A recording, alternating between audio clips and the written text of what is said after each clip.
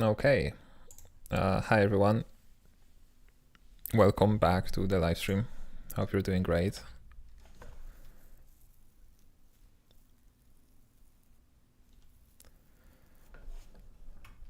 So, let me think. What were we doing last time? Oh, we did some. Hold on, let me actually show you what we're standing on. We've been working on cubes, and more specifically, moving them and stuff like that. And making them being affected by, external forces like the tunnels and force fields. And hold on, because I'm connecting my gamepad. So we've been playing around with this concept of like moving the cube and making it sort of located in front of you so that we can easier, put them in the place that we want to put them. Like if you imagine that this jump pad is a pressure plate, right? It's gonna be a bit easier to put it this way than when hold on. As man, I don't know how to articulate myself today. When compared to having the cube follow you right behind, this is especially, makes it especially easy to like put the cube into the tunnel if you just like walk into it. But I've been also thinking about the fact, hi, hello everybody, everyone who's new here. I've been also thinking about the fact that the game will probably be mostly played on the gamepad, right? And so I quickly tried to make it so that we can use the right joystick to sort of position this cube somewhere, right? Wherever we want. This is just like a really quick test of how this would look like. And I kind of like it. And I also fixed an issue with the cube having, way too much speed when we release it. So right now the speed of the cube is sort of capped at the speed of the player. We can't really, cheat and try to like throw it or anything like that. Although throwing it would be interesting, but this way it can only go so far.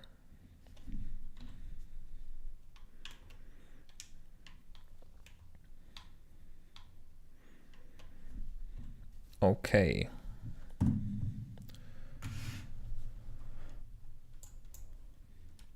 Another thing that I fixed, I think so, at least, is the hot reload system. So I'm not gonna go into too much detail into how it works now, but previously it was kind of random. It would just from time to time check if the hot reload should happen, and then maybe reset the old systems. Where's the git blame here? I can show you the difference actually. So previously we would just like check if this channel has a new message, and if so, we would reset the systems. Right now it's much more robust because we actually have a separate thread that communicates with the reloader, and it, whenever a reload is about to happen, it blocks the reload and waits for the system to drop the state, and then it, lets the reload happen by dropping the block acquired here, right? So that's, it's not really important as to how that works, but it works, and I think it should prevent any crashes when using hot reload, but we'll see. The plan for today will be... The plan for today is non-existent. I don't have a plan for today. I'm just making it up right now. We still need to take care of movable platforms, and this is something that we could technically do. Or we have a bunch of fixes that we need to do. And I feel like the best place to start this, before we move any further, would be to refactor our Blender file, because currently it's really awful. it's just a bunch of objects and, you know, custom properties, sort of rudimentary set on them. And I talked about this before. I would like to use the asset library to actually reuse objects between scenes, right? So this is something that maybe I want to set up first before we move on to movable platforms. Yeah, so that would be the plan. Make it so that, what is this selection? Make it so that all the anchors and so on are linked to the same scene, so we can edit them in the same place.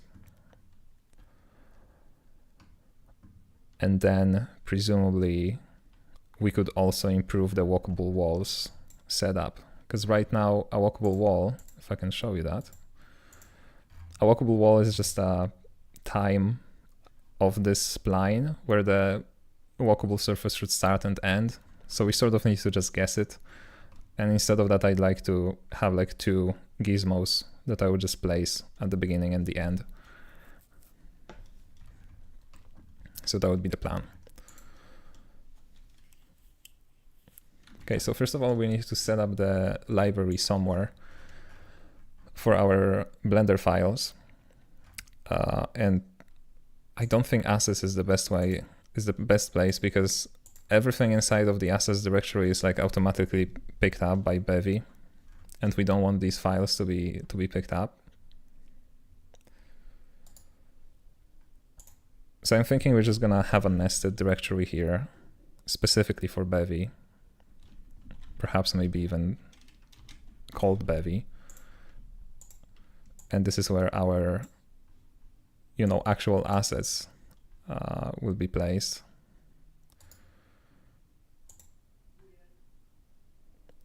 And then we're gonna have like components just for Blender. Can I move it here? Yeah. Is this hot reload plugin registered in some special way? Like, do you need to treat your resources carefully, or it just works? Resources, you don't need to. I mean, hold on. I'm gonna answer this properly. So I'm using,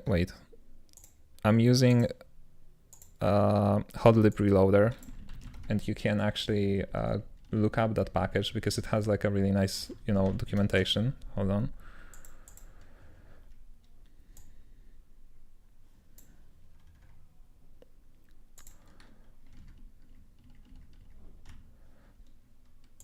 Right, and there are the limitations described here. Hold on, where are they?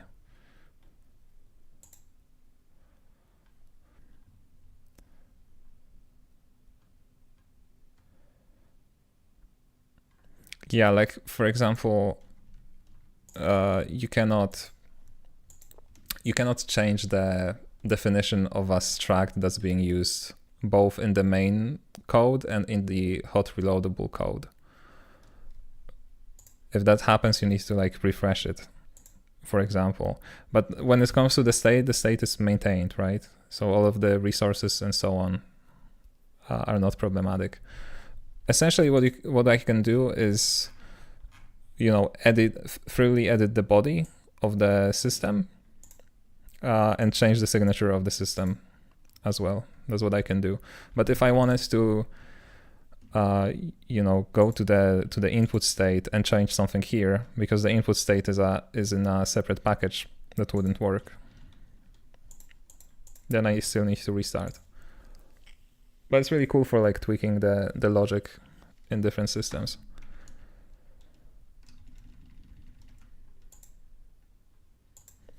He's online in my time zone. I'm happy to hear that.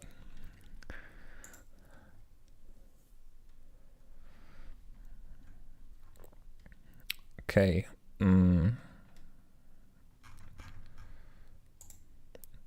Yeah, so now we need to change the definition of this. We want to only use the Bevy part in here.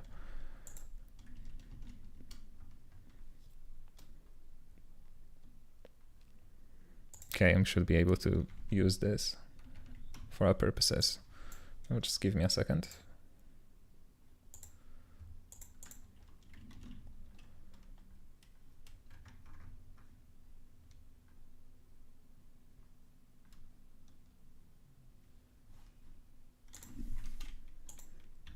It's not necessary.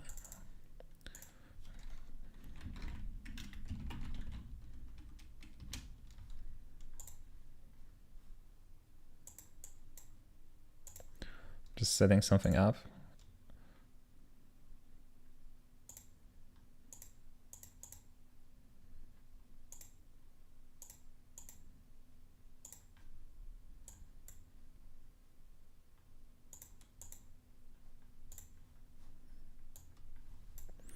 Okay, so I made a new Blender file just for the anchor for now.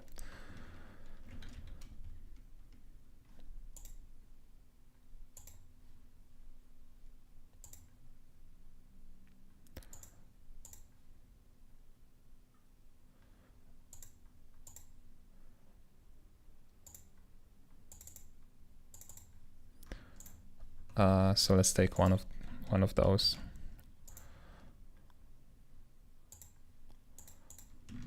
And put it here. Maybe. Yeah, okay.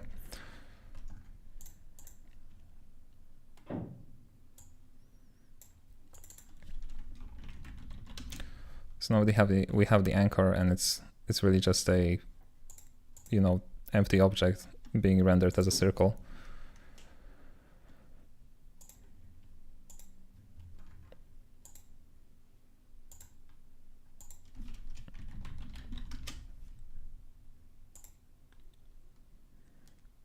So I'm gonna call it an anchor, and then presumably we're gonna also want a new property called max distance.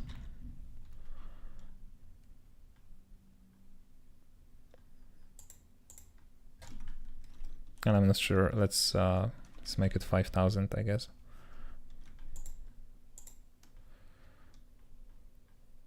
Let's make it 5,000, and the default could be like 200, I guess, and it's gonna be overridable. Yeah, so now I can just add this. No, hold on. Can I do that? No, I need to mark it as an asset. Yeah, and now we have the anchor here, and we should be able to reuse it in other files. The chat is hiding part of Blender. Yeah, I know, but I'm not doing anything there. Like you should be able to see the tree here and the custom properties here. And I'm not doing anything, you know, behind the chat. Like right now I just pressed, you know, like you can see this, right?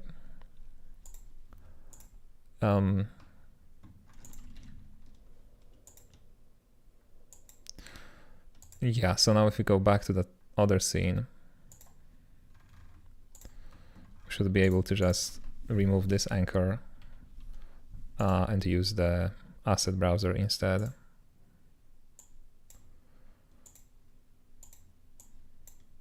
To like locate it here. Oh, hold on.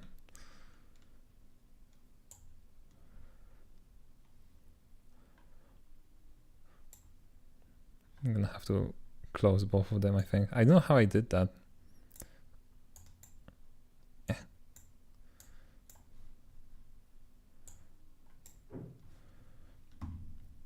Okay, and let's change this to the 3D viewport, and let's add another one here.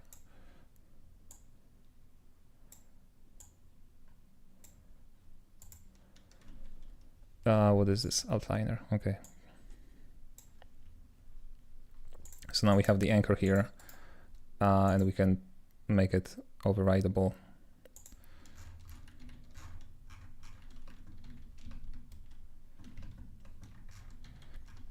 So now we can move it freely, right?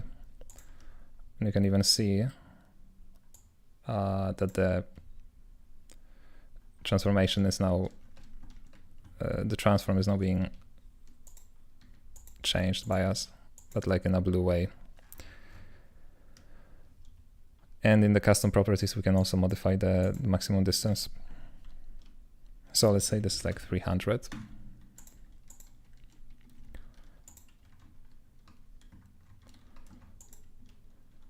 Okay, and this shouldn't change anything, right? It should still work exactly the same.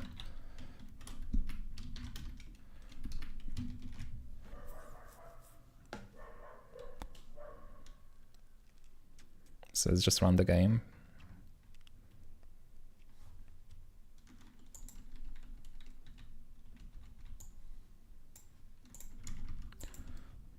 Yep. Okay, and the anchor is here now. So we probably also want to render it a bit differently, because now I'm also, adding the maximum distance so that we cannot connect to the anchor when we're like too far away. This is this point.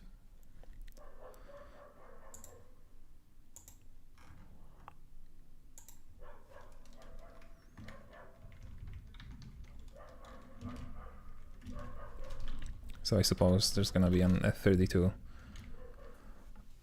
with the maximum distance. And the hook will also probably need that.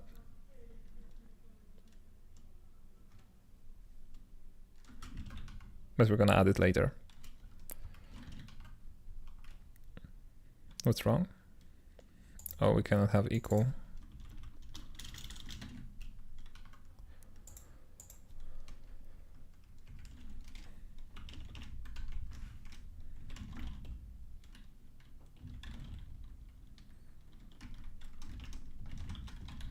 I'm gonna read the max distance. What does remove do?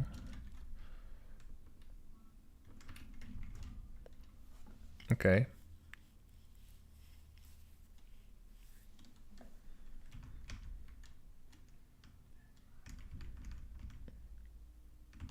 You know what I'm thinking?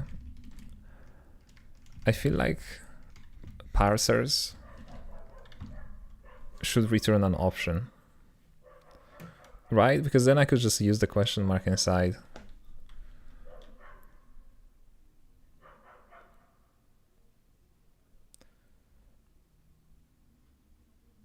I'm not sure if I want to. It feels like this should actually throw an error.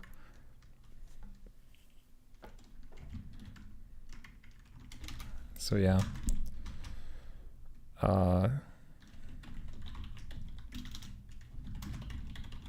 Sparse distance.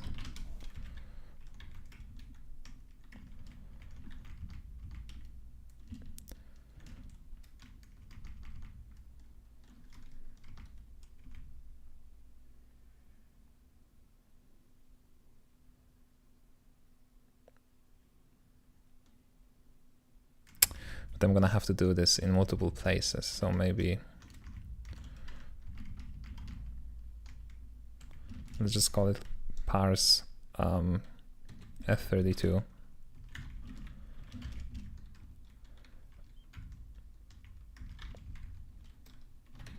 And now value is gonna be a mutable map, just like above. String to value. And then what do you want?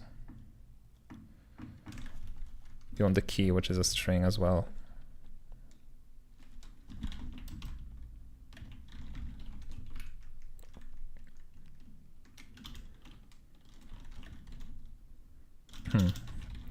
Hold on, let's make it take just a string for now.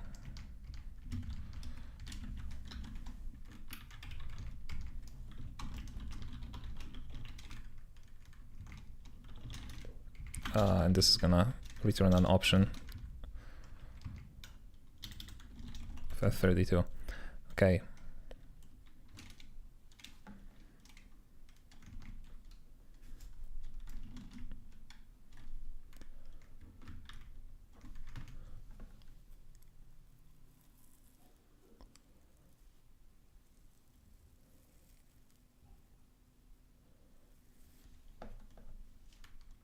I'm learning Bevy because of you. I don't know if it's a good thing, to be honest. I mean, I'm happy to hear that. I hope you'll have fun.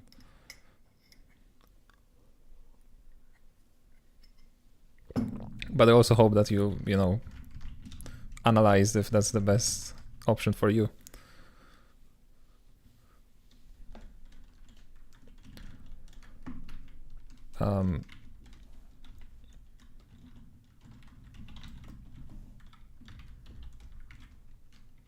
What's wrong with the key? Expected unknown. But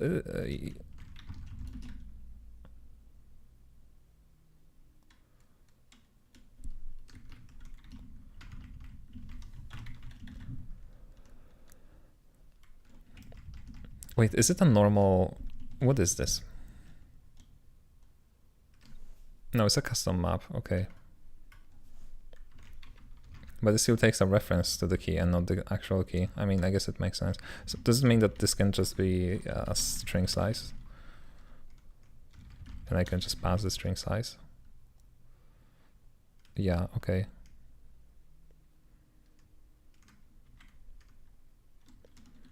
So this is an option, so we can just, you know, unwrap this and then as F64 unwrap this, and this should be all, or maybe not. Oh, okay, it's gonna be some.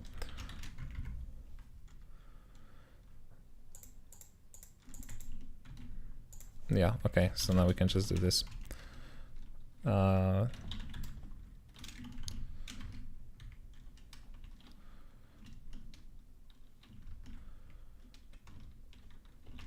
And the key is gonna be max distance. Okay. Does it have to be a reference? Oh, and now we can unwrap this. Missing.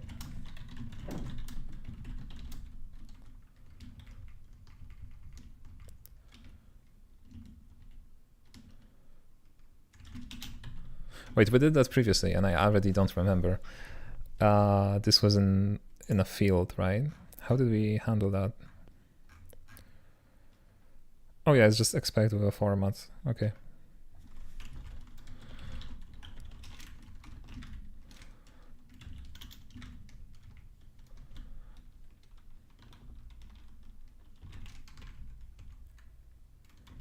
And it's gonna be entity.id.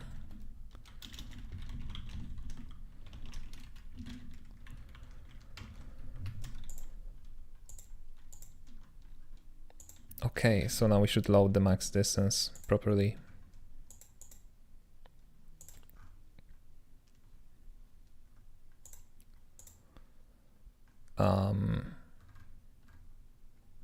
Yeah, now we cannot do that.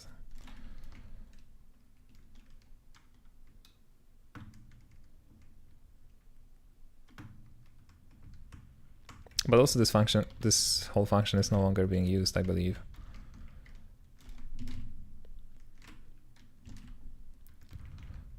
It was looking for a tag called find closest anchor, but I don't think we use it.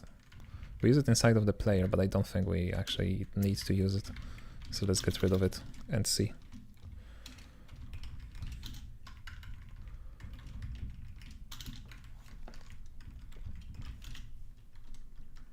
Let's add parser and also register the type. Oh no, the type is registered somewhere else. Doesn't matter.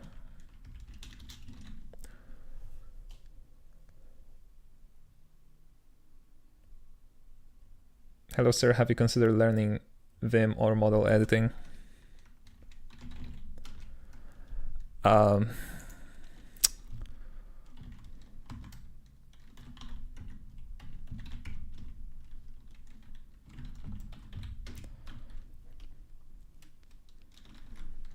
Okay, what are we coding?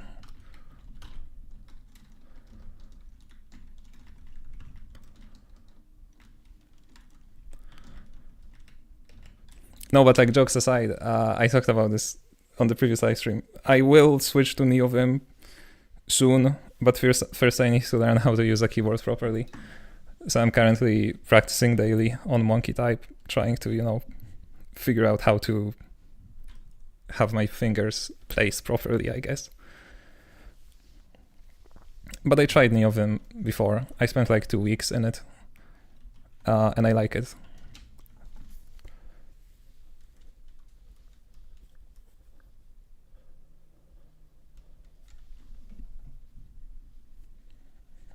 What is your coding experience, like academic or job? I used to work for 4 years at a fintech company as a full stack developer.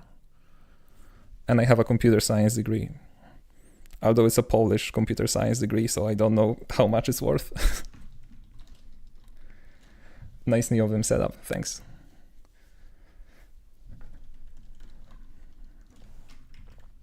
Okay. So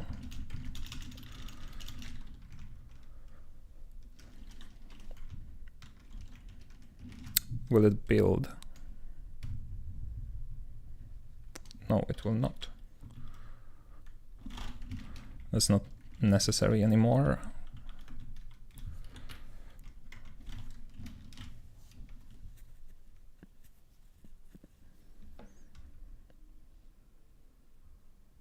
Okay, looks like it's gonna compile. So we also probably gonna wanna add some custom rendering for the anchors, just for the sake of debugging them, especially the max distance.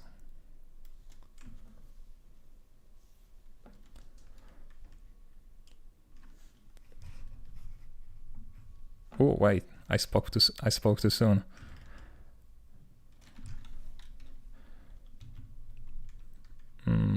Oh, okay, but that's related to the fact that we're not doing anything with the maximum distance right now.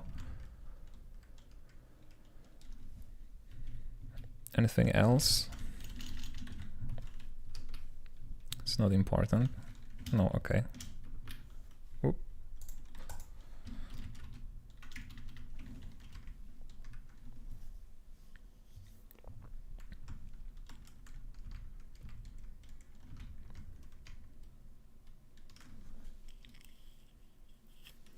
So I think we should be able to reuse the draw circle thing in here. Because does it have a radius? Yeah, okay. So that's pretty handy. That's just gonna be the whatever the radius is.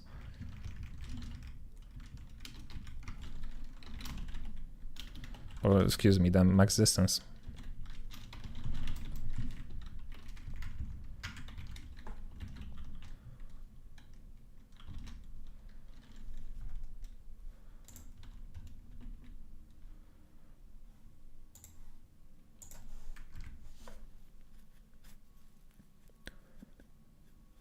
What I like about knowing how to use Vim is that there is a Vim emulation setting or plugin in about every editor out there. So once you know Vim, you kind of know every editor.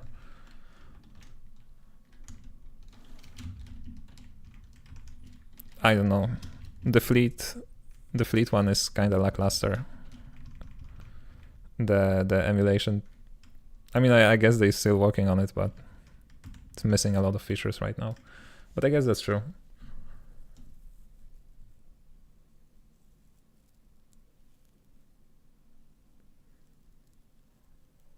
I was wondering, did you use the character controller from Rapier or did you roll your own? I rolled my own because we are doing a lot of gravity related things and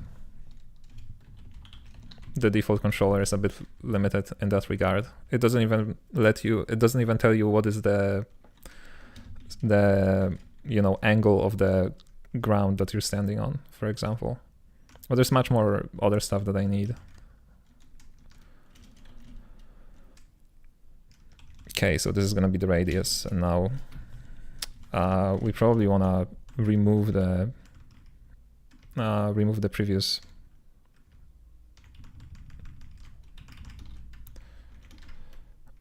the previously imported things, so that they get re-imported.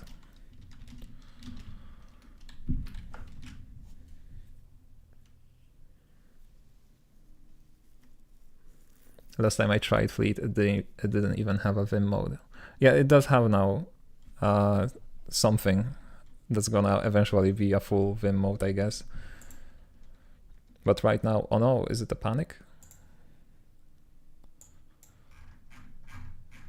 What happened here?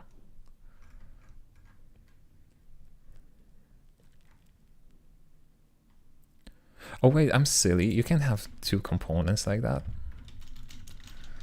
Yeah, no, so let's add a custom system for drawing the anchor.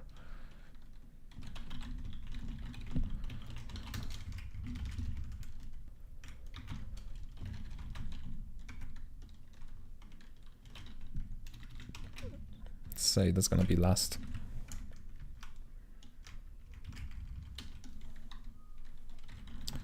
Okay, some gizmos.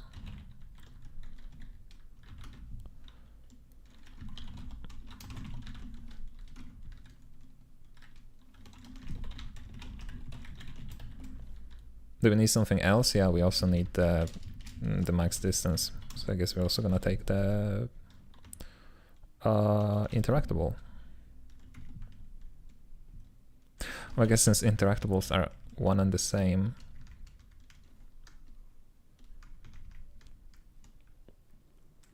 I started with Vim, but fell in love with Helix.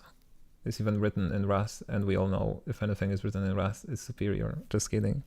That's true, that's true. I don't actually know what Helix is. I think I've heard about this.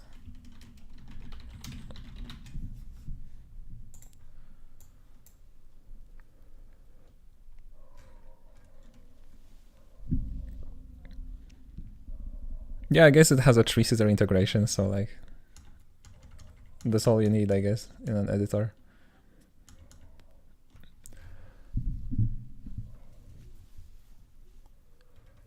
Is it any good? Yes, love that.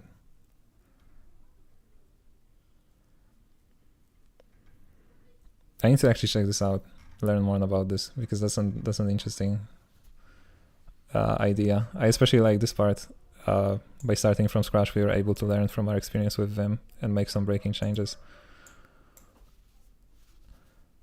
I think that's always good, right? When you don't need to be tied by the backwards compatibility and stuff like that. I'm gonna have to check it out.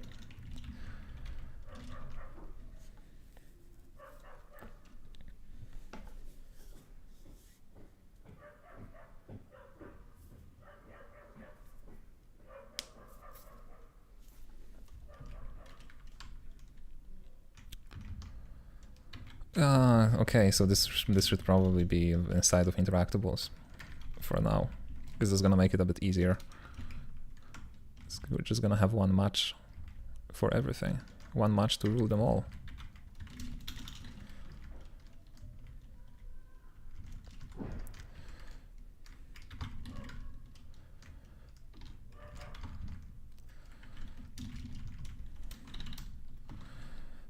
What is it? It's transform, I guess. Interactable.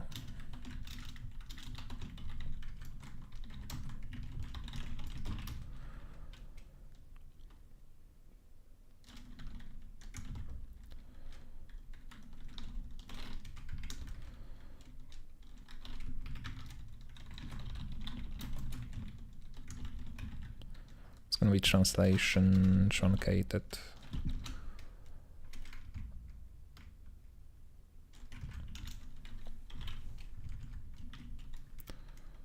What was the color?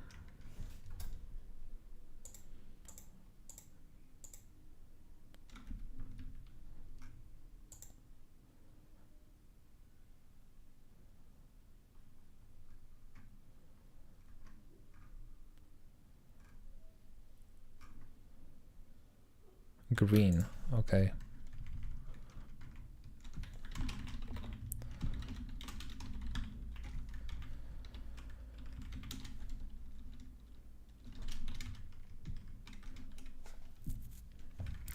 So I guess the match statement can go here. That's gonna be interactable.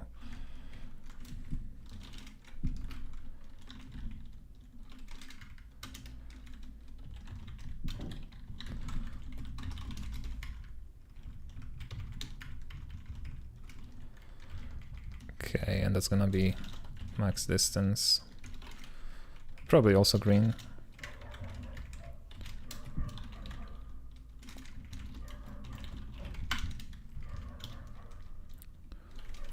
And what's the hook?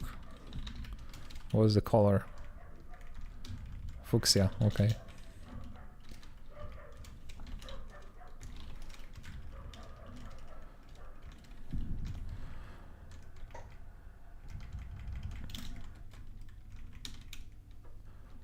And I don't think Kinesis needs a visualization, at least not now. And what's the problem? Oh, okay.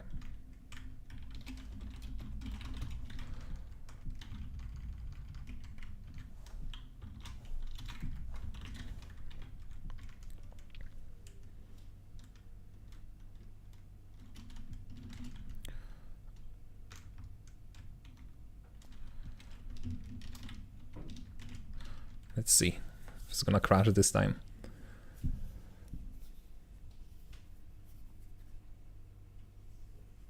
It does some things in reverse order. It took some time to rewrite the muscle memory. So what's the difference between the Vim, like motion kinda way, and Helix?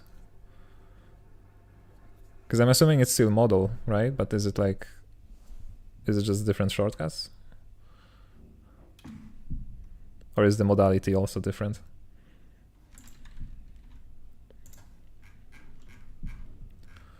Why are we panicking now?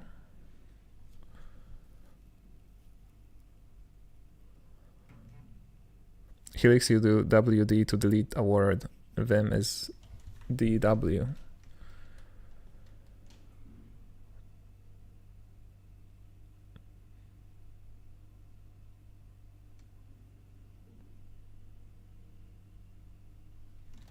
Okay. And if I want like 2 words, how would that be?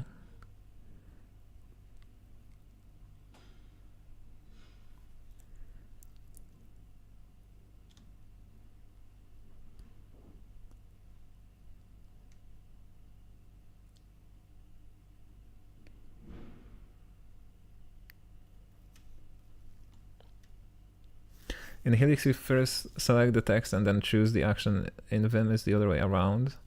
That also means you can see your selection before you act on it for arbitrarily large selections. But is selection mode different from normal mode? Like if I press just W, right?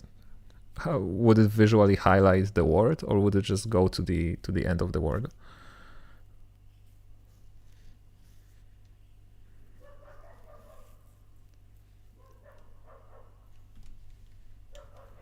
Both. Okay, that's interesting. Yeah, I'm gonna check it out.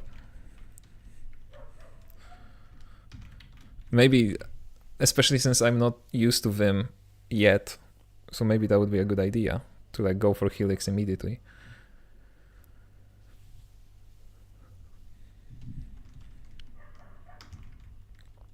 Anyway, we have another panic. Missing max distance for an anchor. Oh, okay, yeah. So it works as intended. Would you look at that? We're gonna have to replace other anchors with the new ones. So you can disappear. I'm gonna place you here. You also get replaced.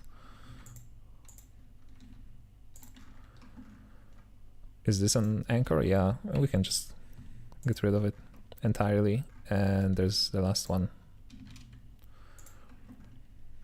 here. Okay.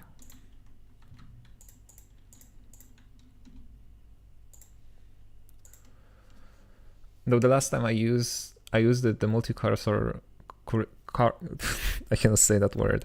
Support was non-existent, though that may have changed. I see. No, don't fail on me. Okay. So now all of these anchors are linked to the same file. And if we, decide to change this file, most likely because we're gonna want to add another custom property, I'm assuming, probably something like strength or something. We can just edit this one file and everything else is gonna be updated. That's how Blender works, apparently. I don't know, I learned this like a week ago. So, quick delete, and let's hope for the best.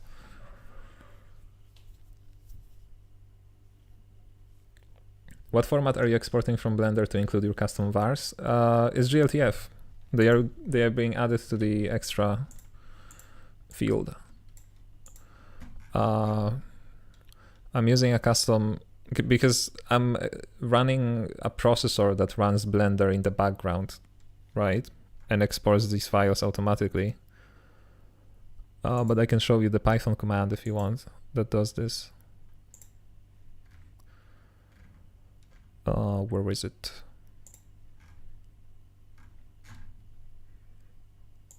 No, it's the loader, I believe, doing that. Yeah, so it does export scene GLTF, and then export extras is true. I believe this is a checkbox in the export panel in Blender, and then it includes the values in the GLTF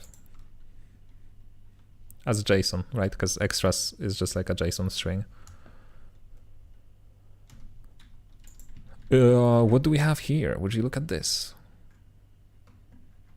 Okay, so this is admittedly way too big.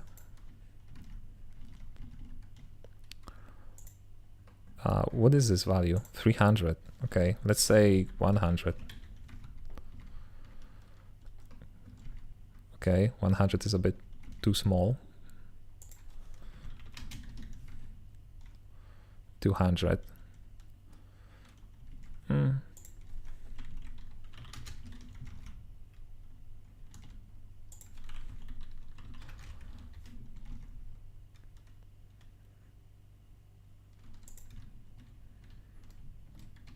Yeah, so right now we can still use it wherever we want. But yeah, I guess this would be a good distance.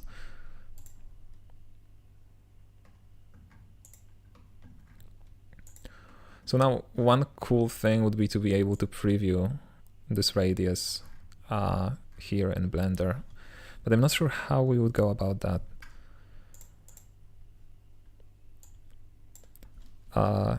There's like display as, but I don't think we can like modify it. We can change the size, and maybe that's all we need.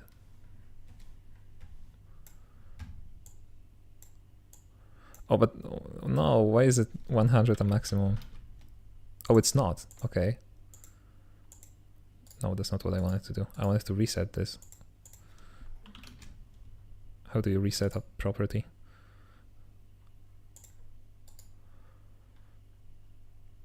Remove override, okay.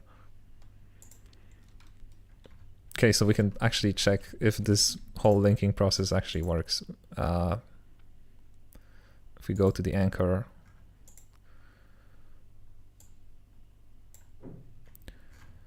I should be able to add a driver here.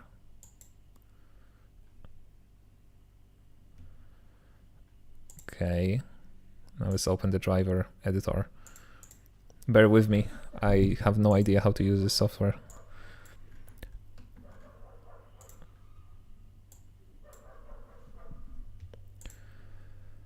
Okay, so there's an input variable,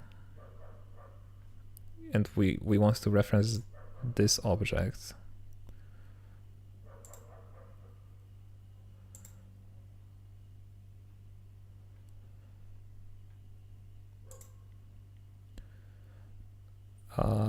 Single property, and then a path. Okay, I don't know what that would be though.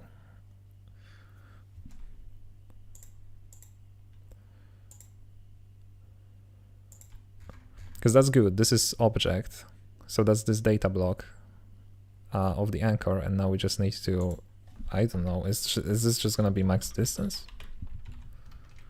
No.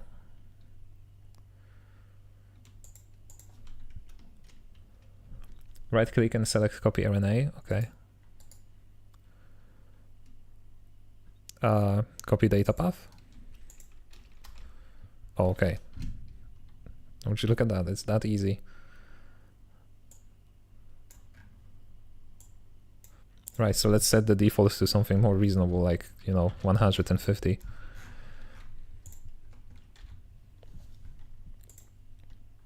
And, okay. And now let's go back to the previous scene. Okay, Blender crashed. Right, that's not good.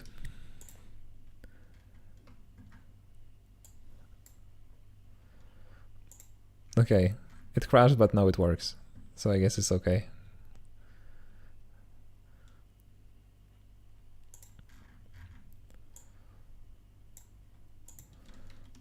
I don't like how slow the value is being edited, but yeah, it works. It works just as we want it.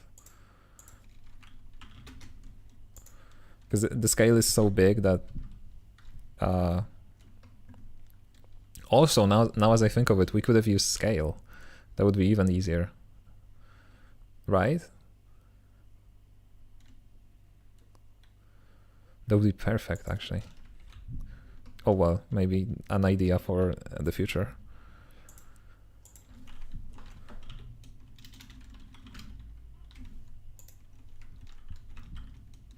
Okay, this is perfect, and then you something like 120 maybe.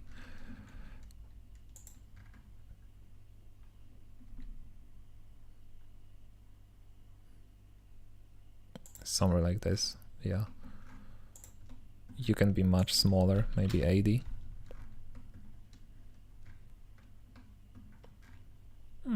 Maybe 90.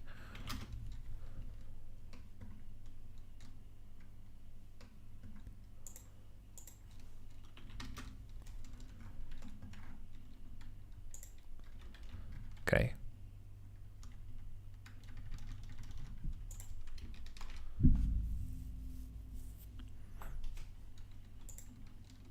It did not crash.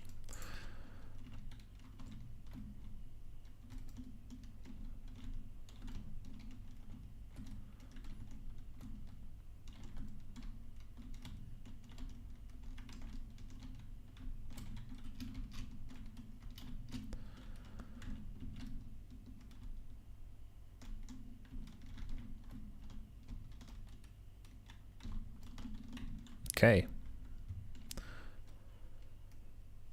Looks good.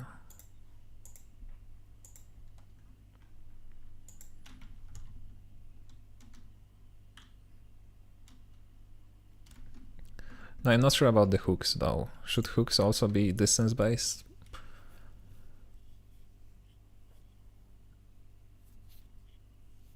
This one definitely is way too far away because it's not visible in the camera. This whole setup should probably be a bit smaller in general when it comes to like the spacing and stuff. I feel like hooks could just verify if we are in the line of sight, if there's no obstacle between us. It feels satisfying to control the player, and it's just from watching the live stream, so that's great. Okay, that's awesome to hear. It is cool, it is, if I do say so myself.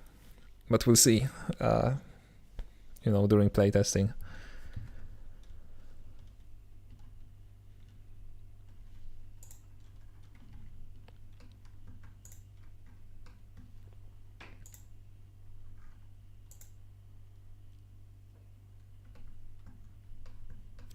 Launch itself doesn't need a distance, that's for sure. Extraction tunnels need direction. Oh yeah, but extraction tunnels, this is the biggest problem that we are facing when it comes to Blender, which is the fact that it's not possible to enter edit mode when an asset is linked to something else. Because ideally, we would just, use this curve as an asset and then modify it each time however we want. But that's not gonna work in Blender.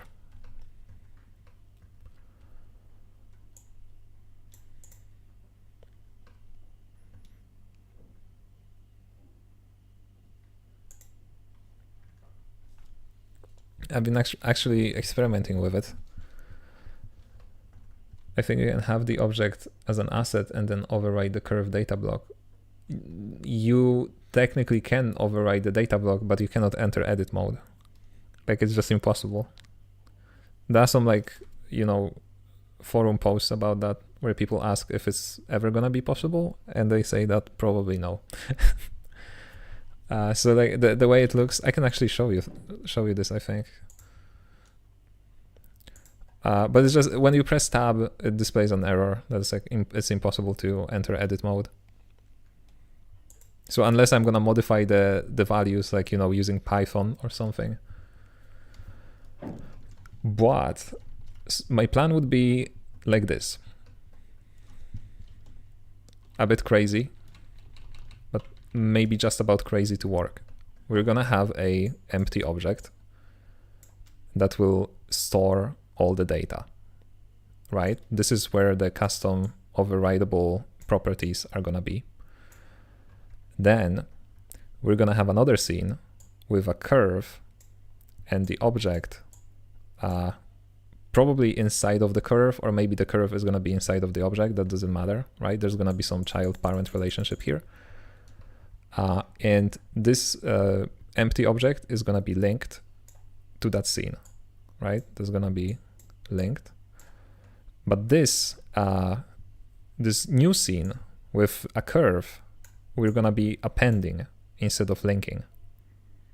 So then if we append this scene, yeah, it's not gonna be automatically updated if we update this curve, but it should still maintain the link to the object, to the empty object, right? So we should end up with a editable curve and a linked object everywhere, which should be should be really quick to edit. Again, changes to this scene are not going to be reflected here, but changes to this scene should be. So that would be my forever walk around.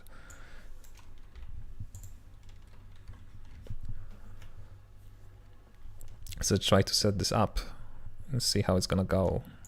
Let's do it for the extraction tunnel, I suppose. It just has a property called tunnel.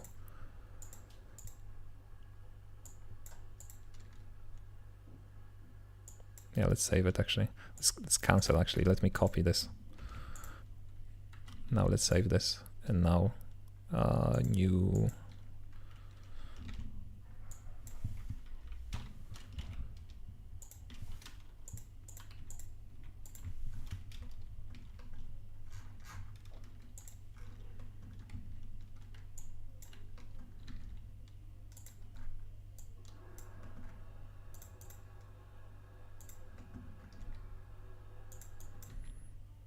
It's gonna reset it a little bit so that the defaults are sort of sane.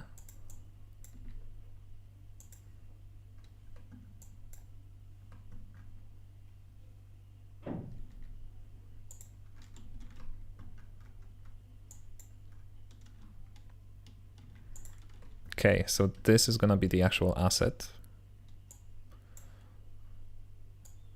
To me, okay, hold on. I need to save this workspace because it gets reset every time.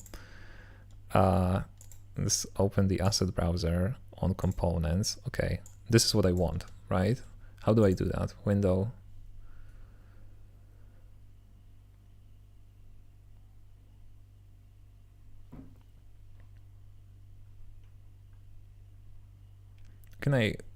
I can go to next workspace and previous workspace, but how do I define my own?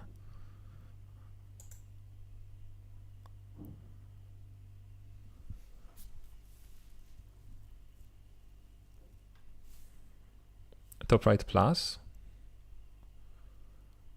Wait, is that how it works? Oh, these are workspaces. Oh my god. I thought that that workspaces are like overarching over tabs. Okay. Duplicate current. Hello, can I rename you?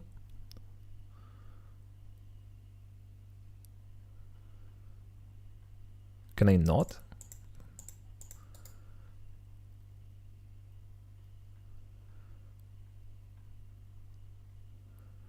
Edit source? No.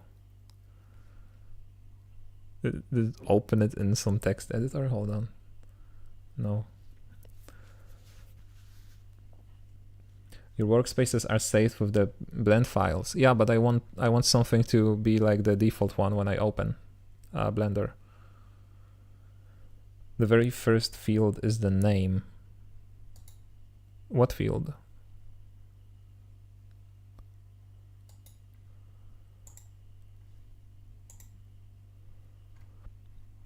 In the text editor. What text editor? Though.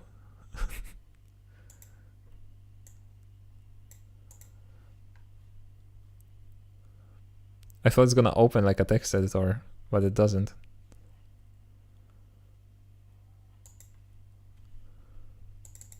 Oh, I can just double click on it. Okay. That's awesome. Let's call it assets, I guess. Is that taken? No. Okay, but will it be saved like globally, or is it also per Blender file? It's gonna be curve. No, that's a tunnel, I suppose. There's a text editor pane in Blender. Maybe there's that. There's scripting, right? Yeah, that's the text editor. Oh, here it is. Okay, so that's a problem because these files are also like local to this file, right? We're gonna see in just a second. This is a, what are you? You are tunnel profile.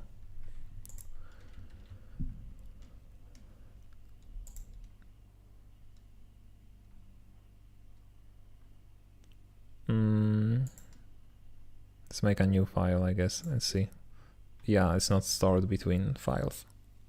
You can do file defaults, save startup file, and it saves the current state as the default when you open Blender. Ooh. Ooh. Okay.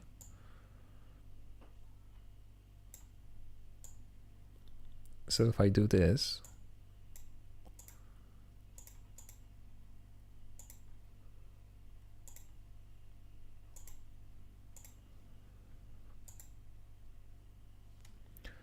file defaults.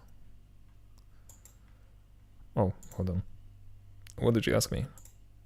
Yeah.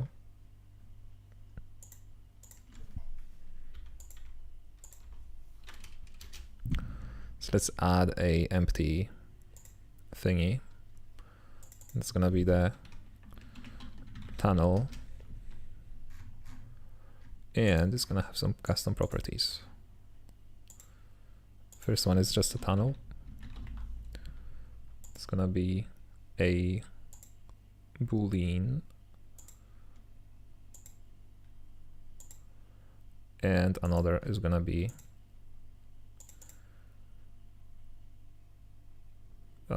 I guess reversed, right?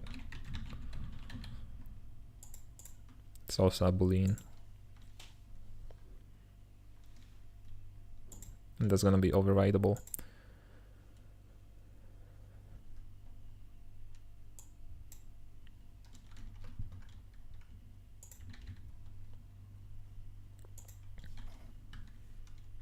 Okay, that's gonna be tunnel data.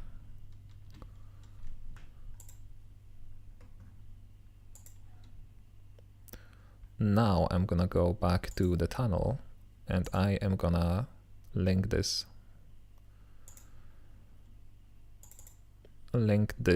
object. Okay, so I have it here.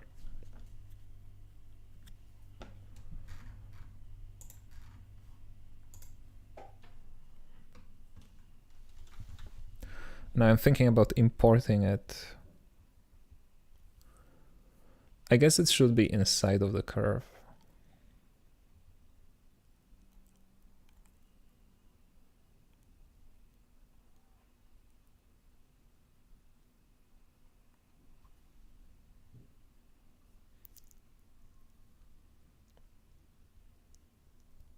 Yeah, that is a bit problematic because currently the Blender importer doesn't really...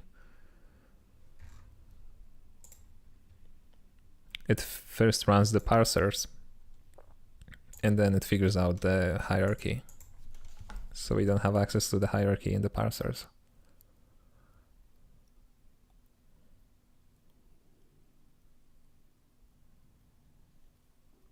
Hi Jacob, off-topic question, but is it possible to use JSX tags like div in Motion Canvas? Like I want to use a pre-existing library to animate with Motion Canvas.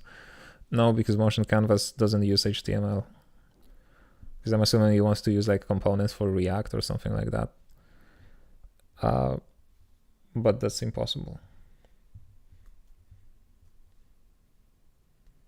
It's like the only components that you can use are ones designed for Motion Canvas.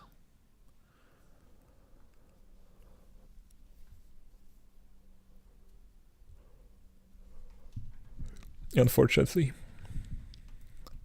Here's what I'm thinking. World is here, right? What if we just run a bunch of systems that whatever systems we want on this world? That should be easy, right?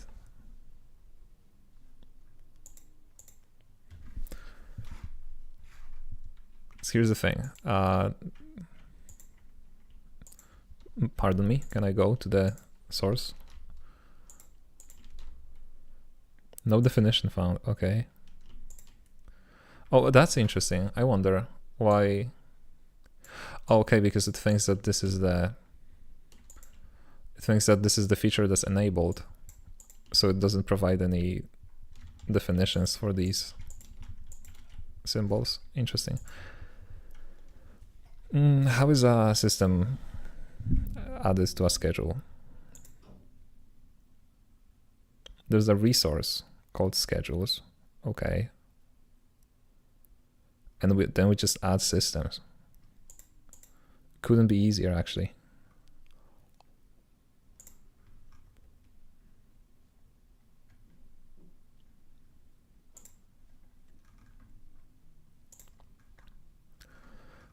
So really all we need to do is just have a different resource. Heck, we can probably even reuse the one that stores the parsers.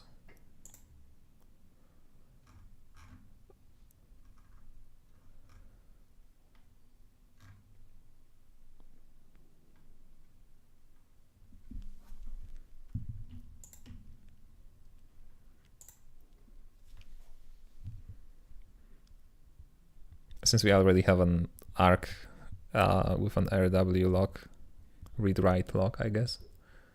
No worries, I was just thinking about if it could be possible. Yeah, no problem. It's a common misconception because, you know, it looks like a UI library, right? When you just look at the JSX code. But it's not HTML under the hood. Yeah, so what I'm thinking is we just extending this with whatever the schedules resource is, and we register our custom systems. This is perfect, actually. I love that. Okay, but first I'll break. I'm gonna be back in about 5 minutes. So see you soon.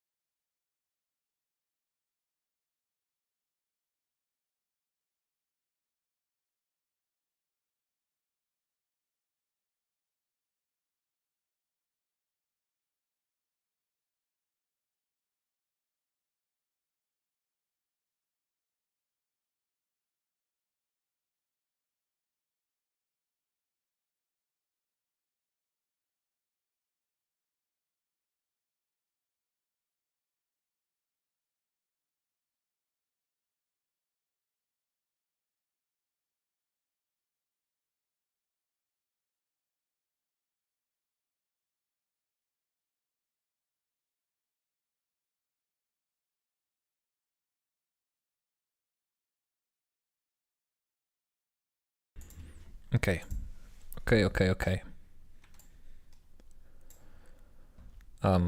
Maybe before we proceed, let me actually see how the application is run.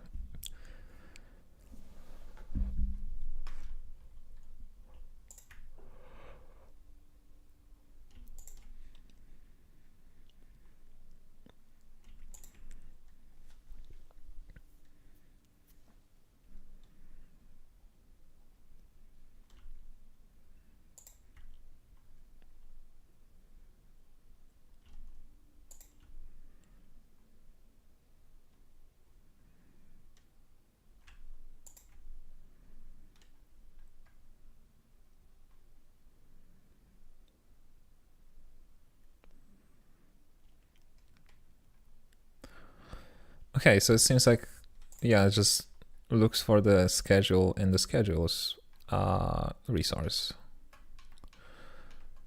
which means that technically it should work.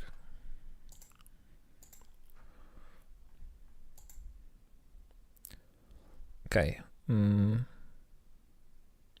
going back to Blender then.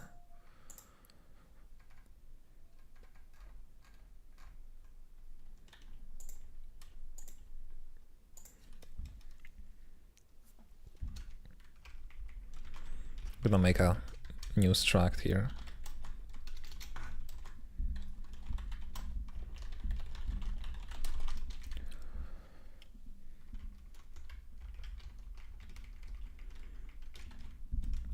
First, we're gonna have extras,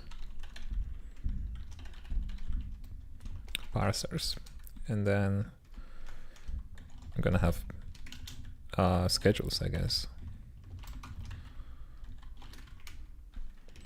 Okay, now can I just make you, like, instantiate? Yeah. 0 initial capacity. Okay.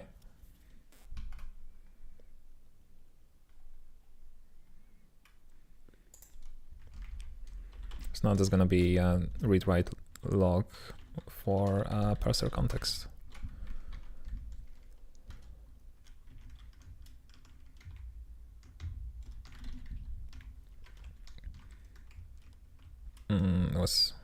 What's the matter? Default. Okay.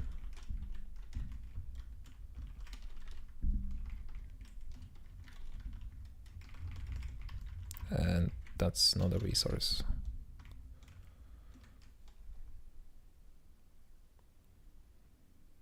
Clone is not satisfied.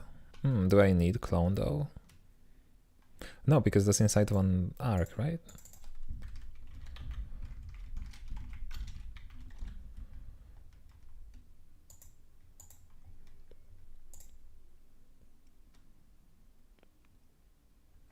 Okay. That's gonna be the context. Extras parser.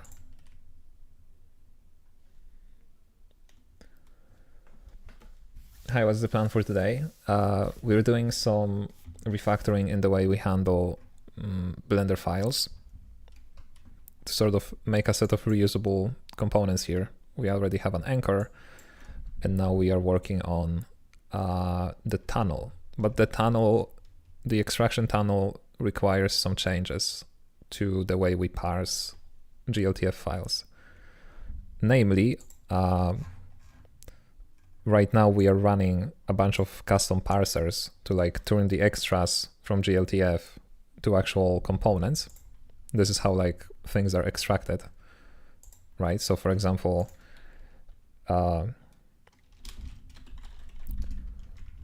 curve parser would look for the extras curve property, and if it's there, it's gonna like set up the curve.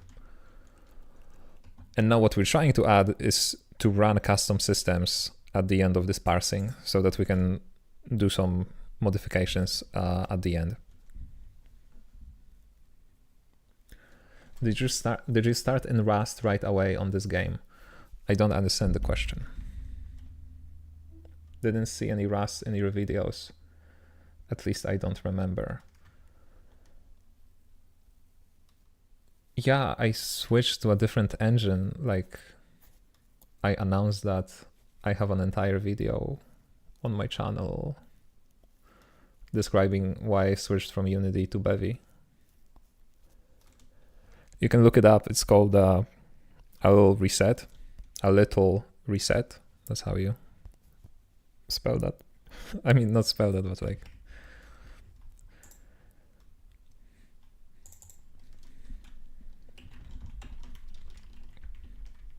So the answer, I guess, is no. No, I did not start with Rust from the beginning.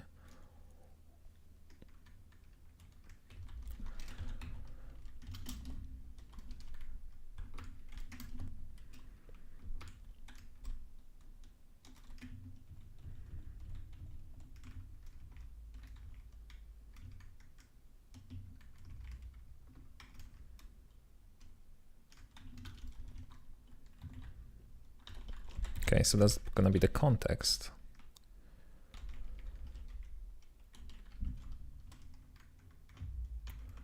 Why does it only have into though?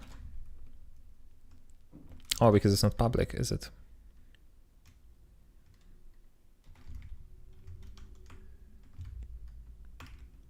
Yeah, this has to be public.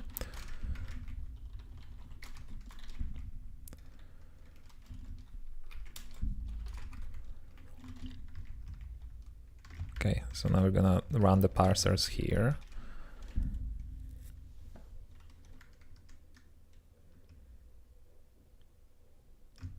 I wonder though, hold on, because that's a whole for loop. Why are we extracting this context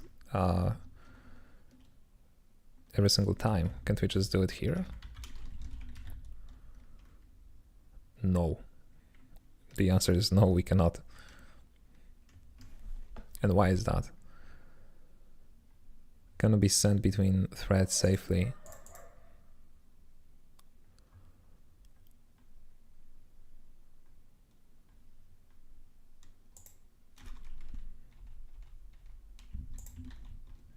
That's interesting.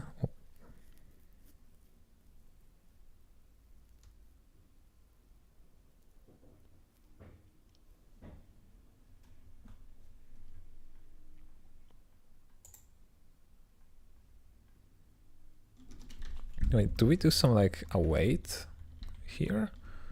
We do at the end here. Okay, but that means that, hold on, if I take this context here and then just drop it before we do any await, that should be legit, right?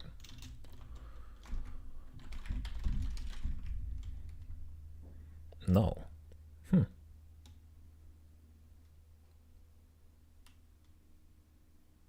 It's interesting. Yeah, anyway, it's not that big of a deal.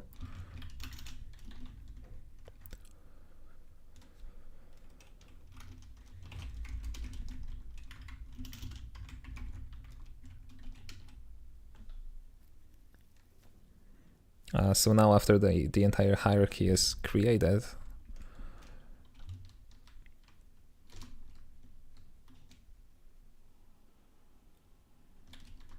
we're gonna, ooh, wait, but can I do that?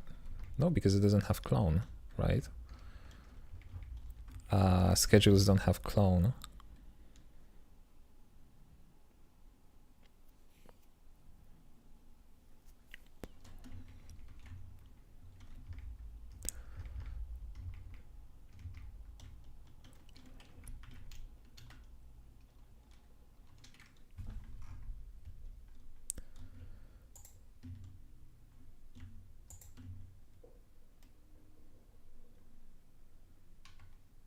And by default, does it have any resources? I don't think so.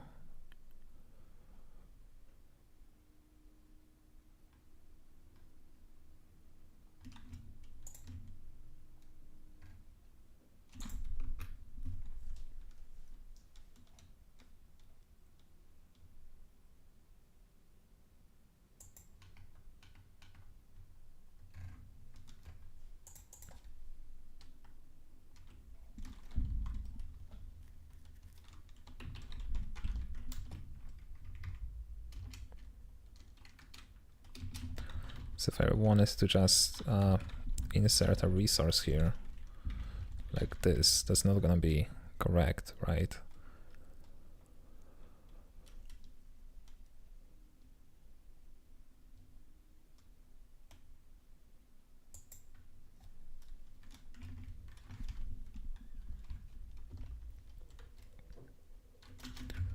and I cannot just copy it.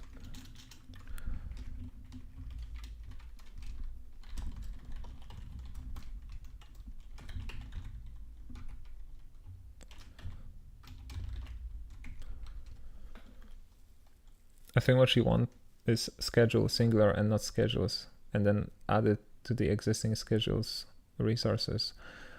No, because I want to register systems, and systems are stored in schedules, aren't they?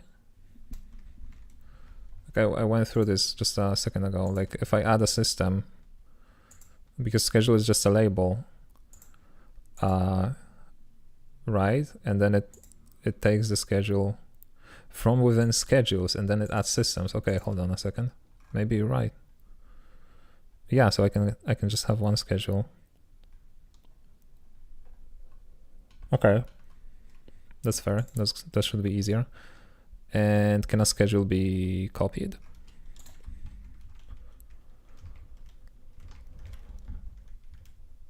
But what if I want multiple schedules though? I don't know why I would want that, but no, I'm just kidding.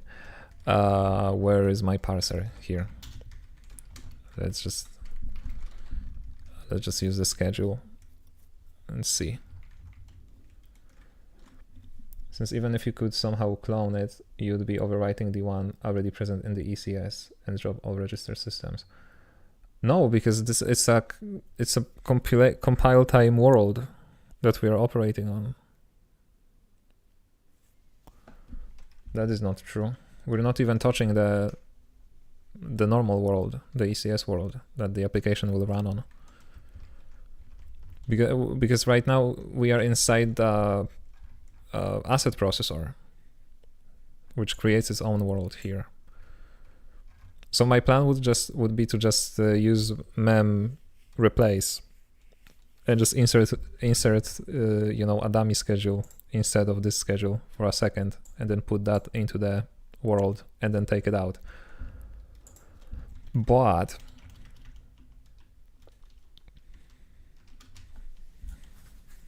you are right that one schedule should be enough. Oh, it's still called schedules. Hold on.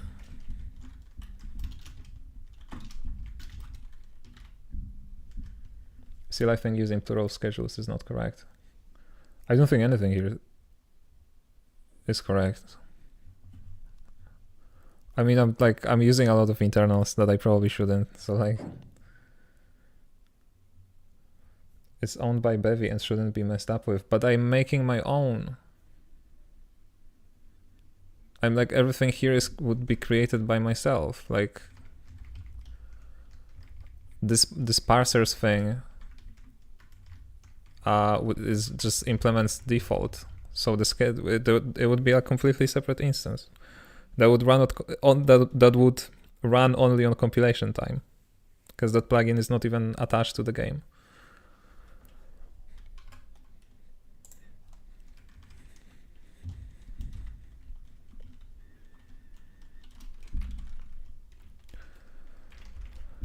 Okay, but a schedule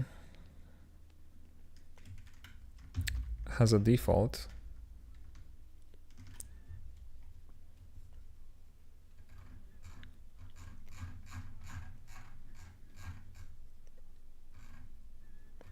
But yeah, but it also doesn't have a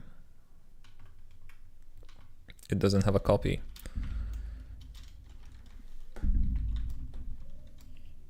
Right? So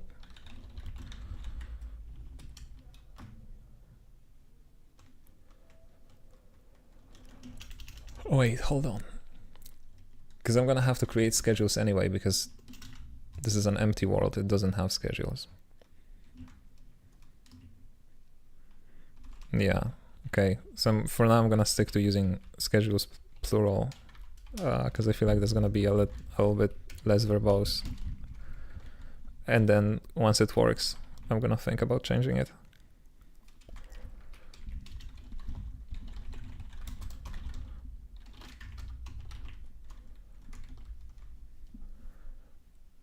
Check out the Bevy example ECS schedule. But I'm not this. No, it doesn't. I don't want to register a custom schedule in my ECS world that runs the game.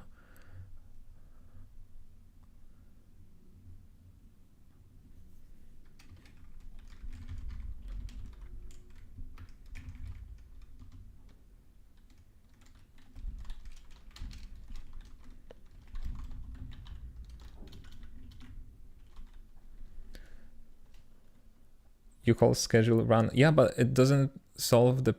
okay, hold on.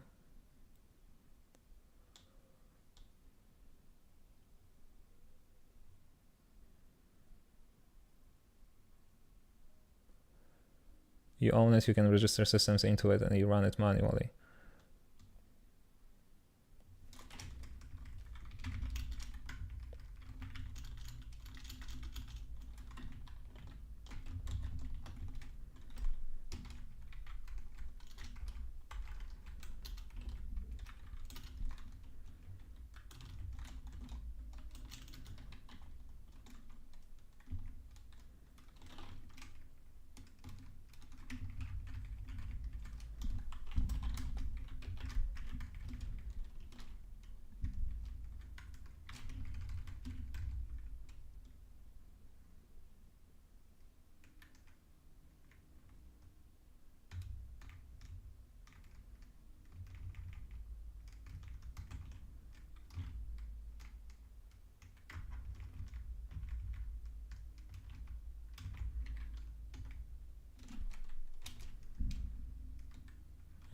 Okay. We'll see. I wonder if it needs some other resources to be inside of the world. Cannot borrow data as mutable.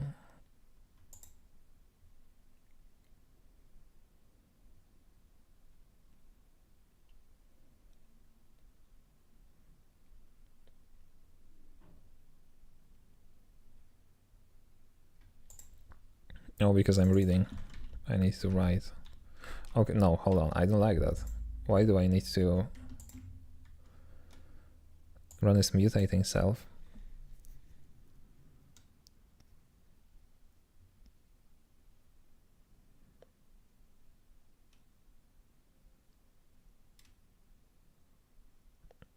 Well, that's not ideal, I think. I mean, I'm not sure what is gonna mutate.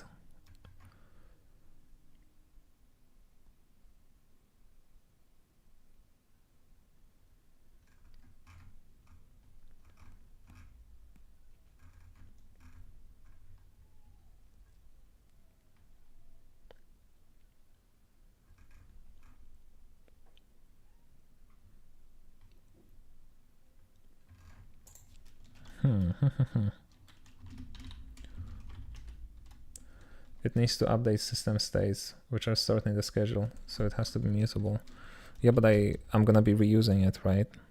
So ideally, I would like the state to be reset every time I run it.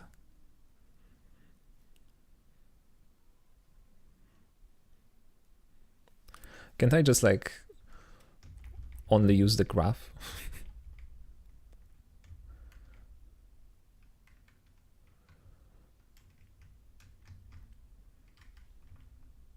How did you ramp up your Rust knowledge?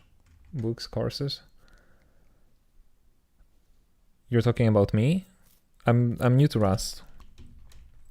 I'm like a little over a month into it. I've yet to read the Rust book. I'm mostly just reading through the source code of other people.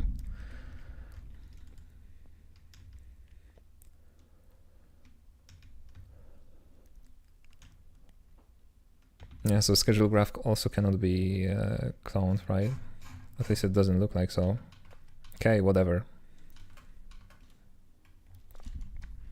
Because we're just not gonna use any locals and so on during this process.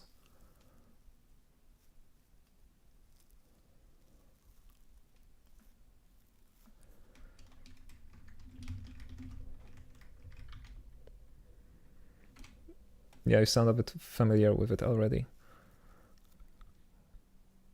Maybe, but I still have a lot of things to learn.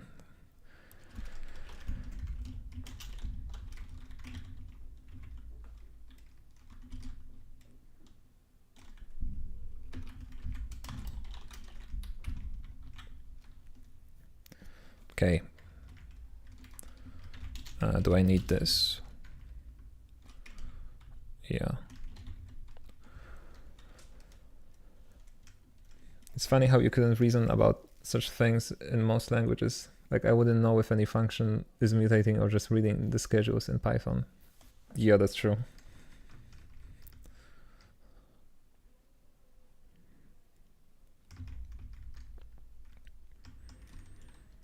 Okay, so let's just add system function, and that's pretty much it. And we can test it.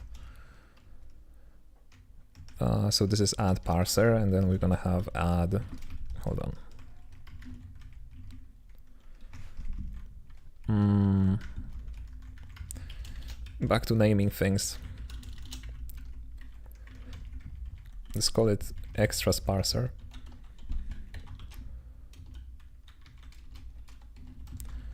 Add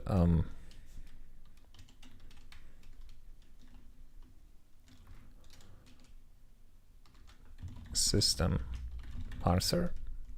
No, it sounds like something that's gonna parse systems. Parser system. I guess whatever, doesn't matter. What would app use for this?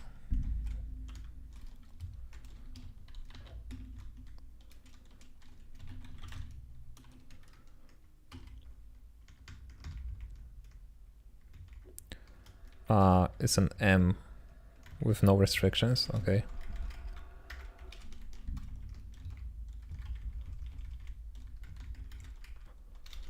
Let's see. I'm gonna mutate self, that's for sure. And then we don't need a label because we also need a label, I guess. Oh no, never mind, we don't need a label. That's all we need, I think.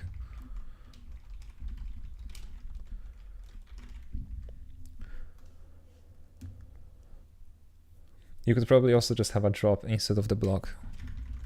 True.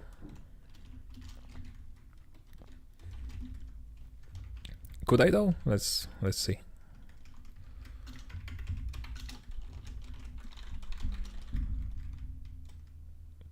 Yeah, I don't know why, but it doesn't like that.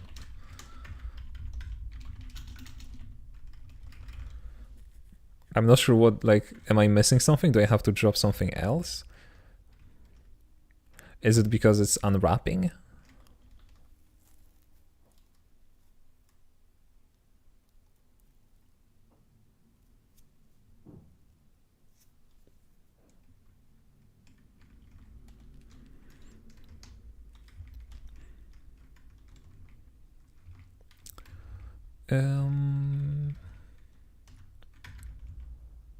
Wait, I'm lost. Okay, here we are. This is what we are implementing. This is an M. Apparently it doesn't have any restrictions.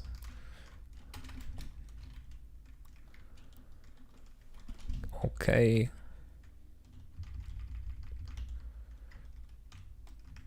And then we just use the schedule and we call add systems with systems. That's pretty straightforward.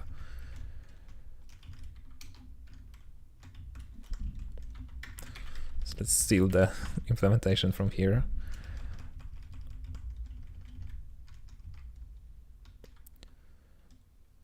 So parser registry probably could be a different name. Anyway, this is the context. We're gonna take the schedule and then we're gonna add systems. Okay.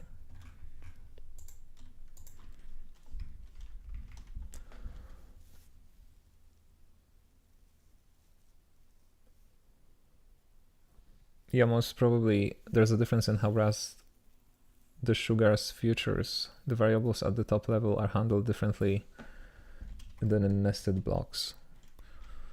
Maybe. Not gonna pretend like I know, enough to understand that. Well, I mean, the futures being the problem definitely is the case, right? Because all of this is caused by this await block. If it wasn't here, because I spent quite a lot of time trying to fix it. But yeah, if this await wasn't here at all, if this wasn't an async block, then it would work. So it for sure has to do with something with futures. Okay, with all of this set up, we can now go to the tunnel probably and try to register our own system. So here's the tunnel parser, and here's gonna be tunnel parser system. I don't know, I just wanna check it. And let's just do a little query, I guess, and find entities. Actually, let's find name with tunnel. That's gonna be cool, and then we can just iterate over it.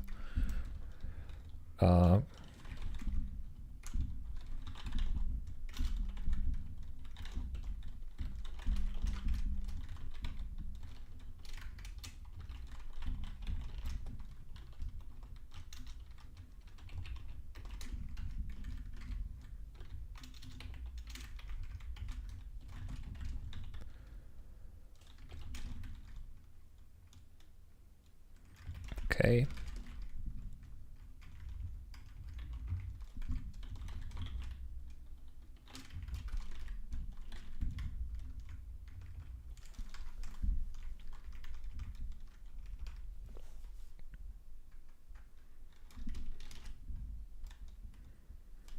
Let's see if it even compiles.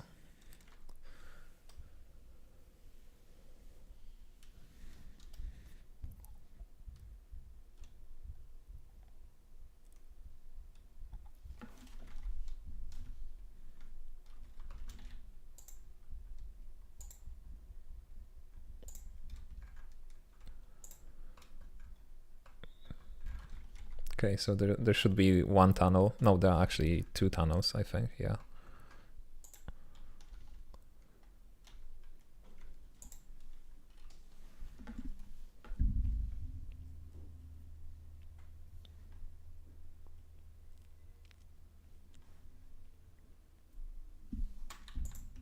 And here they are.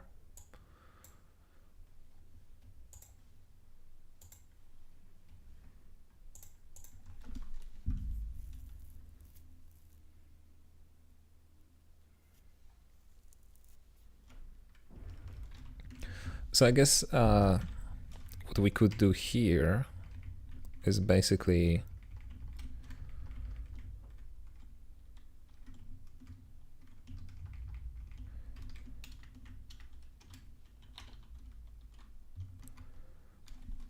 take like option parent,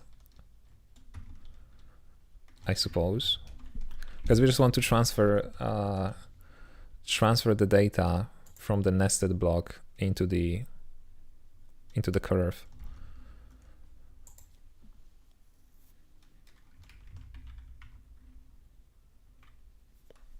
We could do it both ways, actually.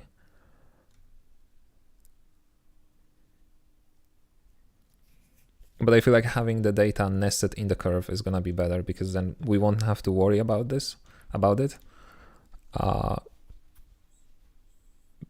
because we can just remove it afterwards.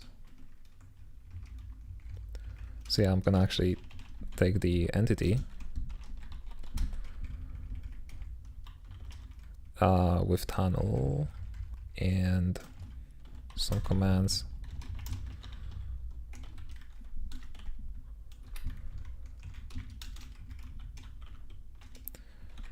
Okay, entity parent, and now if there is some parent,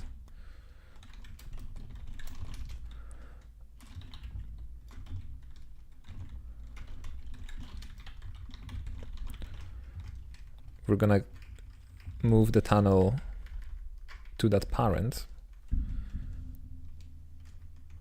I guess let's also just copy the entire tunnel. That's gonna be easier afterwards when we start adding some properties to the tunnel, like, you know, the direction. So we're just gonna insert it like this. Then we're gonna remove, how do you remove an entity? The spawn.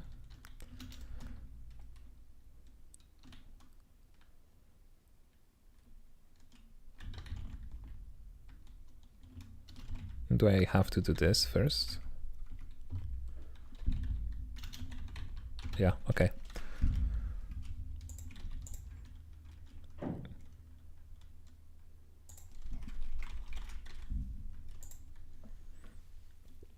When I first saw the Blender crate, I thought surely that is unrelated to the Blender program.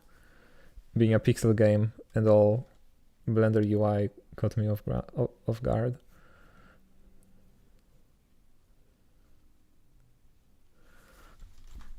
Yeah, quite a unconventional tooling we have going on here. Yeah, but the reason is because I want the game to be like based on splines mostly, right? Instead of being based on a grid. And Blender has a really nice editor for them, and already has exporter for GLTF and some scripting abilities. Unlike classical vector software like Illustrator or Affinity Designer. We can take the reference it.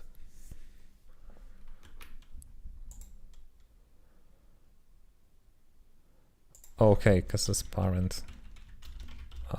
I need to get it. If you use commands, I think you're gonna have to apply the commands manually. It may work directly, but if it doesn't, then I'd look into that. Yeah, I was thinking about this. I agree that that's probably gonna be the case. Or I think I can just run the. No, I don't know. I'm gonna look into that.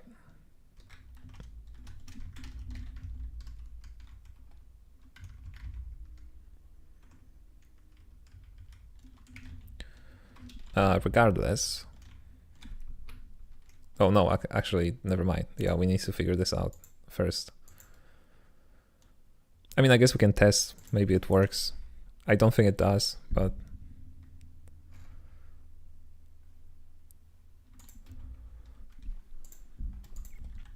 That does make sense. I've used the Blender splines, but in 3D, working with Unity in the past because Unity didn't have any good splines. Yeah.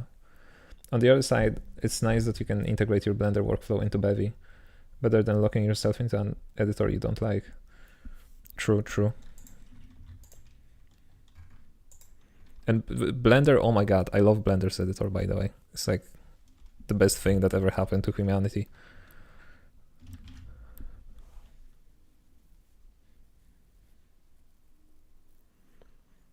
I remember I had one course on during my computer science degree about 3ds Max, I think, and back then I hated it because I was used to Autodesk Maya, and 3ds Max has a similar approach where you start a command and then you move your mouse and then you either confirm with left mouse button or reset with right mouse button.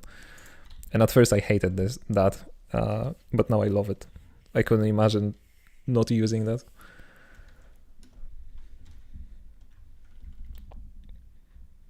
Okay, hold on. It didn't crash. It didn't crash, and also there is no tunnels. They're all gone.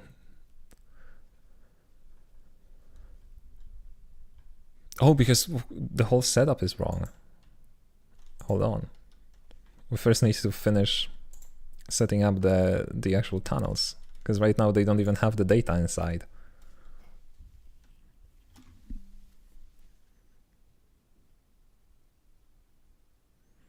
Still not over them migrating from right to left click select by default in Blender. Oh yeah, but you can change that on the setup screen, right?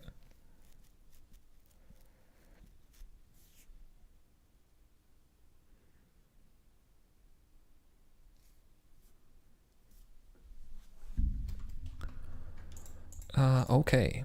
Let me save this. Let's go back. to the tunnel, which now has the data, and now we know that we just want to first of all make it overridable, and then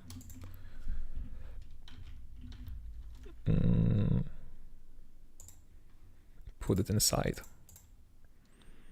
Okay, so now this data is inside of the curve, and it should be reflected in the GLTF scene as well. So now we're gonna add this to our assets.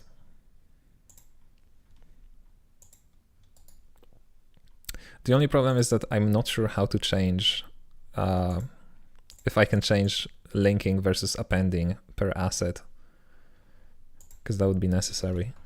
We'll see in just a second. Let's go back to the test. Okay, so now we're gonna take this, make it editable. Oh wait, hold on, never mind. Let's get rid of it. So now I need to append it instead of linking, right? Yeah, so now it's not linked, but it doesn't have the data inside. Okay, that's the problem.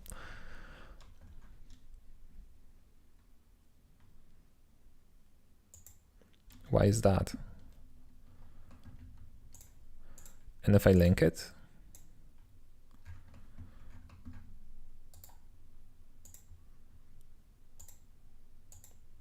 oh, it doesn't have the data at all. Okay, that's interesting.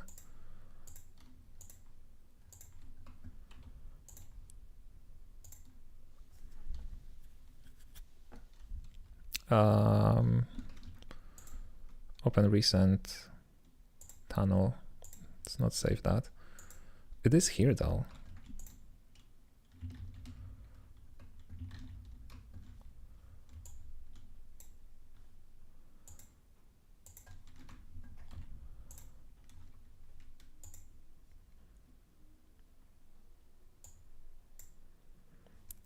Okay, another idea. What if we clear this asset and use the entire collection as an asset?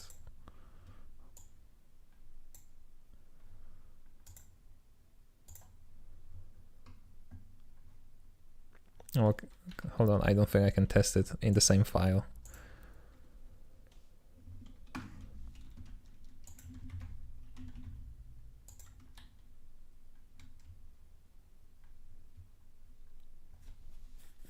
Maybe we can just link the data and we actually need to make it an asset as well. That's going to be another thing that I'll test. So going back here, if we just append this collection.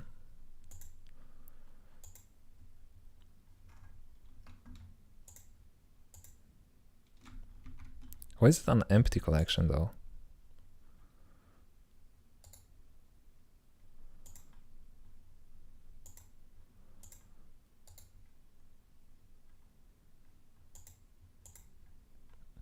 Interesting. It does have the curve inside, but for some reason I cannot access the contents. It's just an empty collection.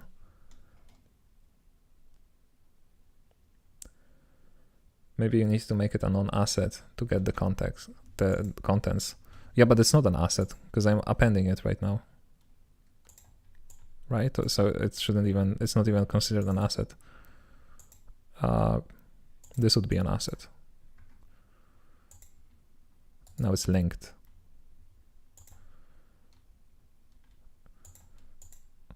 Okay, and now I see them.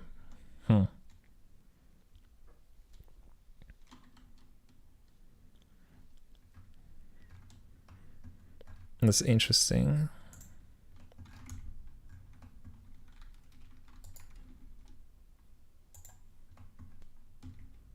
Yeah, now I get the error, right? Unable to execute toggle edit mode when I try to edit the curve.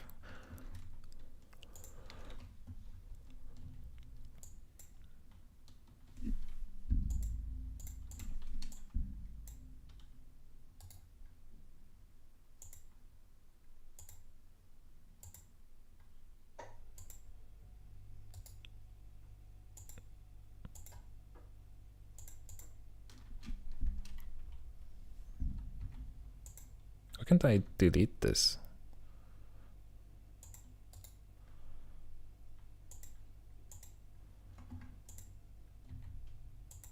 Interesting. Very interesting. Just gonna undo, I guess.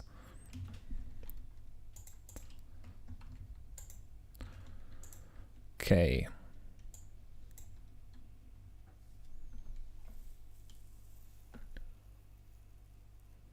So you need a way to do that, but after appending. Yeah, I mean, ideally, I just want to like copy the contents of the scene here, right? Without any linking.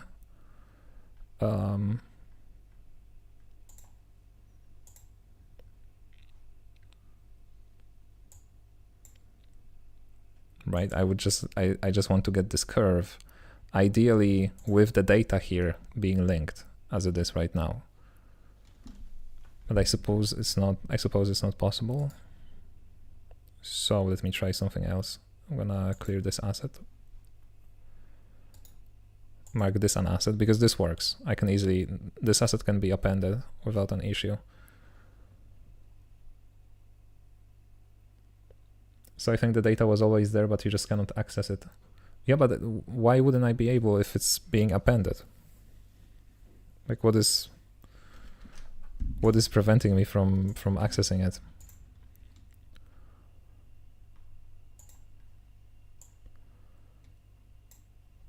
Here's the tunnel.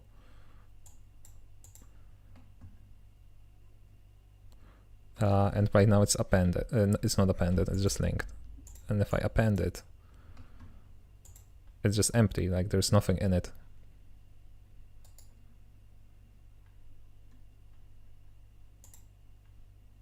Yeah. So let's test some things. See what's gonna work. What if I just make a new empty right here? This one's gonna be local and just append it here. See if like this even works, right? That's not linked to anything. If you hit unlink in the right click menu, but it's not linked. Hold on, I'm gonna try, but I don't think that's gonna help. I want to append.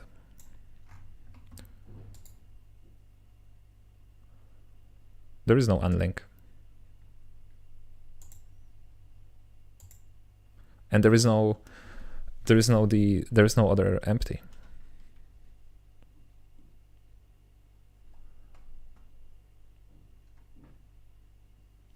No, that's a bummer.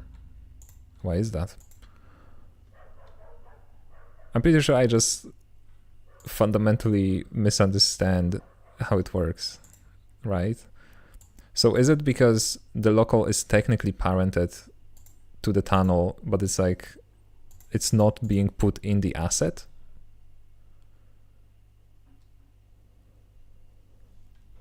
What unlink option?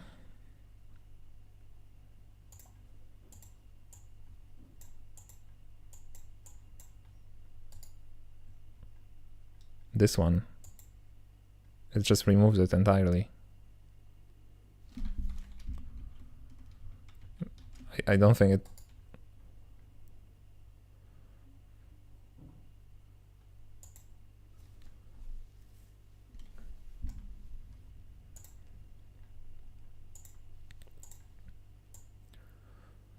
It doesn't matter though, because this object is not there for some reason. If I mark it as asset, it's gonna be its own asset.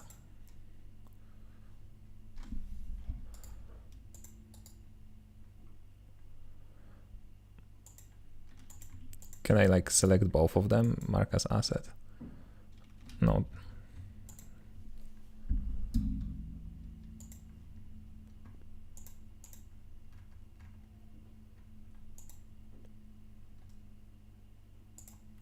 Okay, so let's try something that's not an empty, just out of curiosity. Let's add like a circle.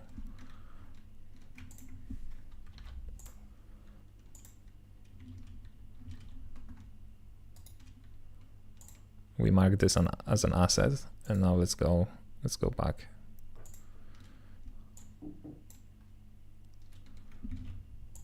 And append it. No, there's just nothing in it. So I guess it has to be a collection.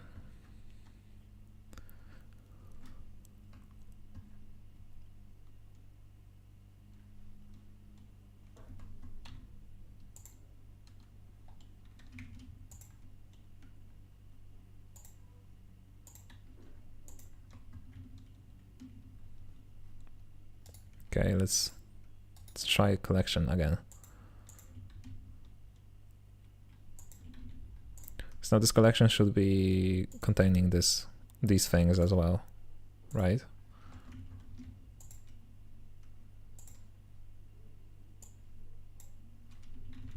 Okay, and append. Yeah, but that's just a collection. If I unlink it now, no.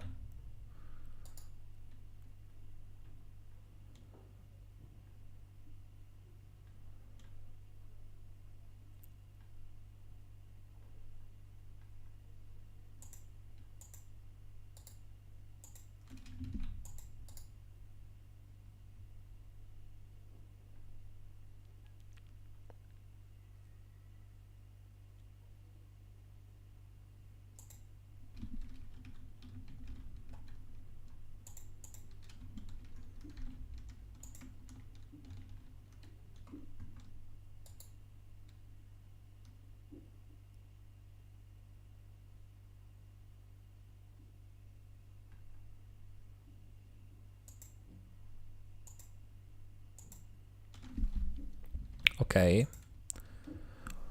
What if I append it using this? Right, that's just a tunnel, collection.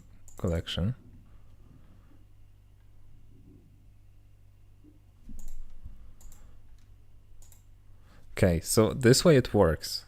It just doesn't work as an asset.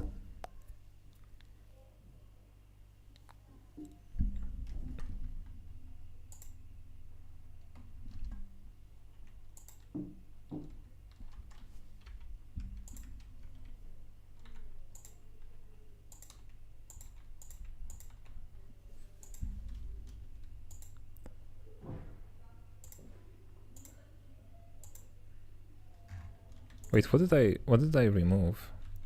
Why are there two of? Oh, because this one is linked. Okay.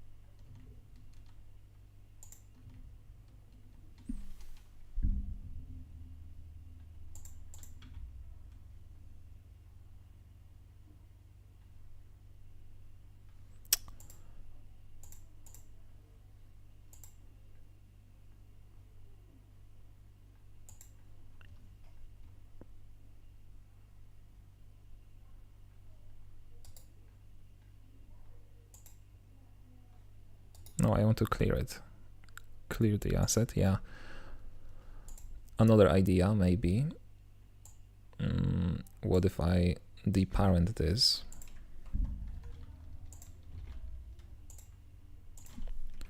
And then parent it like that. And mark this as an asset. I don't think that's gonna change much.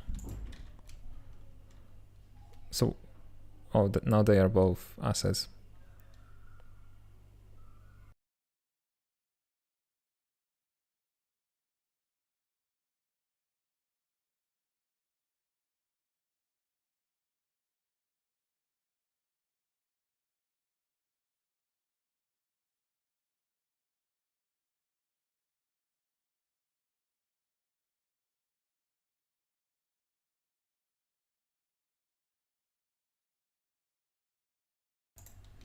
I'm not sure.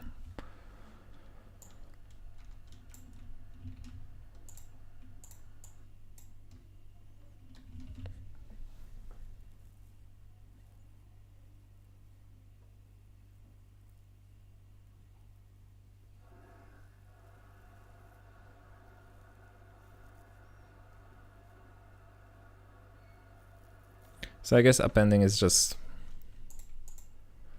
a specific object or an entire collection. But then if it's on a collection, assets treated differently, I guess.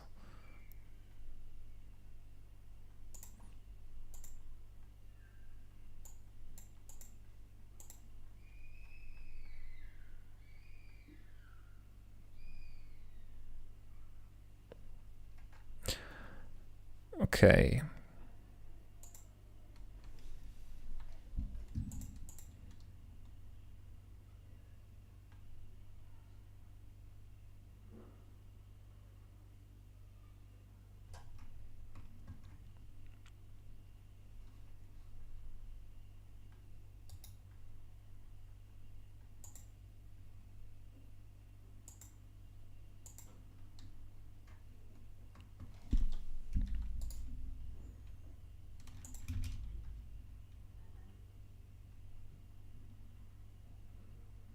Maybe you should use this instead. But that's a huge decision, because if I were to decide that the entire game, and I don't know how plausible that is, right? But if we could make the entire game in one Blender scene, then we could just use collection instances and not worry about all of that. And then instead of having them, in separate files, we would just have them, at the top here as a hidden collection with all of the things that we can instantiate. And instead of using this asset library, we would be using this just collection instance.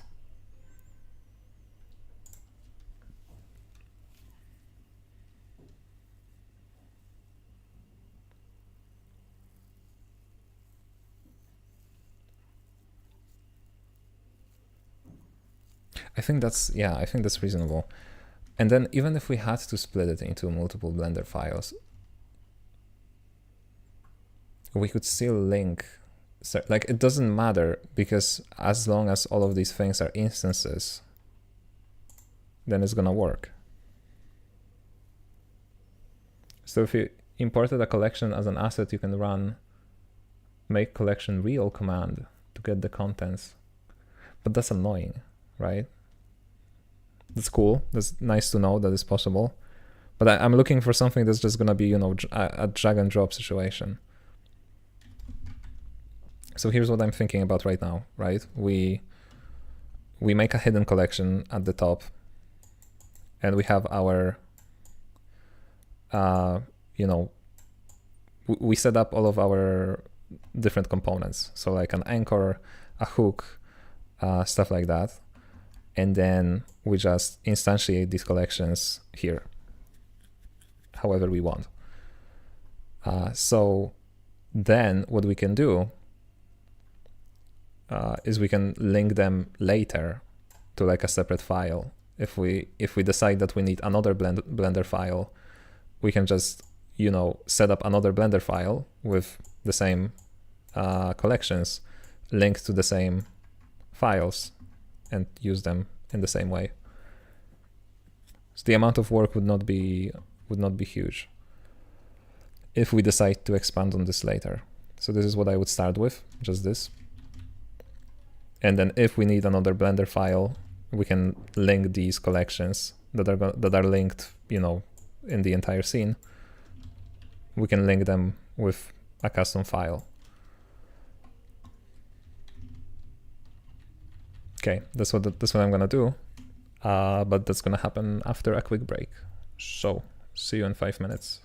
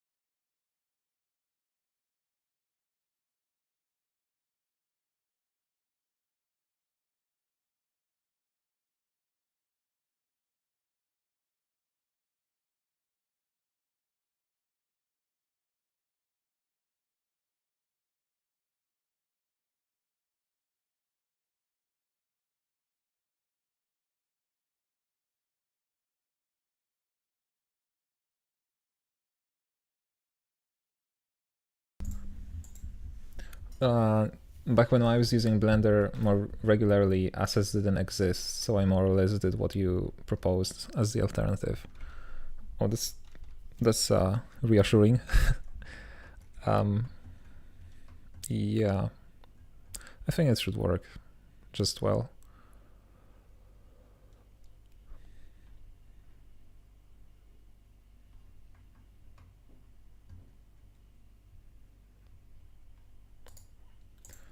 So I'm gonna make a new collection.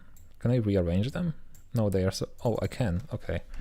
So this is gonna be shared, I guess.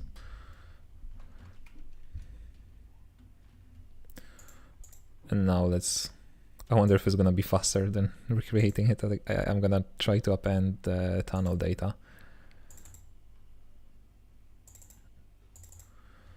Okay, so that's the tunnel with our properties. Ooh, okay. But now the question is, can I override properties? Let's try instantiating shared. No, because it's gonna be exactly the same thing. That's a bummer.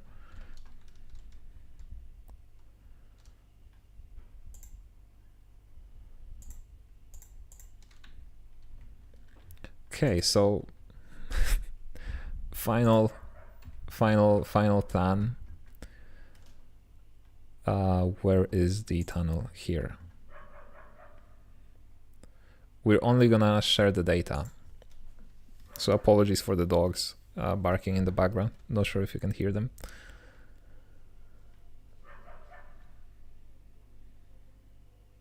Let's go to the data itself. Let's not save that. Yeah, and we're just gonna turn this into an asset.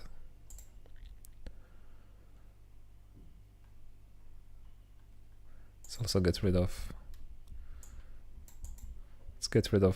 this asset. And let's go back to the test scene. Okay, so current approach, we're just gonna put the tunnel in here. We're gonna make it overrideable.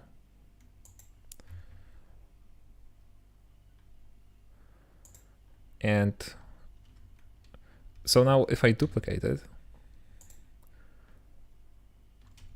yeah, it stays linked. Okay.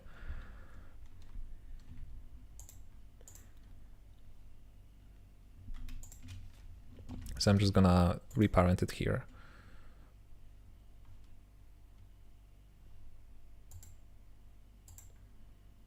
Let's put this in the collection.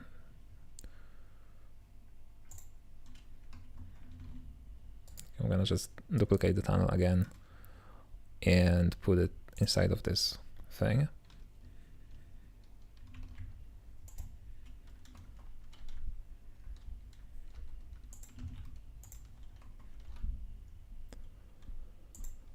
Okay, and let's rename them. It's gonna be tunnel. It's gonna also be tunnel. And I guess this is tunnel profile.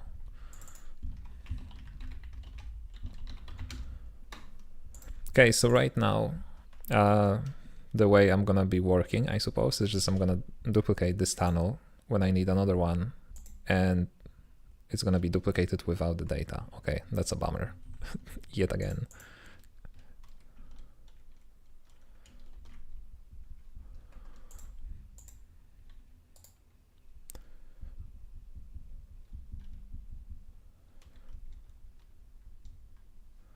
Can I like duplicate with the entire hierarchy? What if I select both of them? Okay, now it works. Okay, that's a bit less than ideal. Alt D to duplicate with linked data, but then the curve itself is also gonna be linked, right? Like now if I edit this, I'm editing the other one as well. So I would need to unlink it now. No, but that just destroys it. Because I do want to copy it, right? But I want to copy the children as well. Yeah, but if I select both of them, it works, right?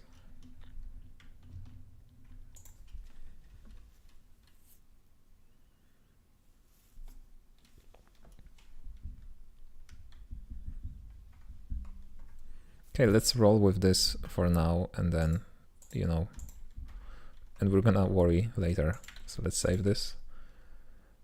And let's go back. Get rid of this. Rerun the project.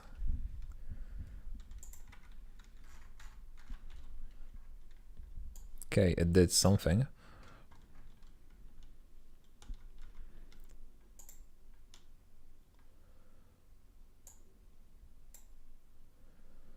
Okay, so tunnels get deleted, but I suppose it's because we still have custom properties on them. Yeah, we don't need them anymore.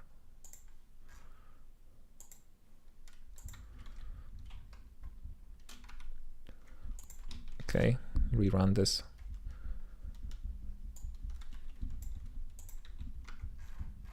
Okay, and they are here.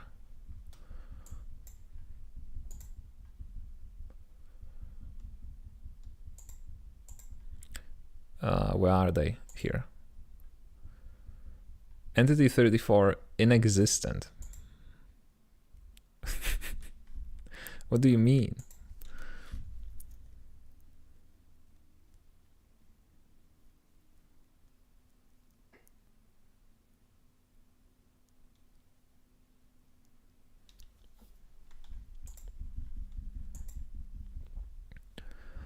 Is it because there's a system that updates links between children and their parents and it just doesn't run?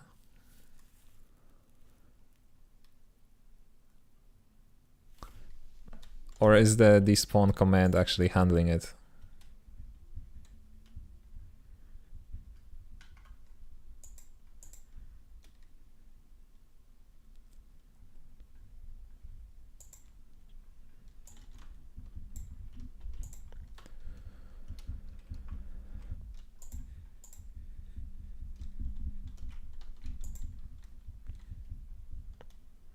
I guess we can just check it. It should be pretty straightforward.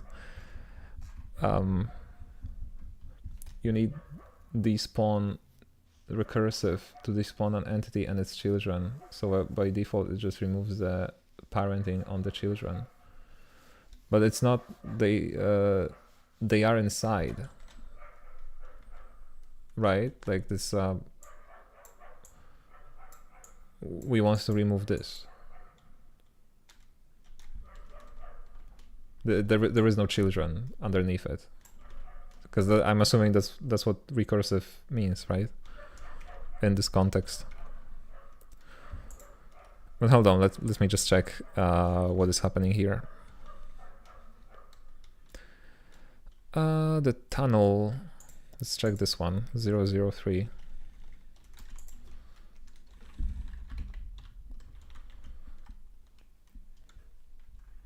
Here it is in all of its glory. There's a transform, name, curve points, children. Yeah, and it still has the children component.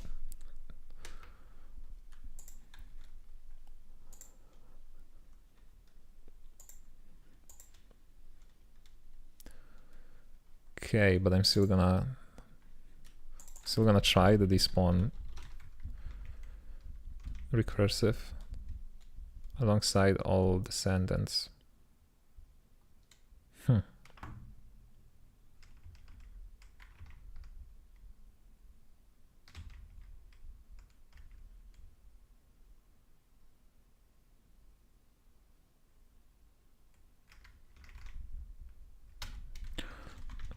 Let's see if this is gonna change anything.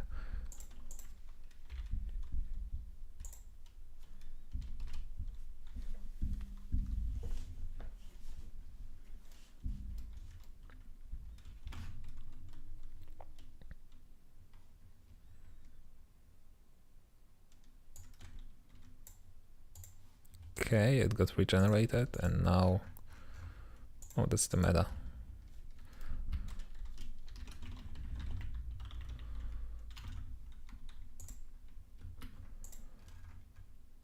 Okay, it actually works. All right, that's awesome. If you're on the child already, then despawn just works. It deletes itself, but not the parent, nor potential children. Yeah, but the children array was not updated on the parent. Maybe stating the obvious, but looking into inspector egoist code, inexistent means returned none. Yes. We checked that just a second ago. There was a non-existent children here. The one that we removed was still listed in this array. This array was not empty. Can I see the previous version of this file? I don't know if Visual Studio Code allows me to do that.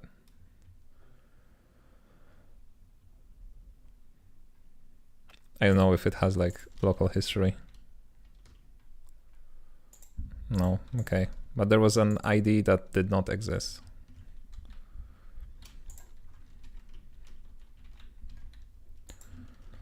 But now it should work.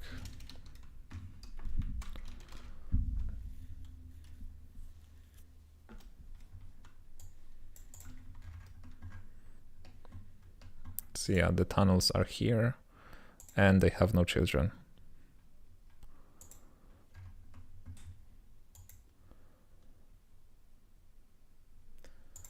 Yeah, of course it didn't get updated. Hierarchy systems don't run because you only run custom schedule. Yes, I talked about this. But for some reason, updating the call to a recursive call works as expected. So I'm assuming that the implementation of that command handles it somehow.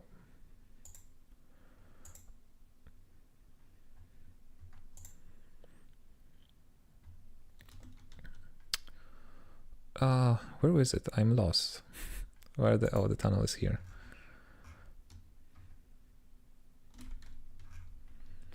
So yeah, this fixed the issue.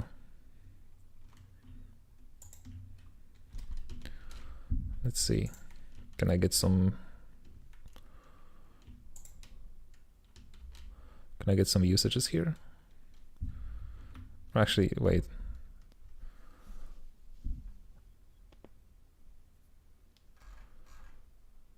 Yeah, there's the implementation of the command.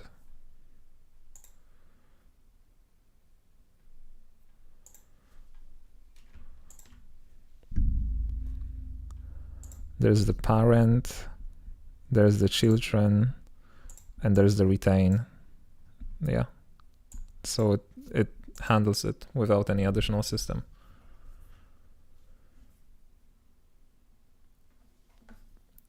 But if you despawn a child, that command can't know which other entities have it as a child. What do you mean? It has the parent component. You can, in a correct setup, you can only have one parent. A child can only have one parent. Otherwise, the transform propagation is gonna panic.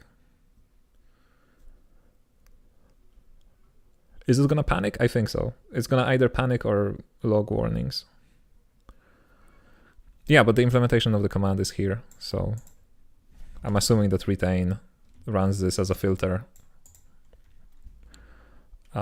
and retains anything that's not the current child that we are removing. Which means, just out of curiosity, just the spawn.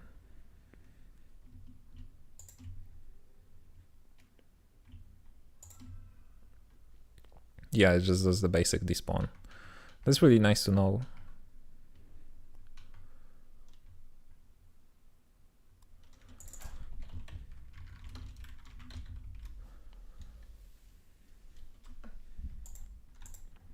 Okay, so this works now.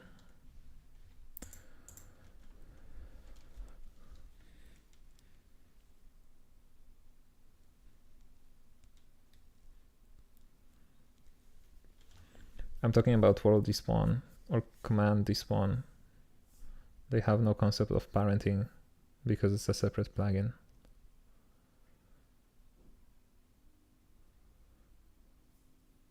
Oh, okay, because I missed your previous message. Yeah, with recursive, the command does the spawning at once, and since it has all the data it needs, it can update. Yeah, I missed that message. Okay.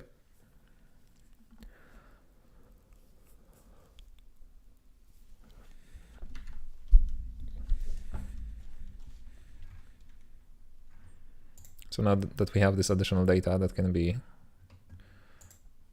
you know, inherited nicely.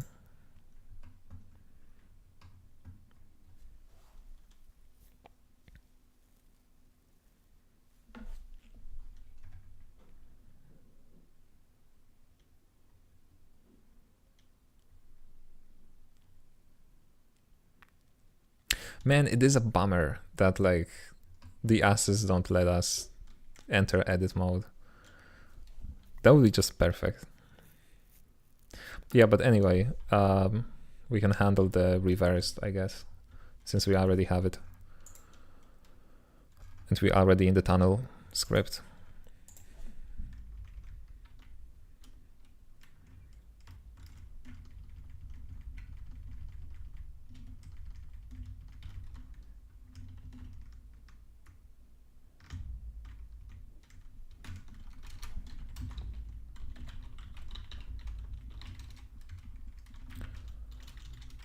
Actually, hold on. I feel like we could do that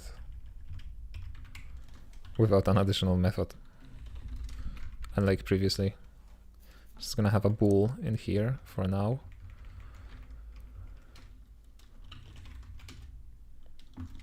Now this is gonna be value dot remove reversed map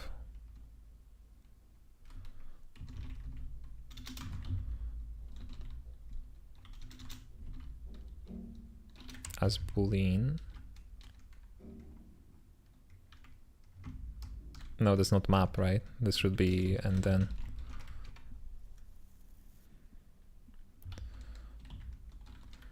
I guess we can just unwrap our default to false.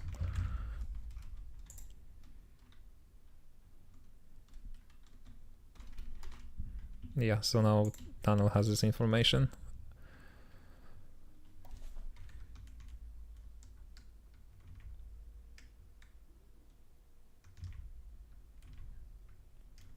Okay, all of this is with tunnel.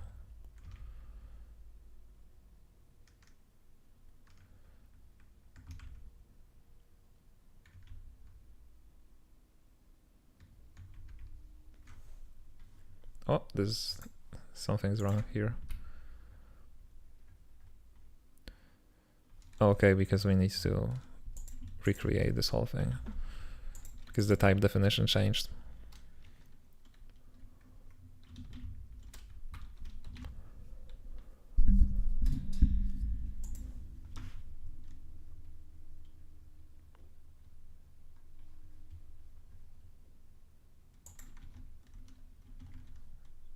Okay, that works.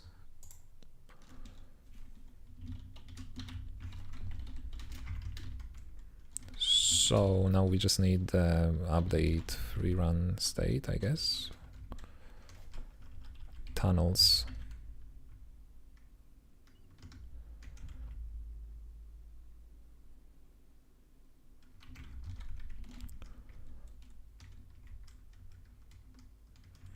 Here's the closest.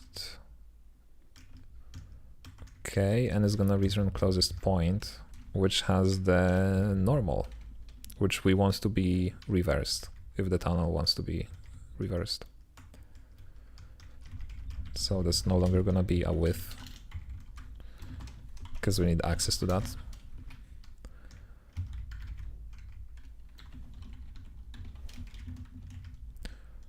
And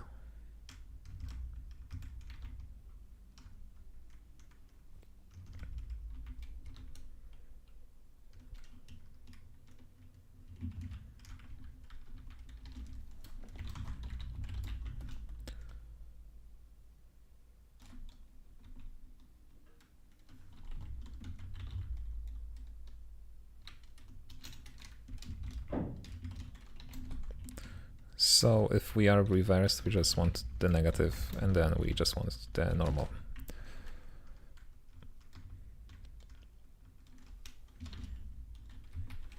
Okay, and that should be all that's needed.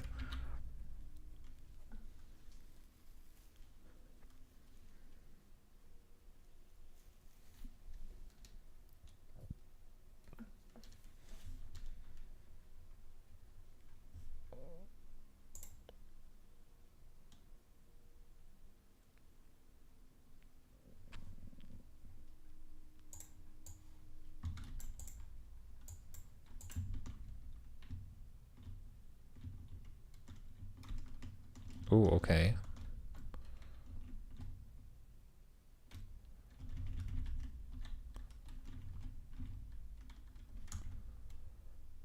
Interesting, interesting.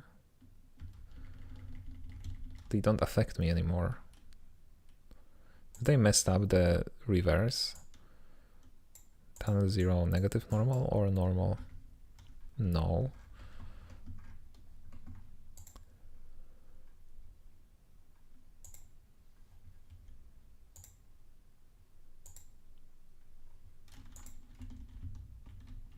Wait, which tunnel is which? I need to add them. I need to give them AABB components so that they are actually highlighted here. This was 03. What about this one?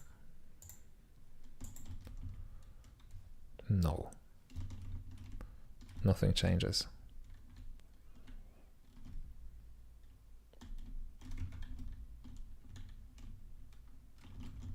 Okay, but is it default of... oh, I don't think we can get there.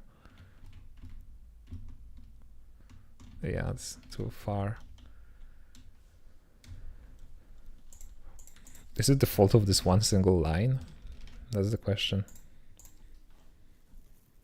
Or is there something else going on? Not sure if you've seen this pattern yet, but enums can also be components, so you can have a tunnel reverse and tunnel forward. Also evening from Tasmania. Hello, welcome to the stream. Yes, I have heard about this pattern. In fact, interactables are implemented this way. But we are gonna wanna change the direction of the tunnel. You know, because it's kind of, it's inspired by the extraction tunnel from Portal 2, right? If that helps you visualize it. So we're gonna be changing the direction a lot. So I don't think having them as two separate components, or I guess enum variants, would be the best approach. I don't know, we'll see. Like for now, just a bool should be enough. Okay. So it just doesn't work anymore. We just broke them.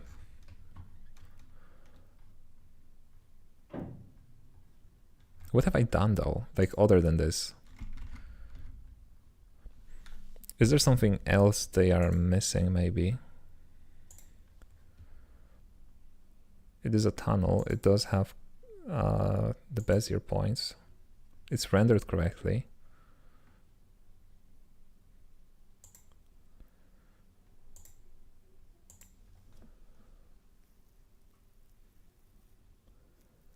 Fixed it to death, as we say at work. Interesting.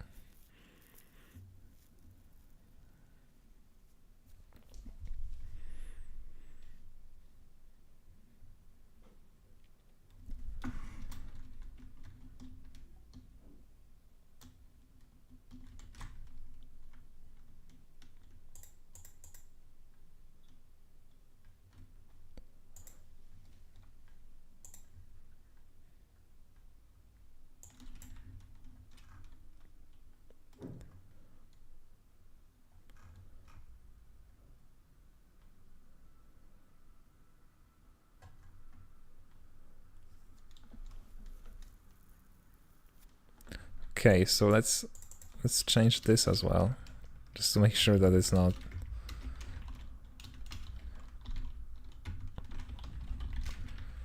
That is not any of these changes that I made. Oh wait, never mind. No, it should be okay. I don't know what the problem is.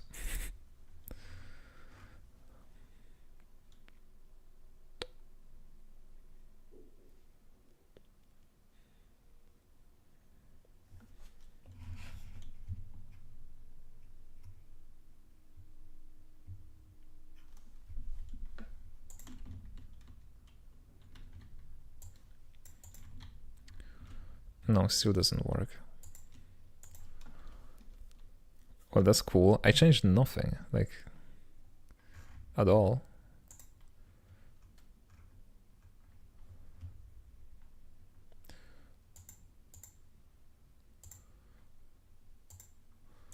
Let me try something else. I'm gonna just run a different version.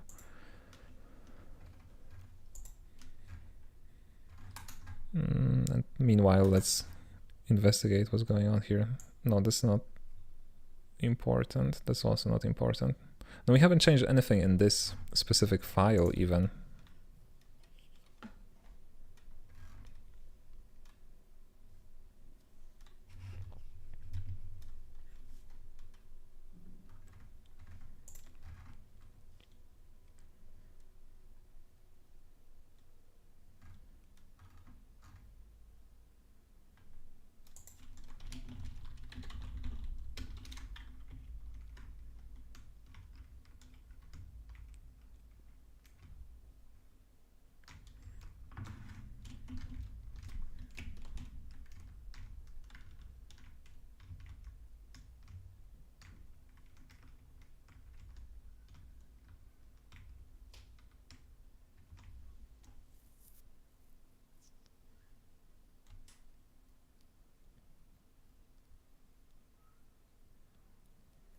It's gonna take a while because, oh, you cannot see that. Oh, now you can. Because it has to rebuild some things. Okay, so I suppose I can go back here for now. And we probably need to do the same thing for fields because they also have data on them.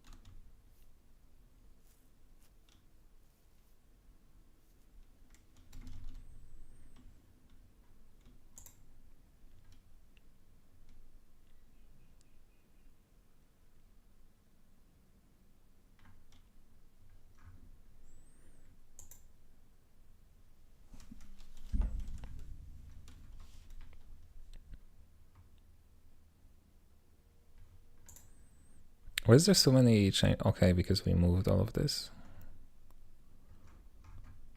I suppose.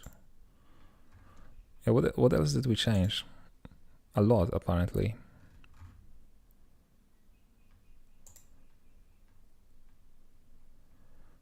Where are the tunnels? Right here.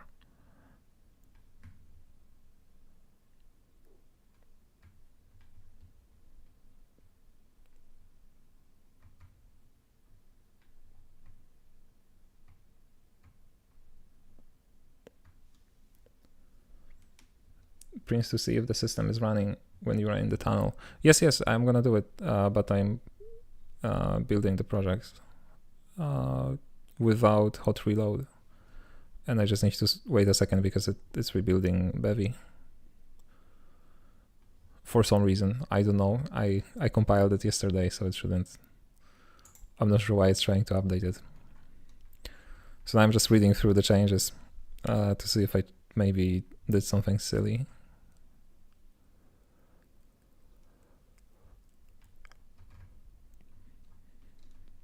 Well, most importantly, one problem, I guess, is the fact that for some reason our tunnels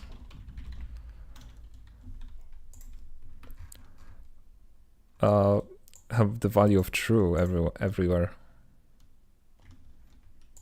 I don't think I said. Oh, okay, I did.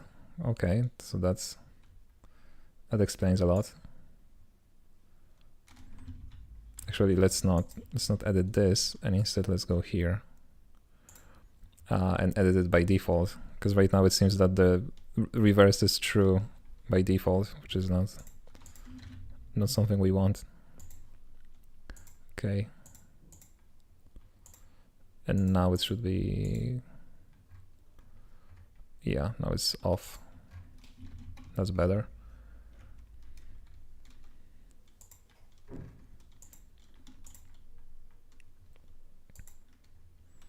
Okay, so I guess while this is building, I'm gonna take a quick break in advance, I guess. So I'm gonna be back in 5 minutes.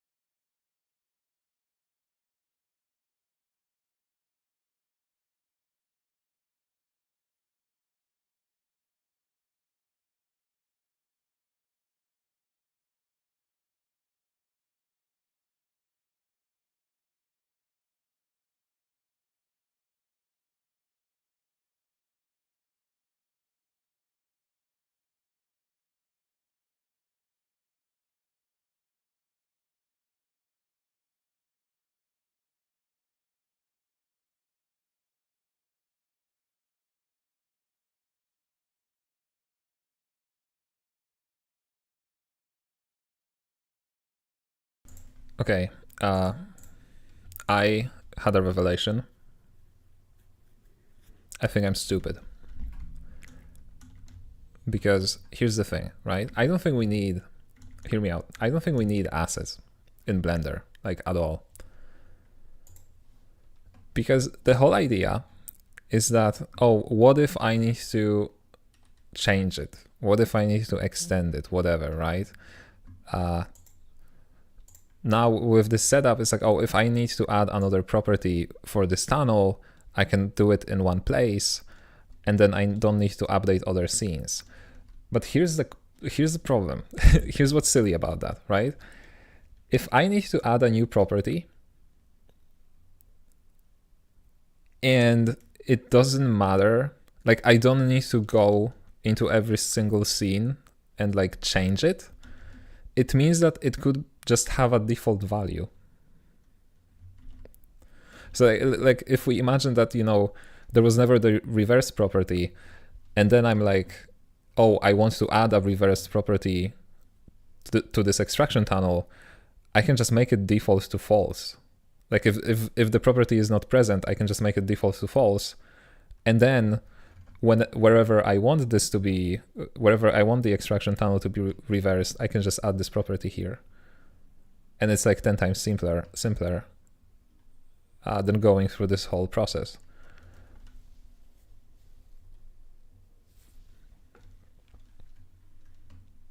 And I'm trying to like think of an example of a situation where this wouldn't work, but like it's always like that. If I don't need to go, like physically, if I don't need to inspect individual components and like change something here, this means that it could have a default value. And if I do have to go through each and every single component and like adjust this value, no matter if it gets added automatically, then, you know, the fact that it gets added automatically doesn't help. I mean, I guess it makes it a bit easier because then I don't need to manually set up this property, right? But here's the thing. What if, I'm assuming that's possible, but I'm guessing, what if we can make like a Python extension? People did that, right? I feel like this is already a thing for Bevy. A custom pane here in Python that, you know, lets you edit attributes and stuff. Yeah, but that's definitely not the topic for today. But yeah, I think I'm not gonna go for like using external assets. At least not for now, maybe after playtesting.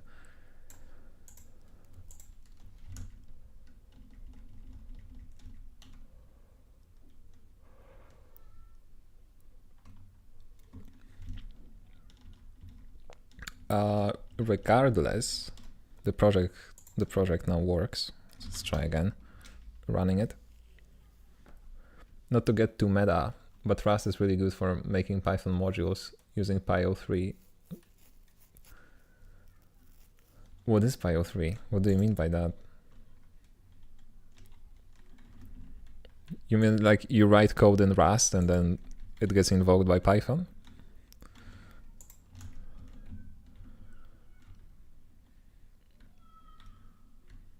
Okay, so the problem was our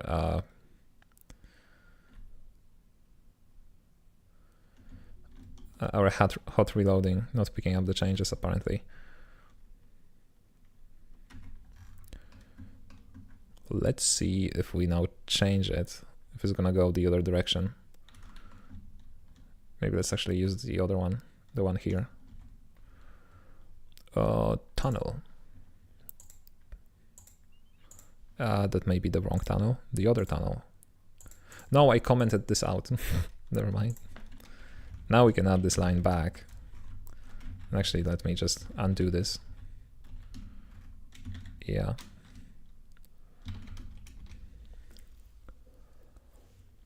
It's a library for Rust that gives you interoperability with Python both ways. So write Rust code to use in Python or use Python in Rust. That's interesting. Although I'm afraid it wouldn't work with Blender because I don't think Blender even has like types for the BPI package. that you use in Python. So like I don't know how this would work if the Python code is not typed.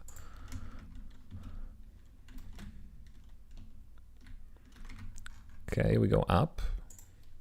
We go up and then we should go down. Maybe that's the wrong tunnel. It is the wrong tunnel. Look at this. We changed directions.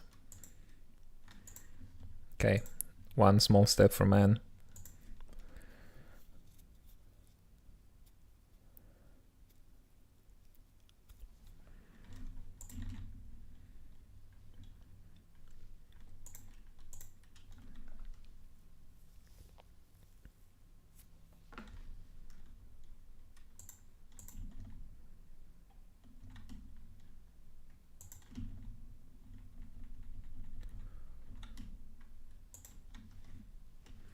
Do you even need to reverse property?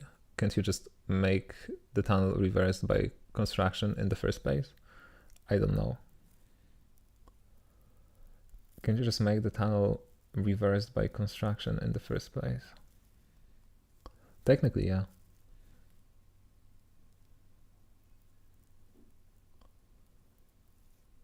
I see you wrote down that to-do list I recommended you to do. I don't remember anyone recommending me this. I remember somebody asking about my Trello board. But it's like, not to be mean or anything, but that's like the most basic thing that you can do, right? Like that's the bare minimum.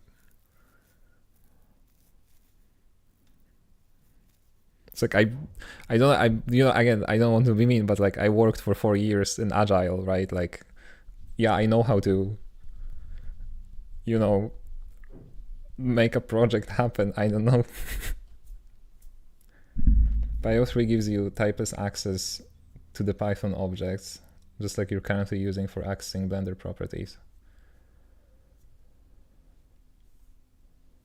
That's interesting. But I feel like it would be really, like, given how the Blender's like API for UI works, I feel like it would be a nightmare to make it work in Rust.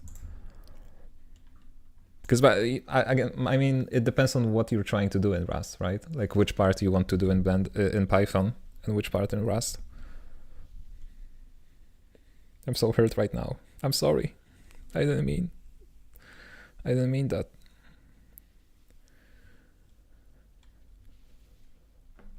Not really. Okay. Whatever. So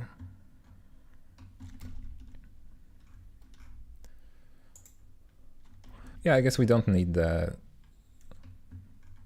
reverse property to be here.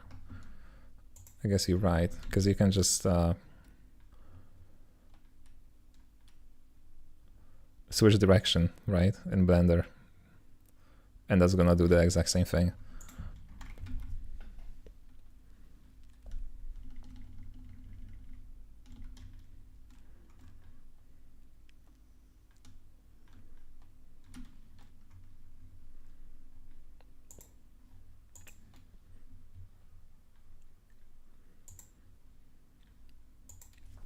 I imagine you could use Rust and Bevy reflect to generate the list of properties and their default values as a map and give that to Python to then interact with Blender for you. And yeah, again, I feel like somebody did that. Just a mad scientist thought experiment. I doubt it's really worth it. No, like I vividly actually remember. Hold on, let me find this actually.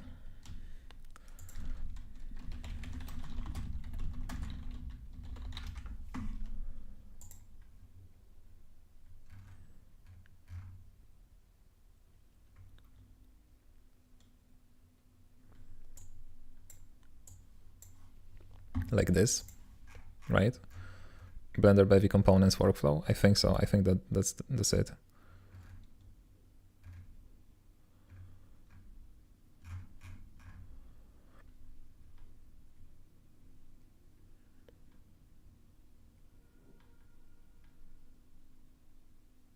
No, that's not this one. This one is like This one doesn't require any plugin in Blender, but there's definitely, I vividly remember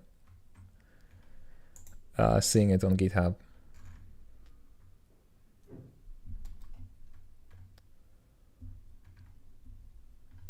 Oh yeah, here it is.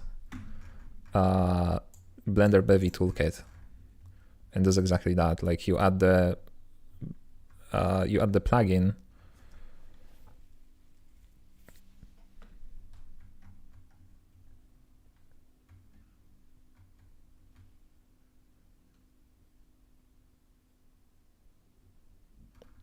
I think so. I may be making it up.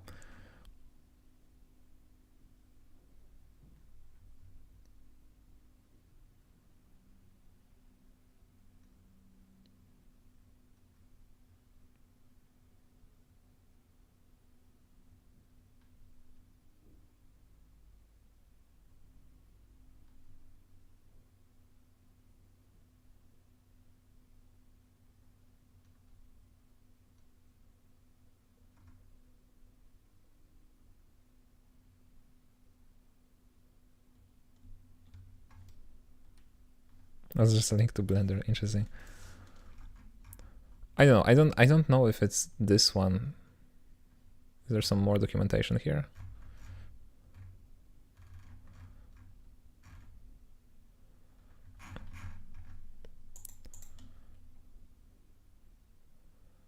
No. But somebody did that. I swear to God. The Bevy community is filled with crazy, talented people. I'm sure someone has done it. Haha, yeah. Like, for sure. But I remember reading about this, the concept of using the reflection registry to like export the type information and then use that in Blender.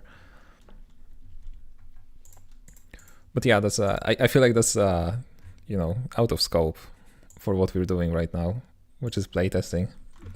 You know, the gameplay mechanics. Okay, but since we're already in this like Blender workflow, I guess one thing that I wanted to change is how we control walkable surfaces. Because right now we define them using time at this curve, right? So we say like, oh, from 0.4, which is like here, to 0.5, which is like there. And instead of this, I think we want to have like 2 gizmos here, so we can manually set them. What's single arrow? How does it look like? Can it be bigger?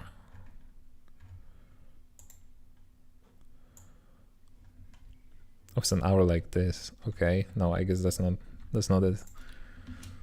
What else is there?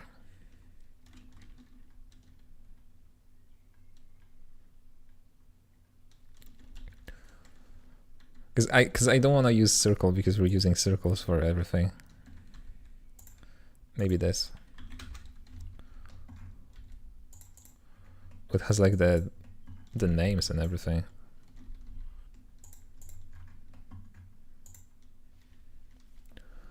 And also in a classical Bevy fashion, you find something and it supports like 2 years ago Bevy version. Honestly, most of the crates can easily be updated working with migration guides.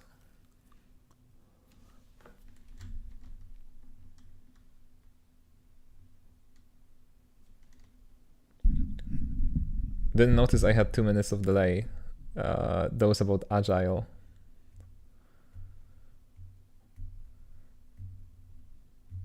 Says the guy who was making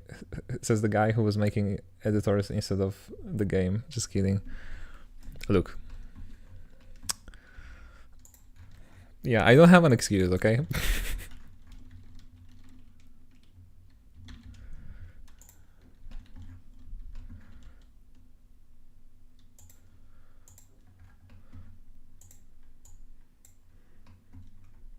I did make motion canvas though, not to brag.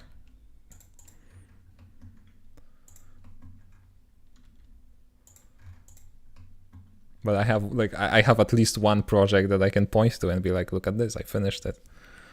I guess it's an active development, but it's like, it is production ready.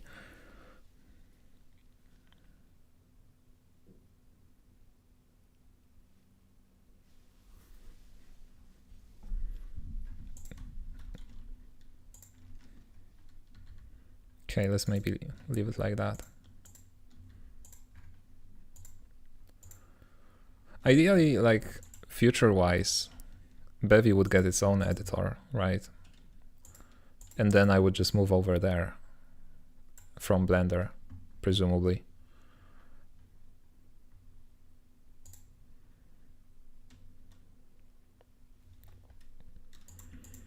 Okay, I'm gonna parent this to this walkable, right? That's gonna be from, and it's gonna be to, no, start and end.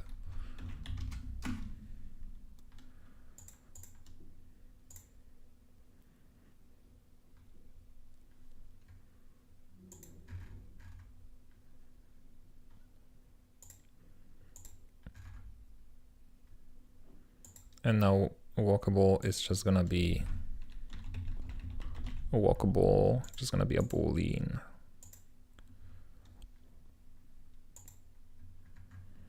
And you're just gonna find, you know, the start and the end in our new system setup.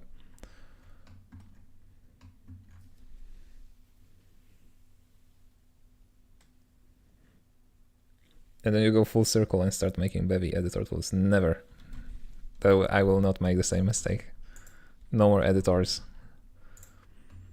The most, how do I say that? I will allow myself to create like debuggers, right? Because I think this is useful and not as time consuming. But when it comes to editors, no way, never.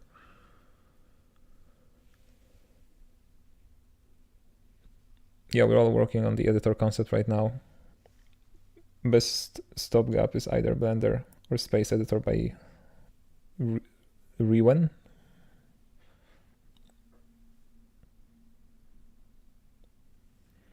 Blender Bevy components workflow is also a good one for Blender-centric workflows. Yeah, but I need to do pre-processing in between, which is why I'm not using the Bevy components workflow. Because I want to, at the end, I just want to end up with a Bevy scene that I'm loading. Because from my understanding, Bevy components workflow is running at runtime, right? It deals with like loading GLTF and instantiating it at runtime, I believe.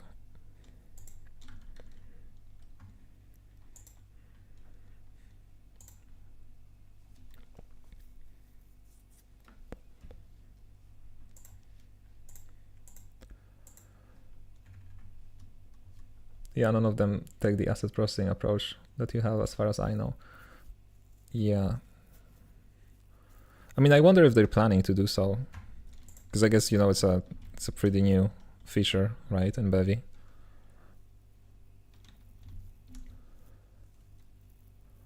Okay, this should be it. Let's go. Let's go to walkable. No, curve.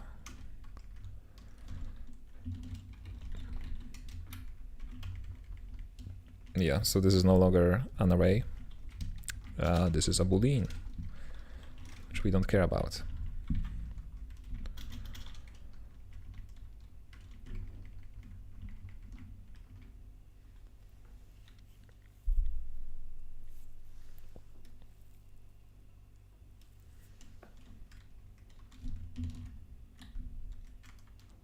So this is just a walkable with a range.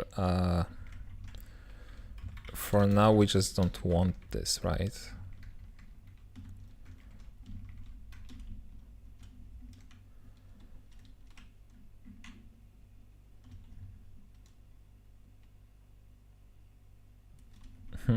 So I guess we would need some intermediate component, right?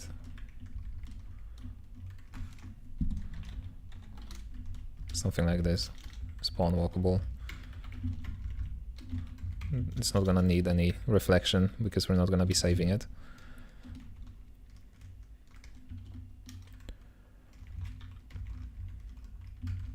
So we're only gonna insert it here, and then we're gonna have a walkable parser system,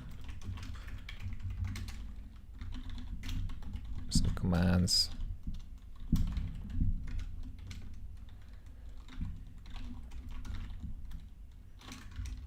And then a query, and we're gonna need a lot of things here actually.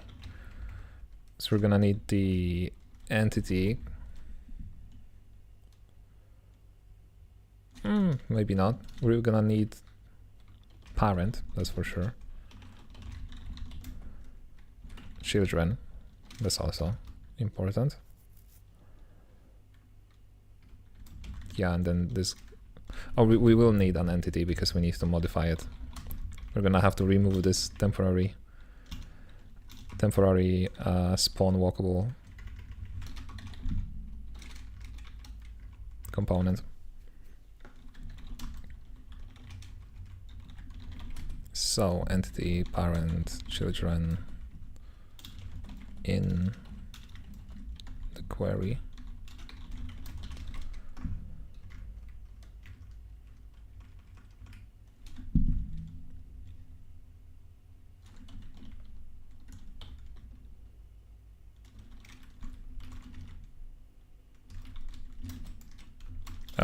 What is this?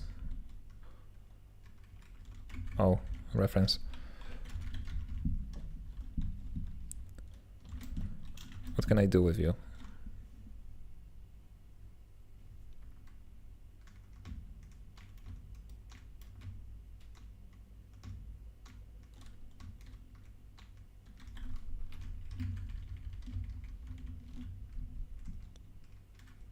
Hold on, because I never used that.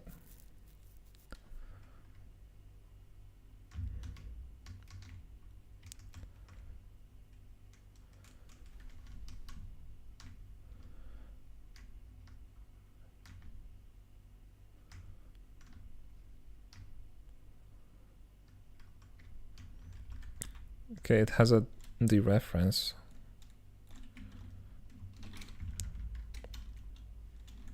So can I just take the length? Yeah, I can.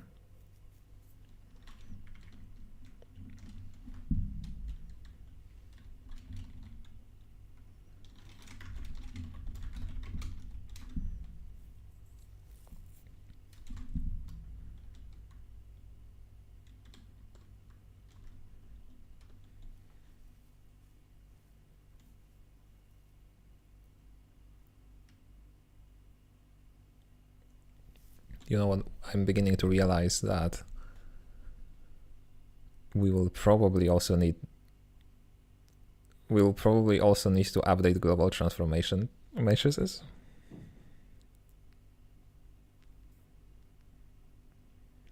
Which I guess it's not that big of a deal.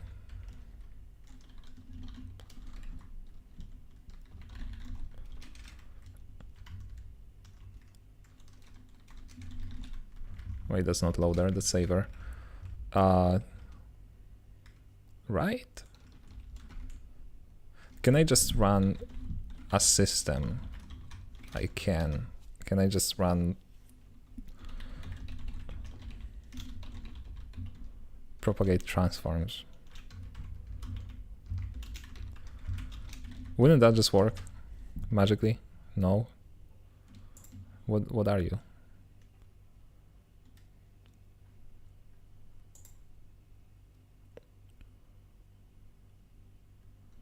Sync simple transforms and propagate transforms, right?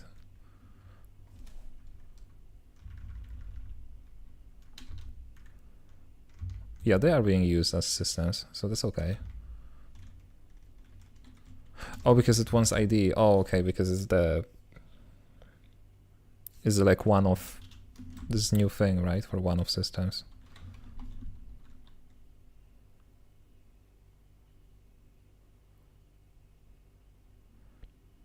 So this one's an ID and this.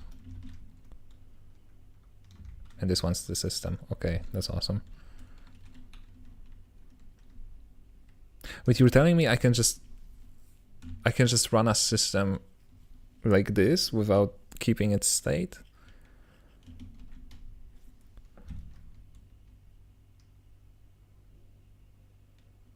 Okay, that should make hot reloading much easier actually. Saying simple transforms. Okay, so now once we get to our systems, global transforms should be updated.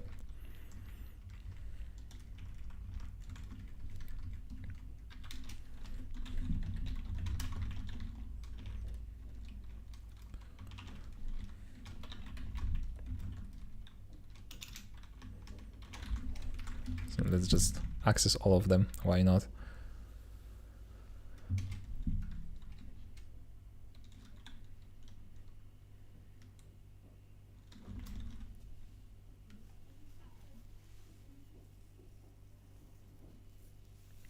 This word run system once that takes a system directly. Thank you. I missed the comment.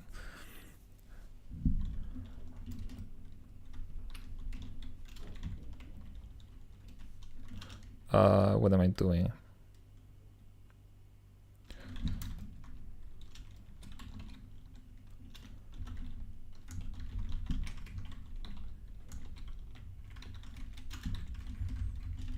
Is this just a vector of entity? Yeah. It's gonna be not from start and end. You just don't run systems as one-offs in hot code. Lots of setup before it gets run. If you make a schedule to pull the systems in, you can run the schedule cheaply.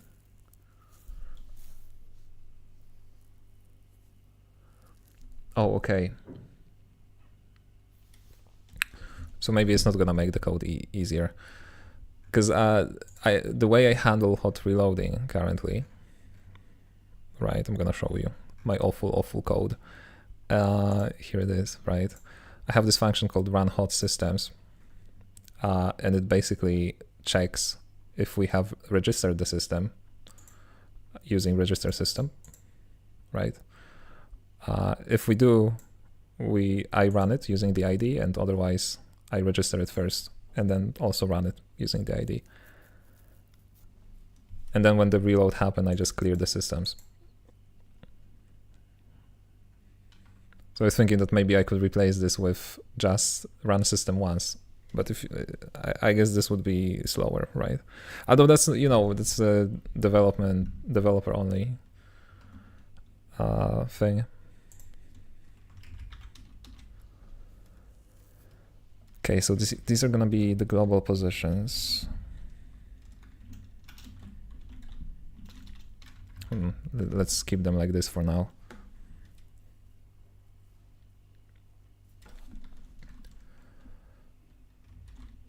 And we will also need the curve points data.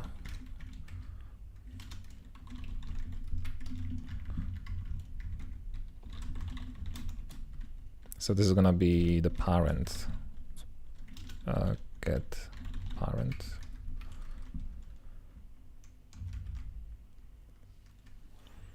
Your current hot reload system looks good. The system ID approach ensures that system setup is only run once. Okay, it's good. And it should also keep track of the state, right? If I'm using like local parameters. So from my understanding, running a system once would not do that.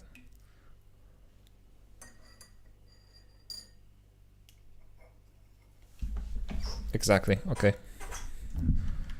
Thanks for assurance. So what I hate now is that we already have the logic for finding the closest point on the curve, but I don't think we can just use it because it's specific to walkable queries.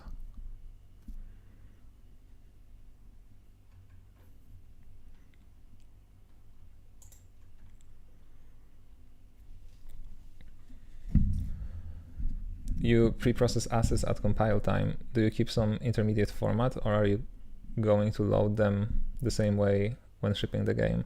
I store them back as a Bevy scene. So, you know, the format that's getting saved is just this with like the data.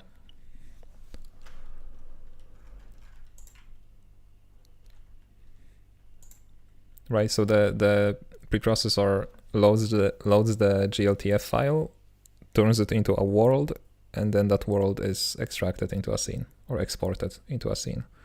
And only that is shipped, that scene file.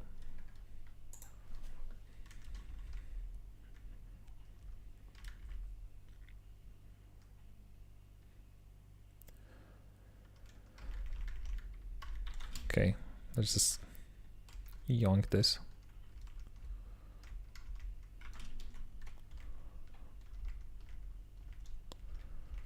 Hold on, because that's the same file. Where is it? Here.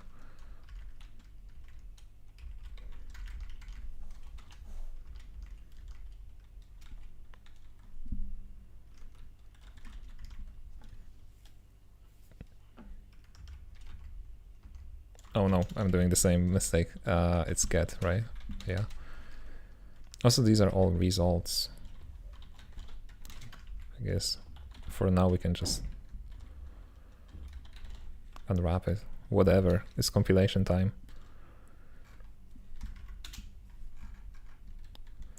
Okay, so we need local positions.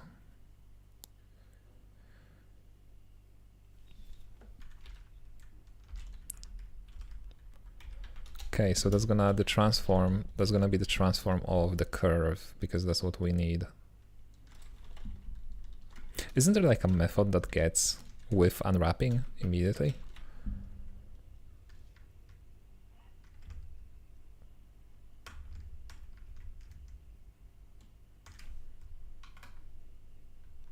Because there's, oh no, it's on the query. No, but it is a query. It's single. No, that doesn't make sense. It is get.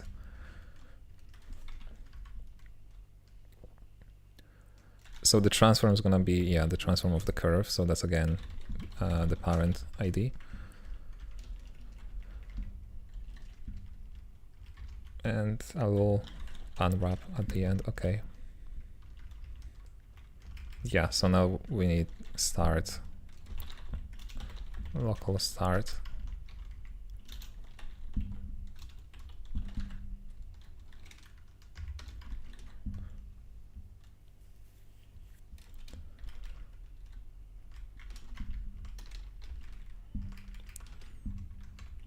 It's probably an easier way to do that, right? If I have two global transforms and I want to get the position of one in the local space of the other, I'm pretty sure that's like a common enough use case.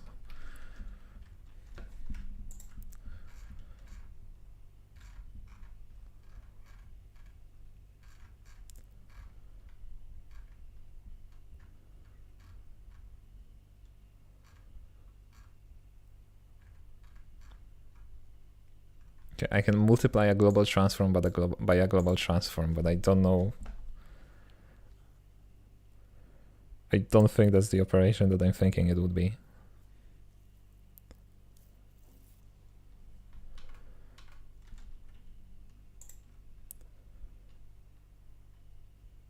Transforms the given point.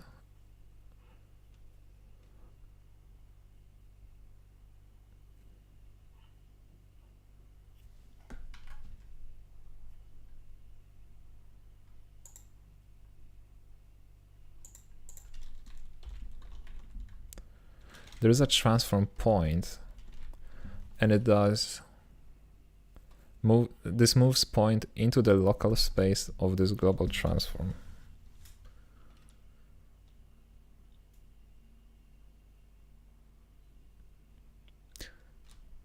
Oh, so the local space of this global transform would be the world space.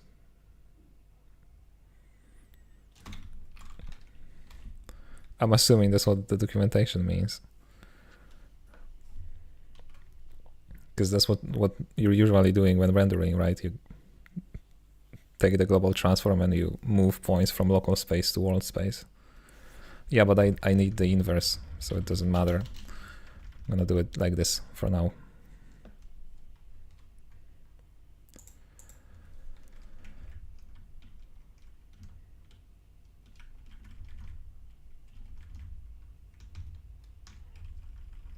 Okay, so this could probably be a function.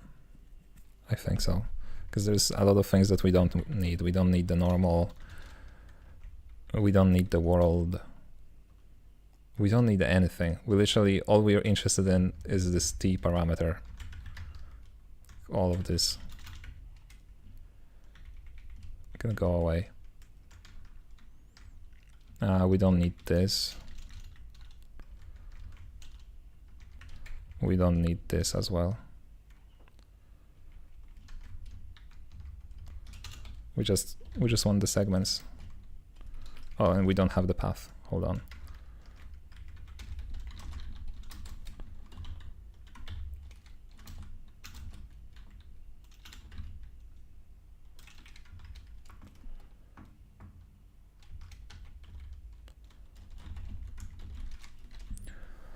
Rust is great for refactoring working code. Just write it however you need to make sense and fix it when it matters. True, true.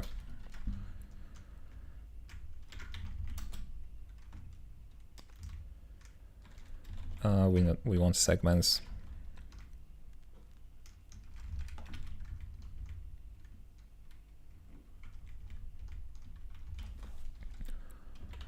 It's gonna be local start dot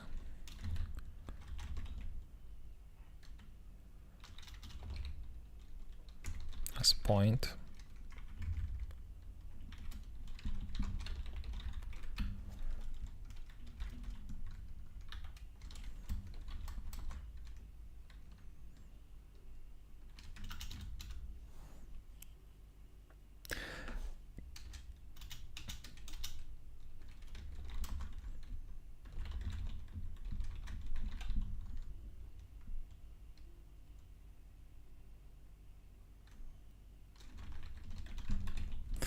Okay, no, but let's move this into a function because I don't want to. I guess we would save one iteration, but whatever. Function is gonna be simpler to use.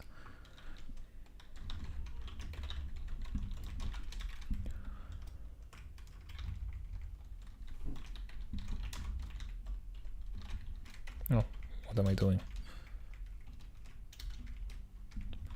It's a reference to the path, and then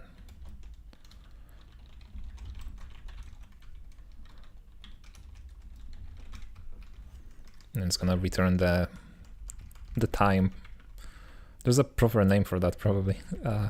You know, the number used to query a distance along a Bezier path.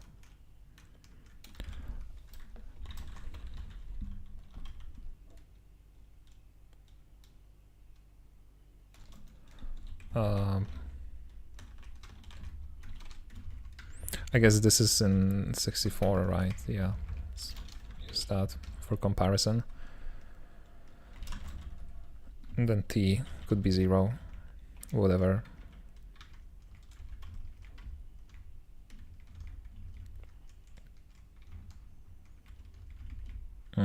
Point as point, I guess.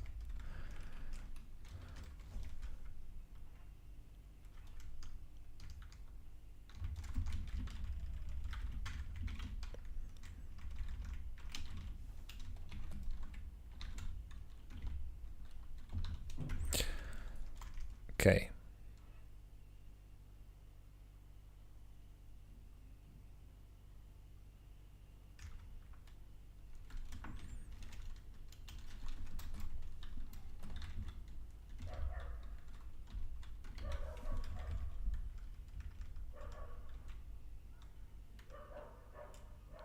So that should be all we need, and then just return the t.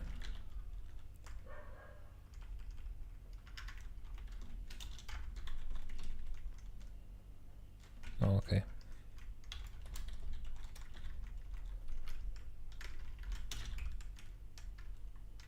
And you're mutable.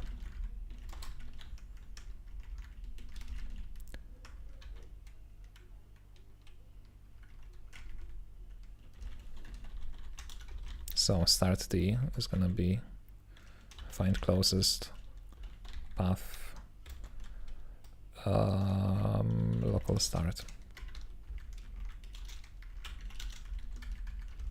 And then this is the entity. Do you need references? Yeah.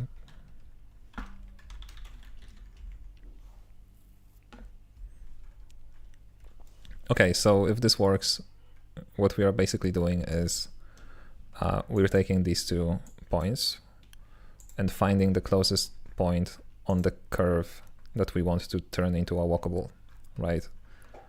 And then from there, we will basically reuse the same logic. So we really just need to use our commands to get this entity and insert the actual walkable component. It's gonna be start t to end t.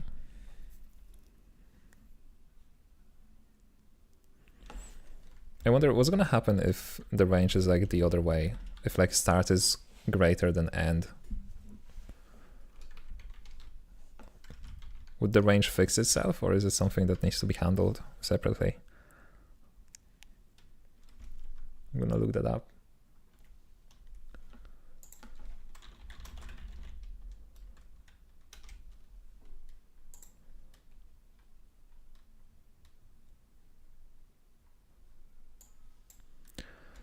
The range start end contains all values with start, and it is empty if start is greater than end. Okay, so we need to check for that.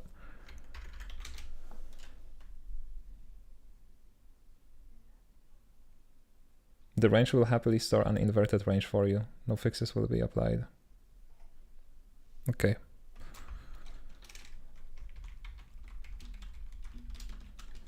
So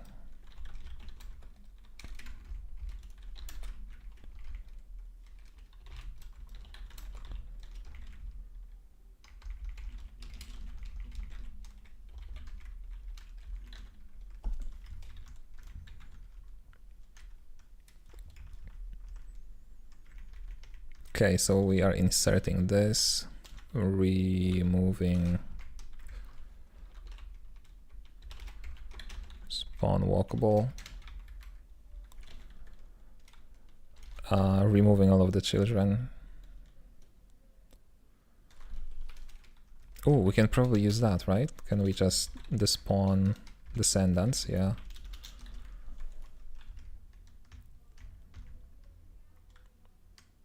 Okay, and that's it. Should be it, at least.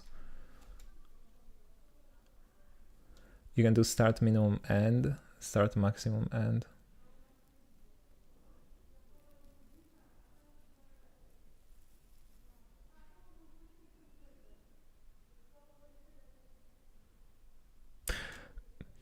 I'm thinking about this.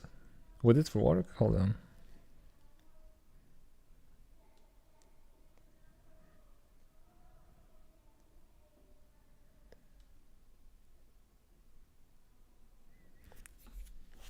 I mean, I guess so, yeah.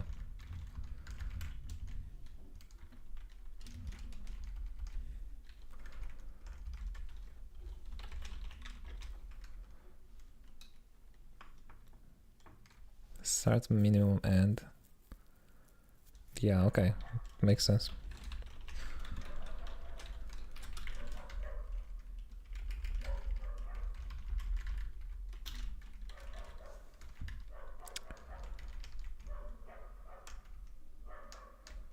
Why is find closest not being used? What's up with that?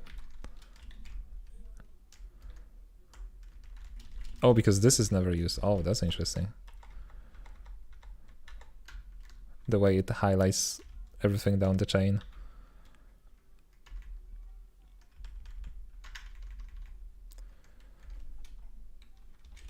Add parser system. Okay.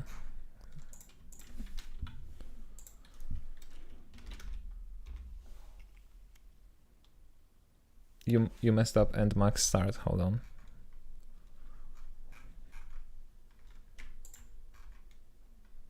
Oh yeah, thanks. No, did I? It doesn't matter. The order doesn't matter, does it? Like, I think it would still work because this just takes the maximum of these two values. But yeah, it looks better this way.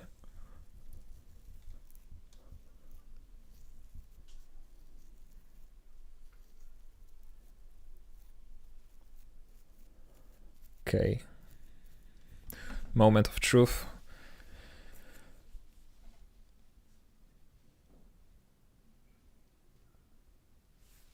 Something happened, nothing crashed. The game is here. Walkables exist somewhere. Like, I don't think this is correct.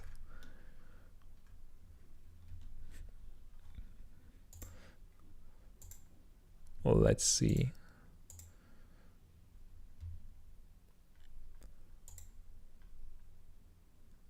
Okay, so it calculated 0.0443 and 0.129. Interesting.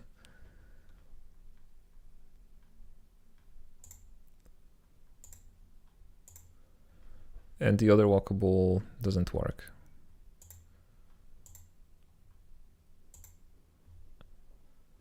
Why doesn't it work though?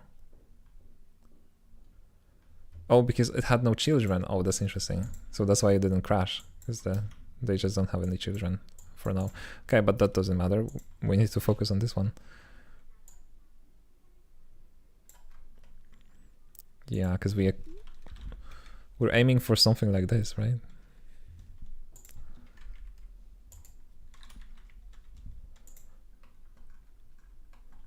Or maybe that's a bit too much. Yeah, something like that. Interesting.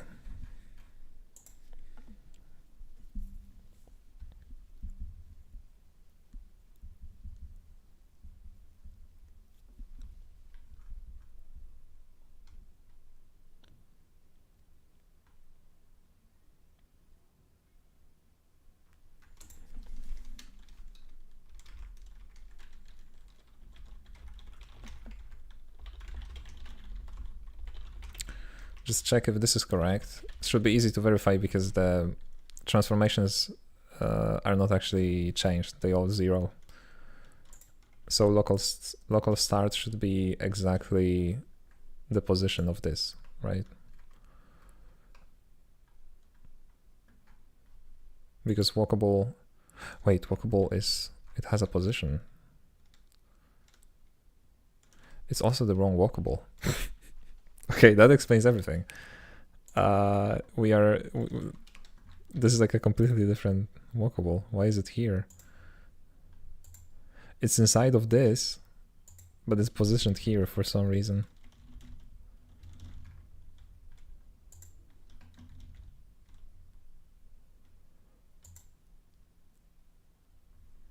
That is fascinating. What is going on here? Why is the position of 0 located here if the parent is located here? That doesn't make any sense. Like, this should be it. I don't remember applying transformation.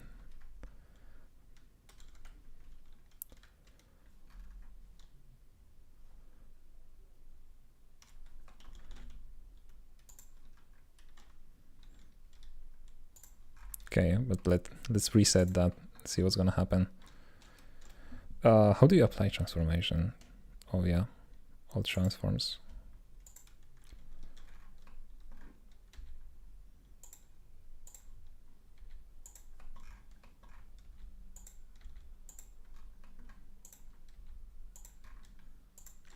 Ooh, you know what we could do? We could get rid of one of these and use the position of walkable itself as the sampling point. That would be even better, because there's just less components necessary. Wait, it got repositioned again. I don't understand.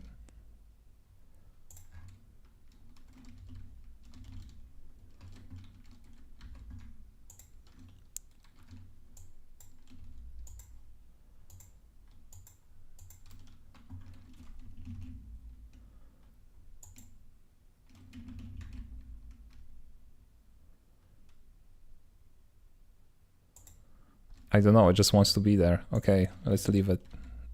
Let's leave it to it then.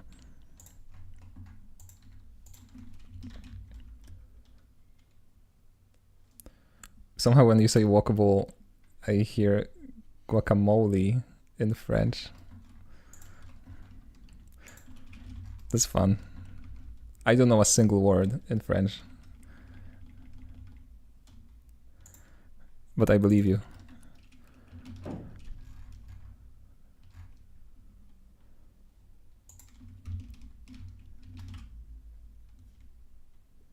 Okay, it panicked. Did it panic when we were editing the blend file? Interesting.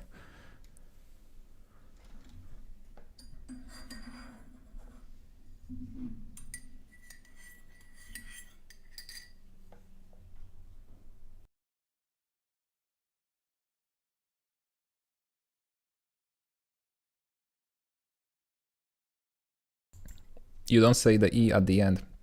In the guacamole?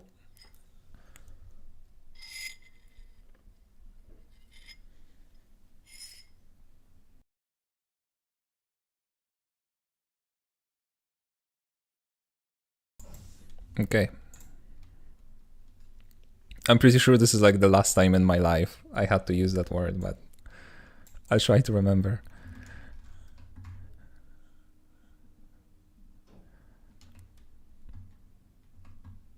Okay, so it's still in the wrong place. But now we logged the position.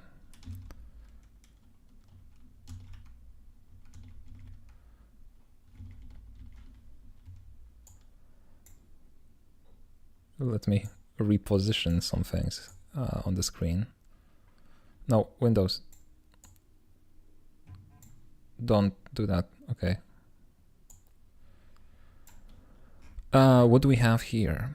This is 830 to 60, which is exactly that. Okay, that's perfect. And this is 610, 20.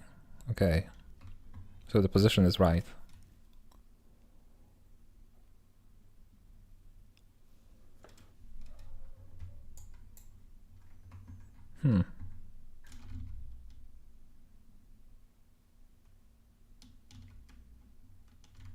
So I have two games running at the same time.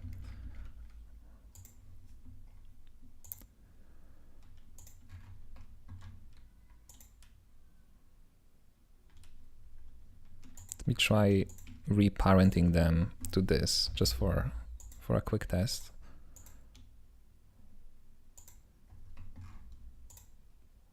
Okay, so the position is correct. It's not affected by the hierarchy being different.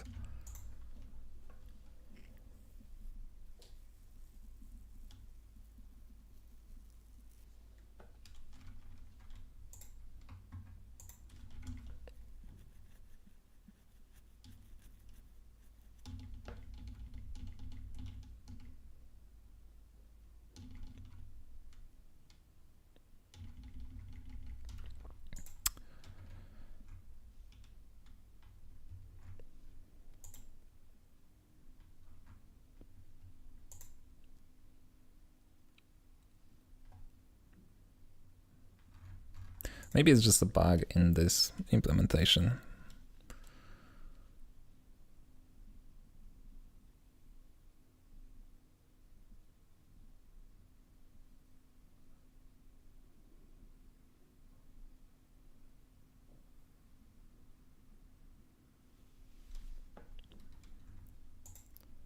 But it looks solid. There's nothing, it's so simple.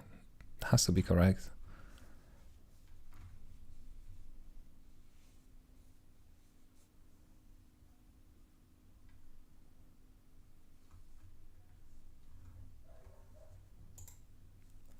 Transform is the transform of the parent.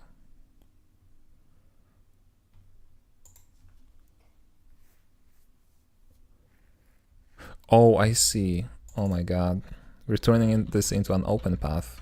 It should be closed, because that's terrain. I was thinking about the tunnels for some reason. The whole terrain is closed. So hopefully that's it. Hopefully it was just missing you know, missing a giant section of this curve because it wasn't closed.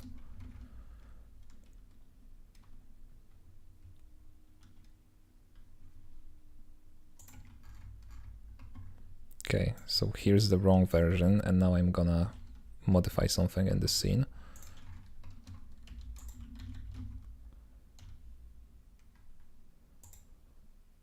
And nothing changed.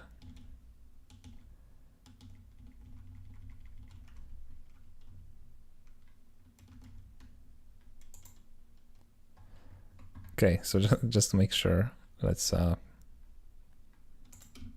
manually remove that.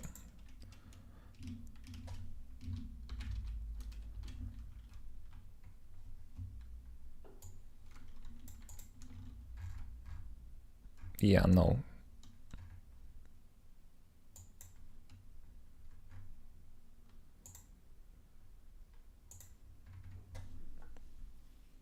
It is wild that it didn't matter whether it's a closed path or open path.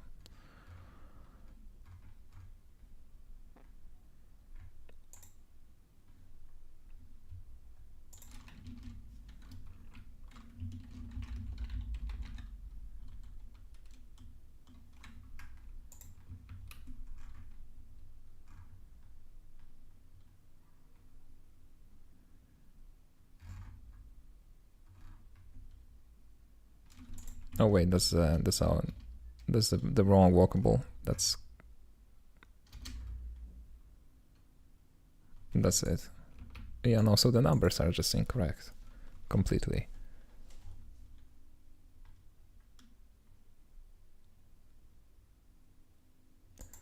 One thing that we could try, I guess, since this curve itself is not offset anywhere, so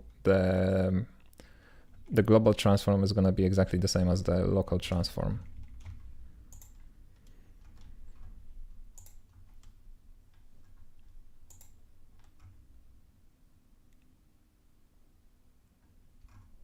We can just ignore any sort of transformation for now and just use the translation as is.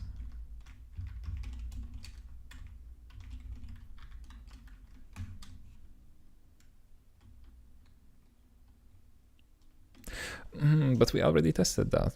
We know that it works.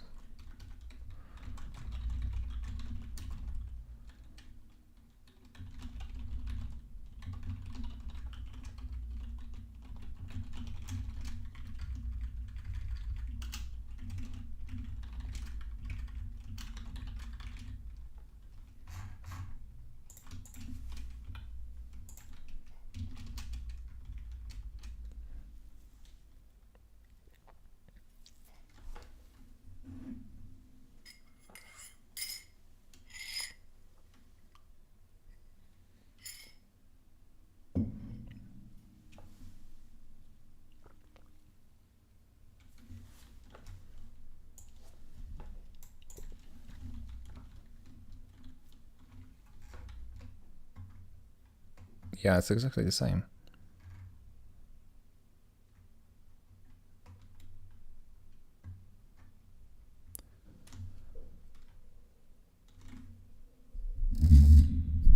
It looks like the distance is sort of maintained between the 2 points. It's just like they are offset. And also, if I were to guess, it looks like they are like offset by a half of the length, but that doesn't make any sense. Or does it? Hold on.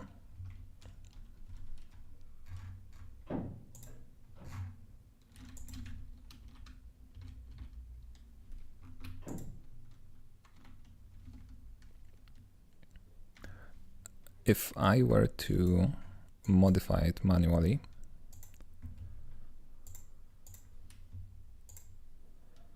oh, you can see that, hold on. So I'm just gonna add 5 here and here. No, okay, never mind. The theory disproved.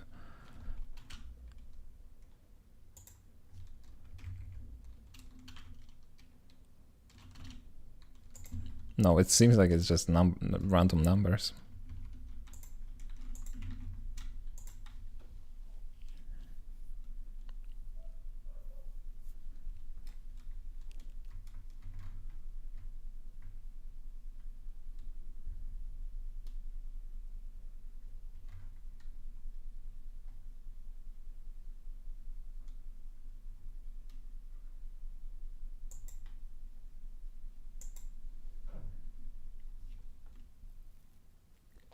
Okay, but I'm gonna have to take a quick break.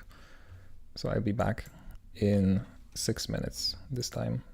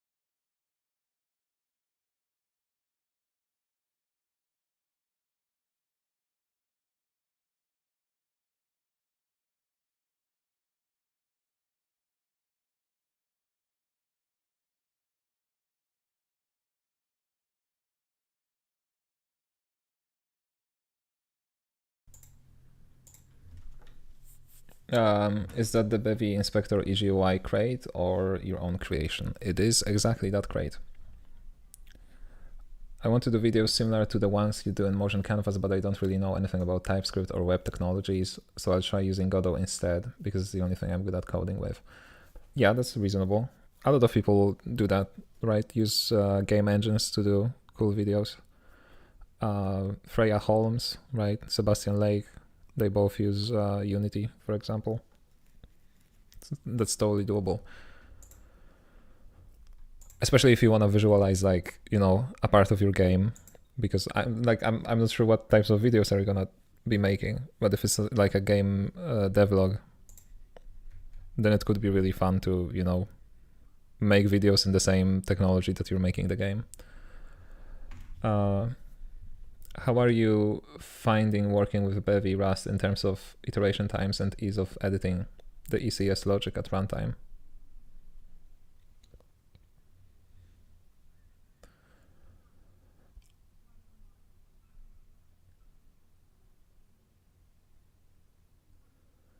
So I find it tolerable, I guess, would be the word. I don't have any issues with it. It is fast enough for me, at least. Maybe, I don't know, as the project grows, it becomes worse. I don't know that. But compared to like working in Unity, for example, it's practically the same from my experience, like time-wise. You know, the time it takes for you to like change the code and then see the results. The ECS architecture, actually, this is not really the fault of the ECS architecture, but rather like Rust. Then maybe it's not a fault, right? But the fact that you need to manually register everything is a bit, you know, maybe not annoying, but it takes a while to get used to. Like oftentimes, especially at the beginning, I would just like forget to register a type or, you know, register a plugin. And I feel like this is something that could be like improved, right? If there was something like decorators, so that you actually register things in the place that you declare them. But that would probably be antithetical to Rust, because it's basically a macro, but, you know, with a global state. Regarding above, also curious how difficult it is to keep the structure of your project clean. I don't know, because my project is an absolute mess. I don't worry about that, because right now we are working towards playtesting, right? The point now is to like get a lot of gameplay features that I'm interested in, playtest them with my patrons and see what works and what doesn't, and then go from that into like a more refined direction. So then I'm gonna start to, you know, worry about, because for all I know, this code may be removed afterwards, right? Because it just, people will not find it funny or whatever. Not funny, fun to play. How do you rate your Rust skills? Do you waste much time battling with the memory manager? No, that's a myth, in my opinion. People being like, oh, fighting the borrow checker or whatever. Like, I don't think that's real. I don't think people actually do that. At least I don't do that. The borrow checking rules are really reasonable and make sense. And I don't find that problematic. Like, it's not, it doesn't get in my way, especially with the way Bevy is structured, because Bevy takes a lot of the heavy lifting and like internal mutability and stuff like that. I do, I guess.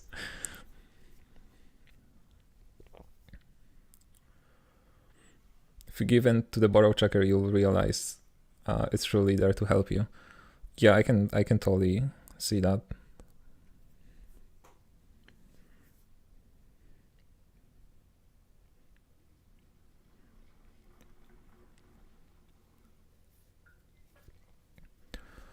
I don't know. Yeah, I feel like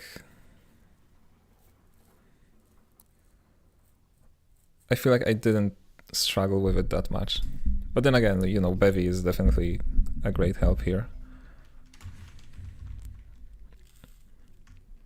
Okay, I was thinking about something during the break. Yes, we want to run the game and see what's gonna happen if I move around the these points in Bevy in Blender.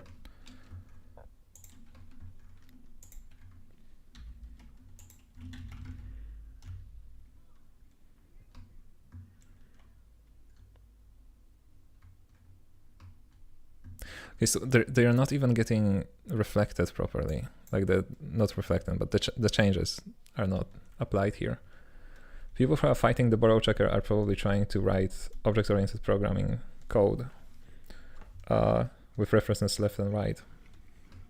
Yeah, it would sound like that.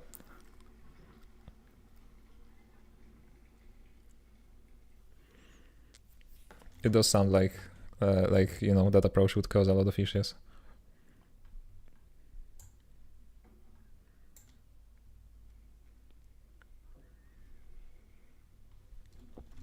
Okay, so oh, look at that. Oh, but the game is still running, so I'm assuming the asset processor panicked, the separate process, right?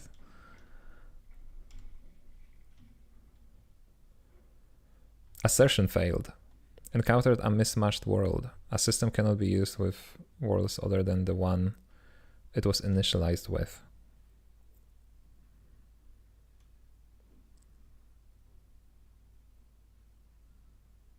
Okay. Well, that's a bummer. How are you making levels in Blender? I have a custom asset processor that imports them as GLTF and turns them into Bevy scenes that are then loaded by Bevy.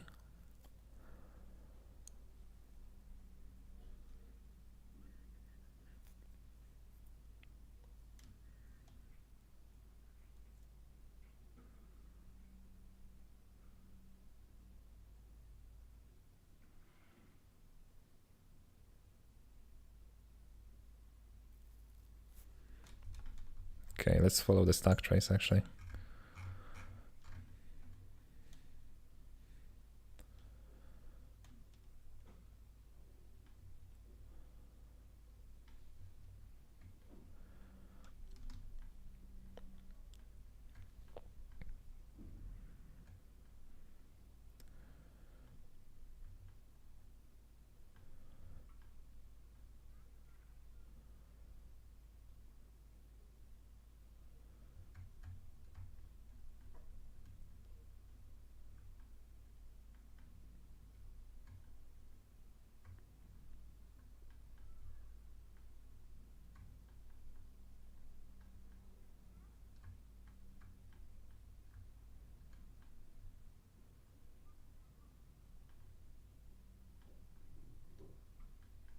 Okay, I don't see any of my code here.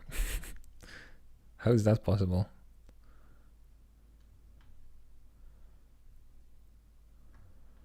Wait, load and save, Blender loader. Yeah, that would be it.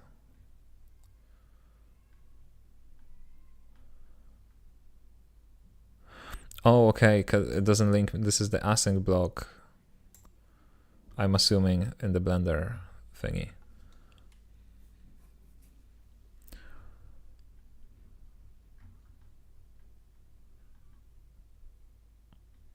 Oh, here it is.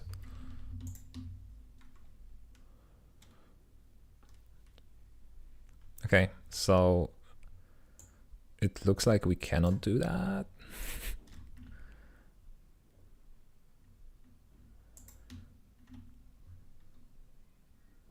Here's my guess. When we run the schedule for the first time, there is some initialization that uses the world. And then it expects to always be called with the same world next, right? I'm assuming that's what the assertion comes from. It's like, yeah, a system cannot be used with worlds other than the one it was initialized with. That is a bummer.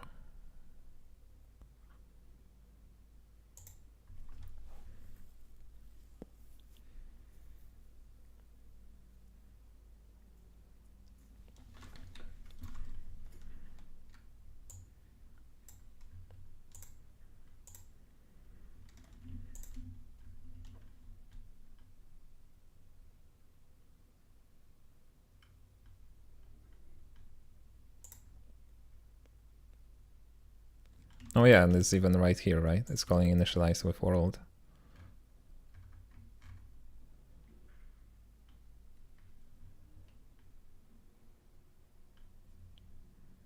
Oh, and the graph is also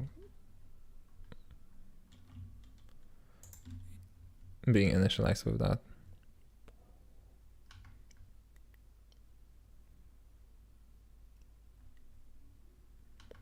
Okay, but not, hold on, not everything is lost, because we can just reuse the world.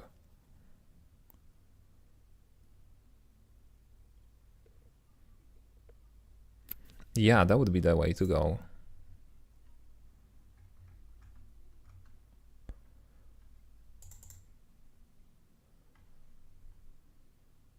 It's even better. And then we could eventually maybe even simplify it and just register the systems directly on the world without this schedule.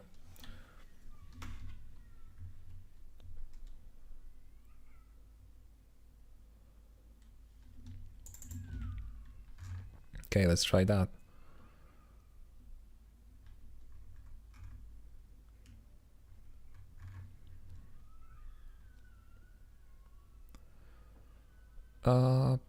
Parsers.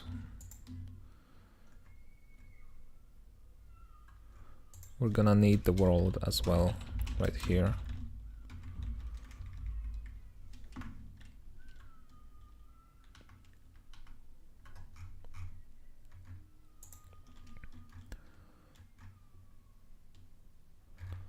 Okay.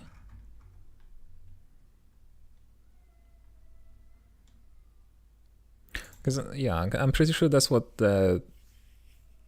rendering does, right? It also uses a separate world and just reuses it every single time. Okay, so we're gonna take this context, use it immediately here, I suppose, and put all of this. And now this should work, right? Okay, perfect. Almost. Still need the scene here.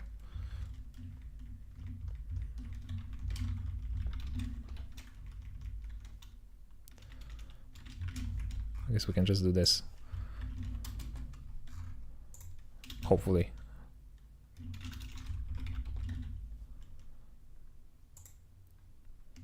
Okay. Okay, we also need this actually.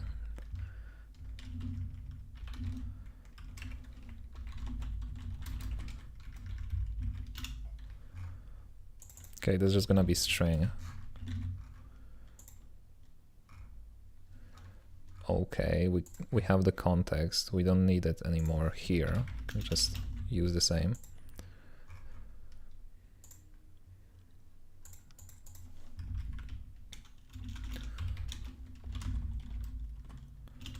And then we're just gonna access the world instead.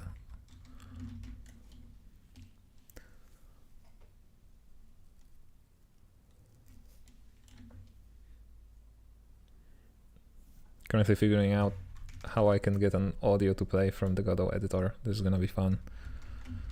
Yeah, I have no idea how we would do that, but it does sound fun. I wonder if Godot has like a some built-in way to like record, you know, the gameplay.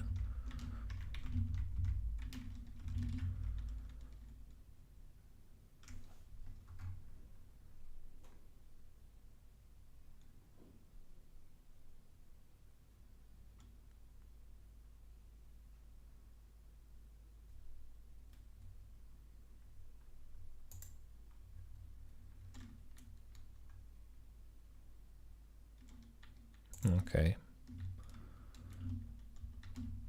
Don't do that to me.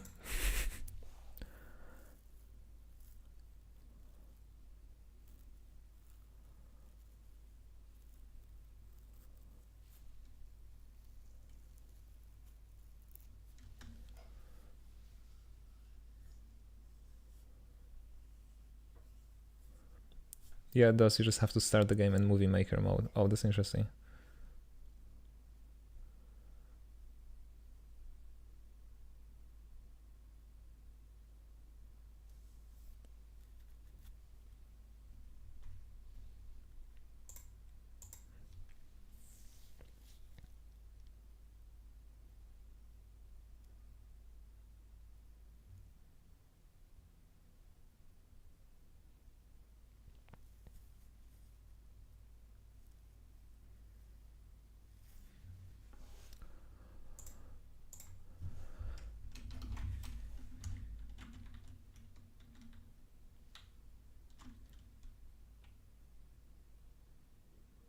For some reason, I stopped being able to chat in Firefox on two different devices. Interesting.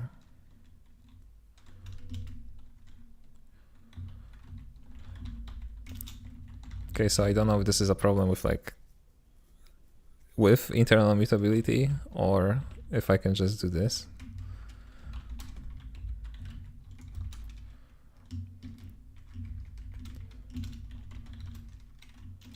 But I guess it is fixable, so that's not a problem, right? I cannot do that, right? Because that would violate. Unless. Yeah, no, that's impossible. But it's okay because we can just attach the systems directly to the world and let Bevy handle that.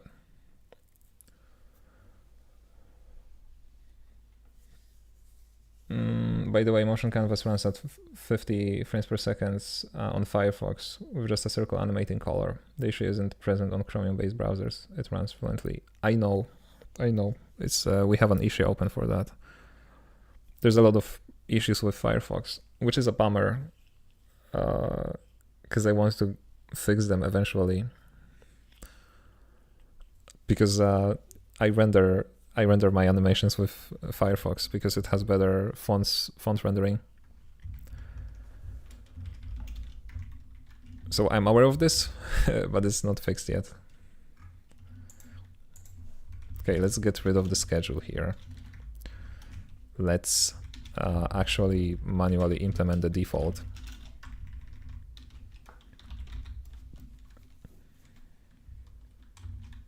The default trait for parser context.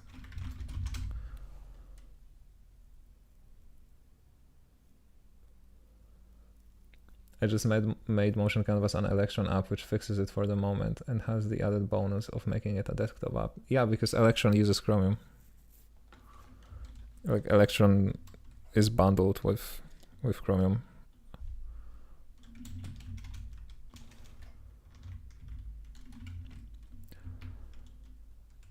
Okay, so the default is gonna be parser context.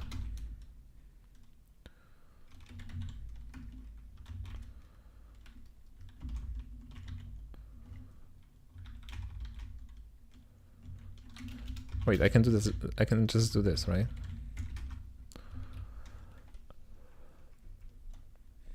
And okay, the world.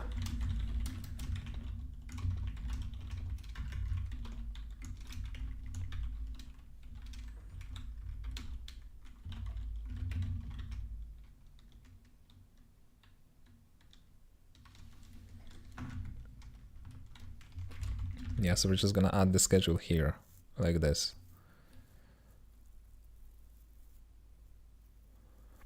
Specified schedule to the world. Yeah, okay. I do not remember how to do that.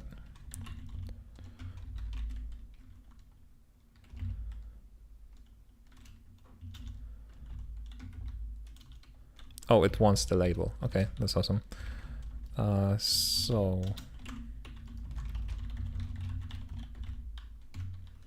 it doesn't even have to be public. No, it does have to be public. Never mind. I'm gonna derive schedule label.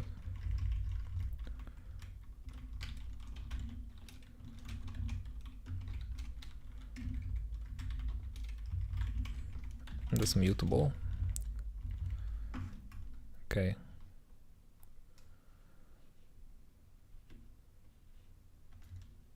Hash is not satisfied.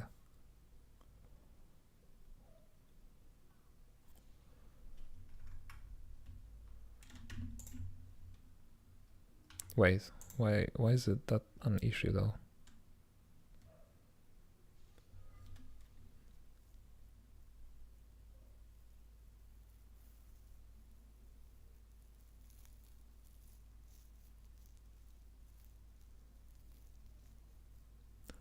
One of the strengths of Bevy's model, I think, is that it's not global, so that you can have multiple apps. That's true, that's valid.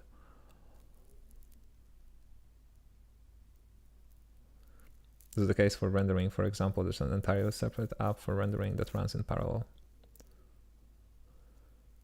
Do you need to derive hash? Yeah, but I don't remember doing that previously, but maybe that's true.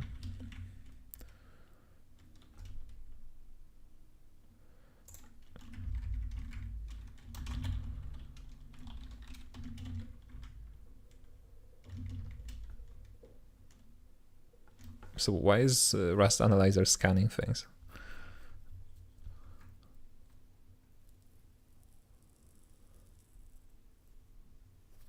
Okay. Equal.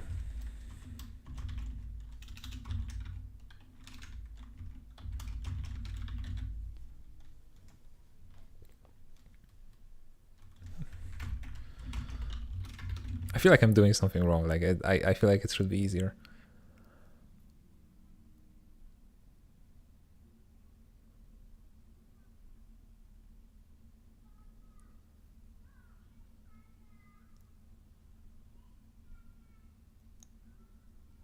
So yeah, you can have things registered globally, so we can make things automatic like that.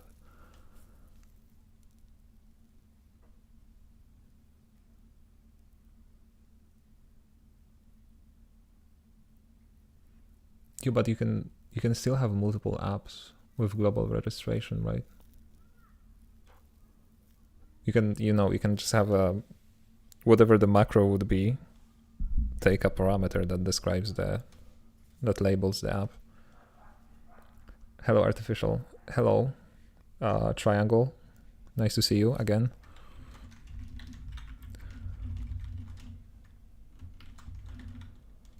Yeah, but I get your point. Like generally speaking, global state is not necessarily fun. Okay, so it works, but it doesn't feel, I don't know. Maybe it just is this way. This is gonna add the schedule, and I'm assuming it's gonna create the schedules resource, get resource or insert with. Okay.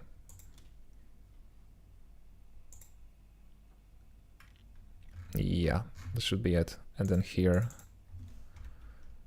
we're just gonna take the world.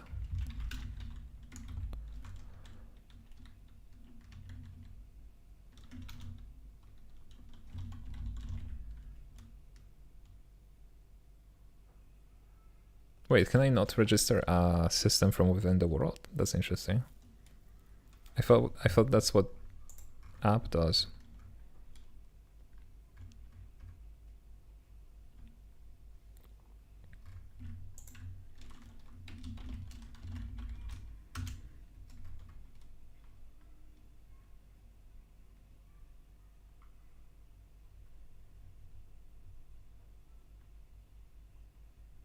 Okay, I guess it doesn't.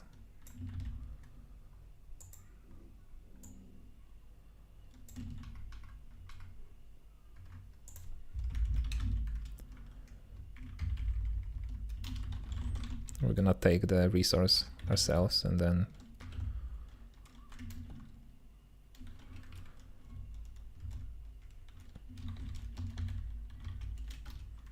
what? And then get mutable using the label. Okay.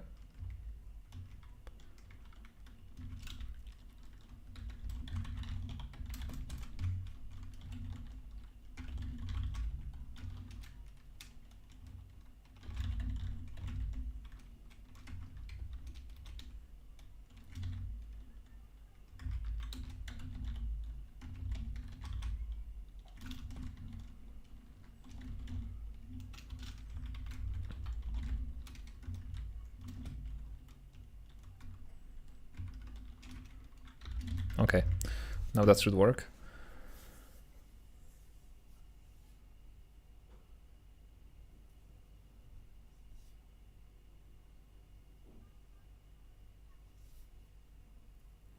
Probably something like link me makes more sense than state and procedural macros, because proc macros aren't executed at deterministic order. But I agree that being able to choose what to register and what not manually, and what to manually register.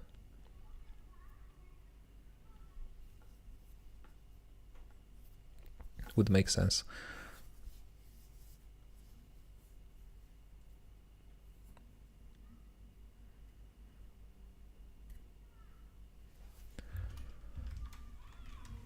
Yeah, like to me, sort of the one of the biggest annoyances of the current system is that the registration is like located in a different place than the system itself. And it does make sense because like, yeah, what if you want to reuse the system in multiple places, right? Or whatever. But it makes this, it makes it a bit difficult to understand what the system is doing, right? Because you need to go to the place of registration to, for example, see what the conditions are, right? Like, oh, this system is only gonna run in this specific state, for example. In order to understand that, you need to go from the system to the place of registration and read through that.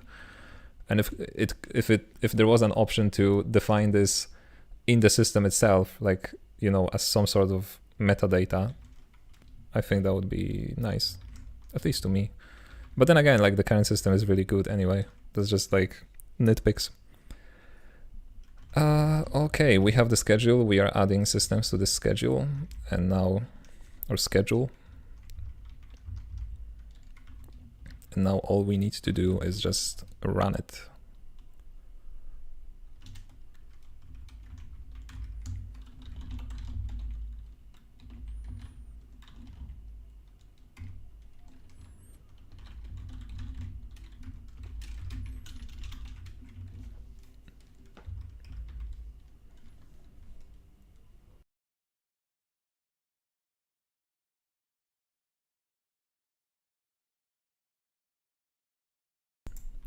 That's why I personally divide everything into plugins until it's small enough that it fits into a single file.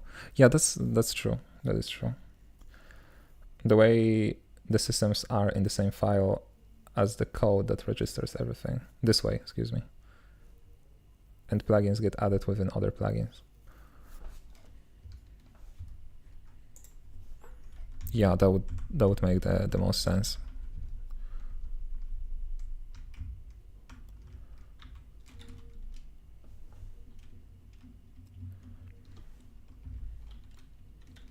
It's like my project is, you know, too small to sort of notice that. It's like I'm talking more about reading the source code of Bevy, right? Because that's usually where I find this a bit frustrating. It's like, oh, here's the system. Let's you know, go on an adventure to find where it's registered and how. This should work, hopefully. And that's not even fixing the, that's the best part. It's not even fixing the the problem that we have. It's just making sure that it works. Whenever, you know, Blender changes, what is here? The Blender file changes, excuse me. Cannot borrow context as immutable because it is also borrowed as mutable.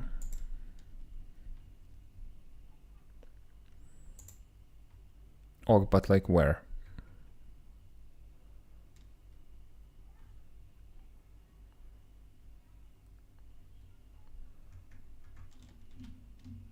Can I get the whole message or not? Wait, here it is, I guess. Immutable borrow occurs here. Immutable borrow later is in use.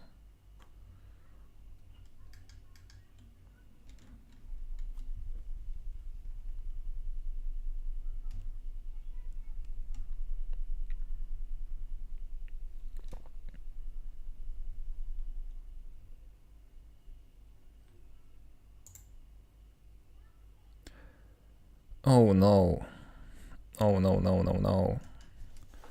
I love how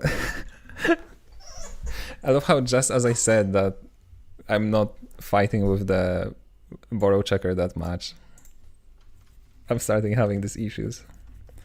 Okay, so the entity that we're trying to pass to this function was created using the world, which is part of our context. And then we're trying to get the parsers from our context, which is not going well.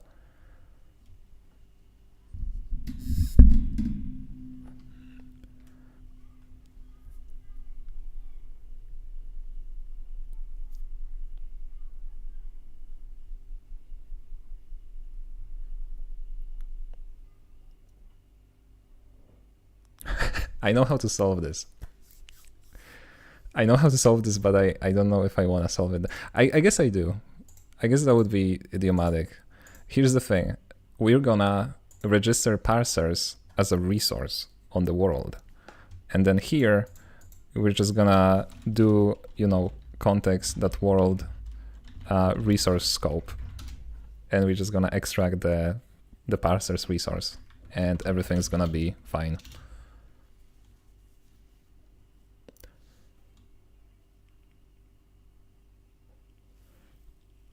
I think I'm gonna head out, defend democracy and Super Earth for a bit. Okay.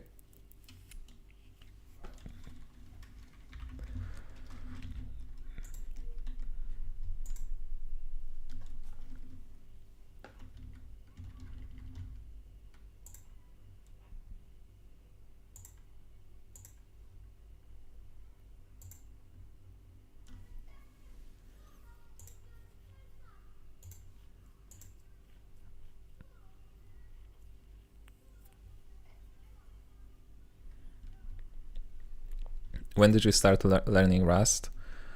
I tried to learn Rust approximately 4 years ago. I went through 1/3 of the Rust programming book, and then I stopped. I don't remember why. Fast forward to, I don't know, 2 months ago. I did a little project in Bevy. It was actually it was more than 2 months ago. That was last year. And it's already April. So yeah, last year I did a little project with Bevy, and now I'm properly trying to learn it I've been trying to learn it for the past 5 weeks, 6 weeks maybe.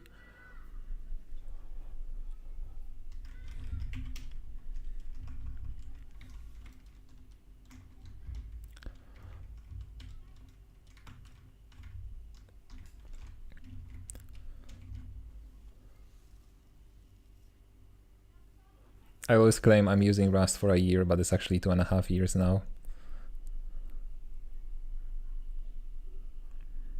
Nah, cool. Is the GameDev your full-time? No, I'm a full-time YouTuber.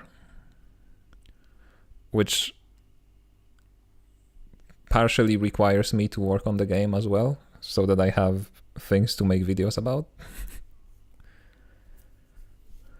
But if I were to label myself, I'm making money by making YouTube videos.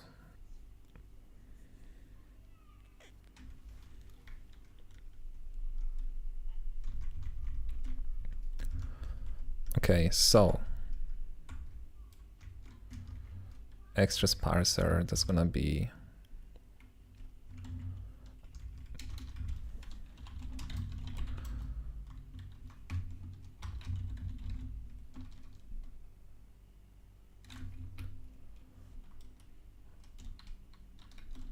just call it parsers, whatever. There's gonna be a component, a resource, maybe default. We no longer need this and this.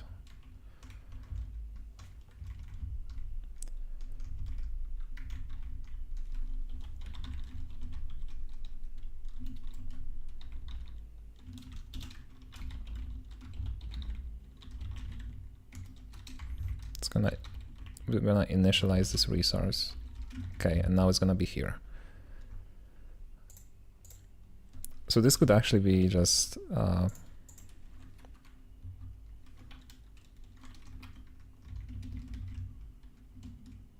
guess we could just get rid of it entirely. No, actually not. Let's call it parser world.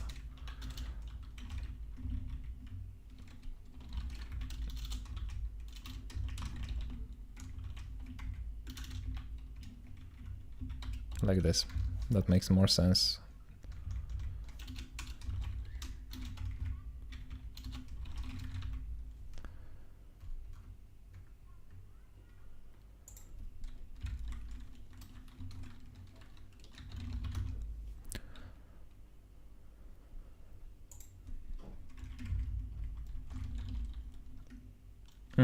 Can I implement the referencing or derive the referencing on this?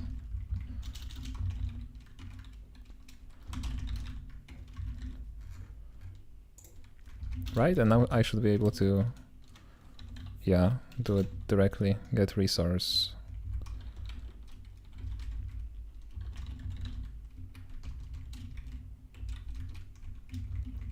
I guess it's mutable.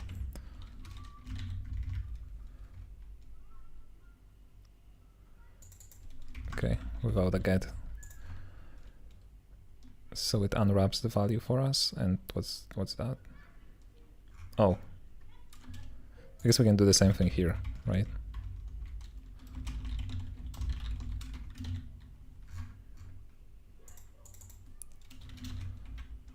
It's just gonna be context, and we can change its name to world as well. Okay. Looks legit.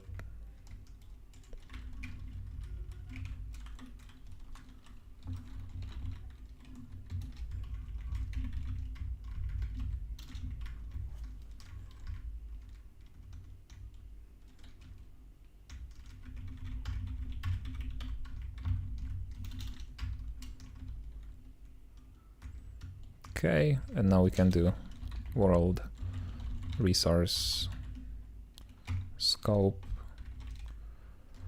What do you take? World and then mutable resource.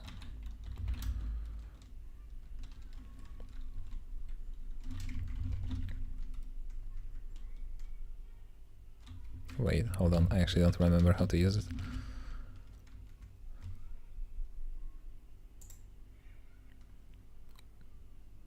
Oh, it's just mutable type, okay. It's mutable type and that's mutable, okay. But we don't want to mutate that. Anyway.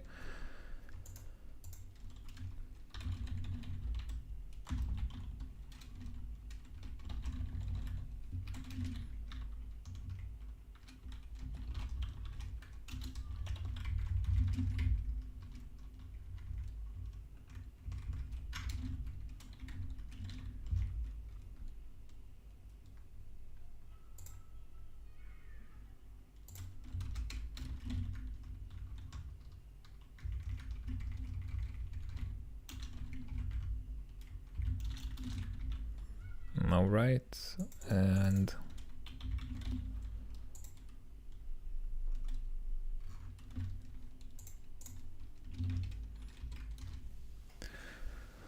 let us see.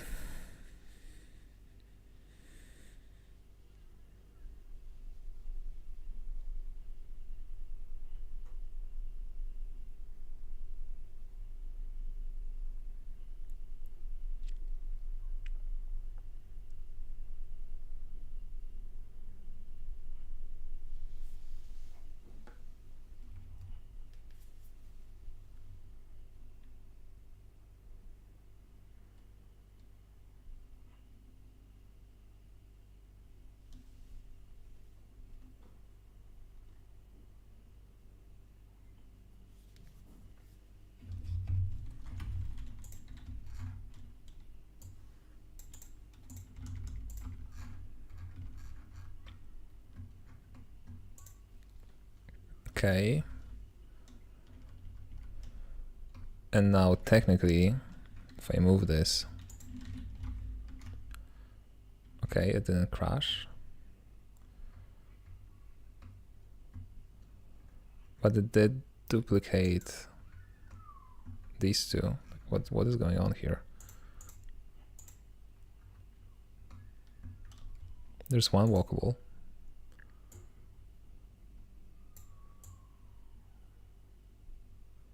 Yeah, there's like two walkables. Interesting.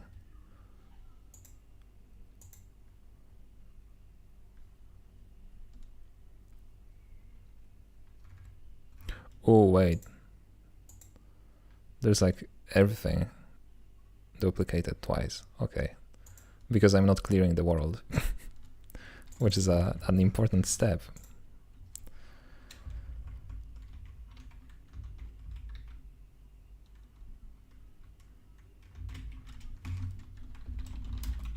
So this is gonna be wrong, and now we need to find a way to despawn everything.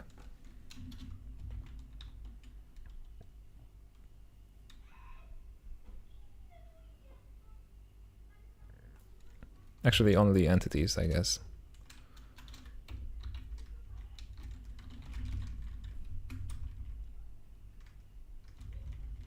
Can I run it here? Okay.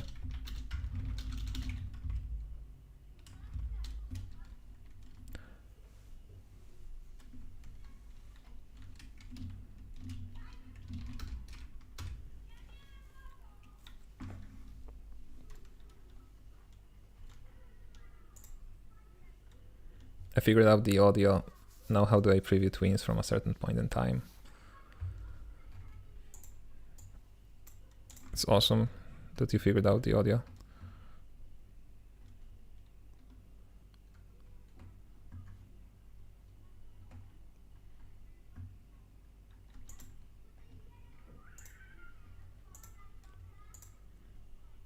Okay, so things are still duplicated.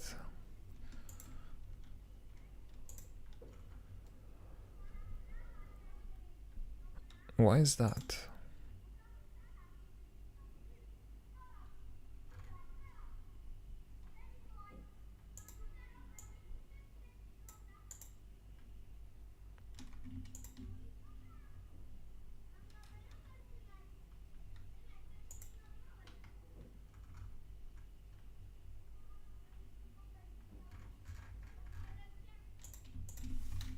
Let's remove that and try.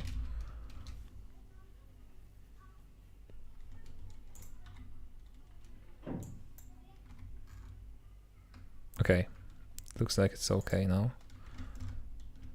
So now if we change this and save it. Okay, all right.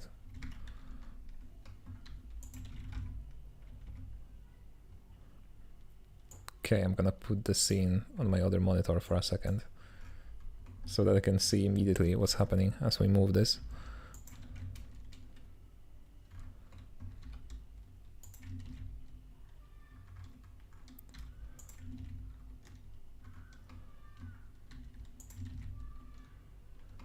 Okay, so it is a bit difficult to see what's going on.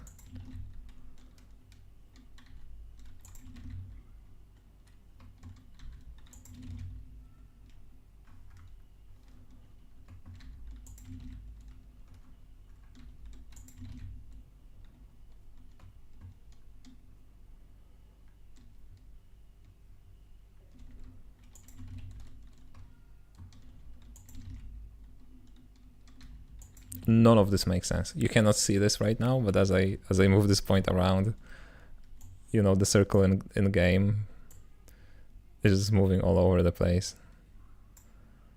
I don't know if I can show you that. No, I don't think we don't have enough screen real estate to show that.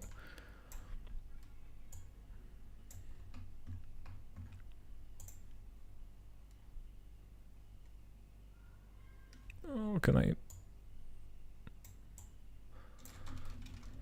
Yeah, so now this point is like on the bottom. When I move it here, you can see that it moved like all over. All the way to the other side. And it just does not make sense.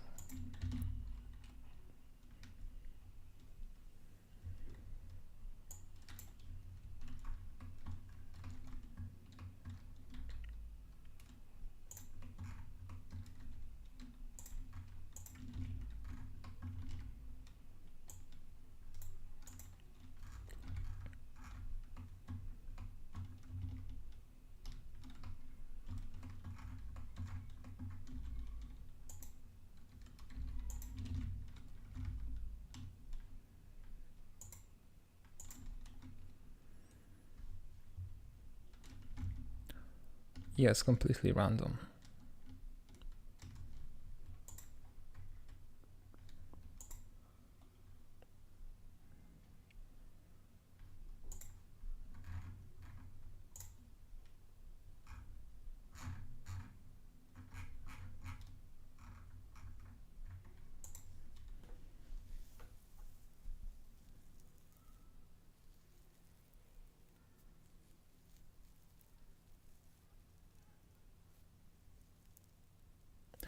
Hold on a second. No, that wouldn't be it.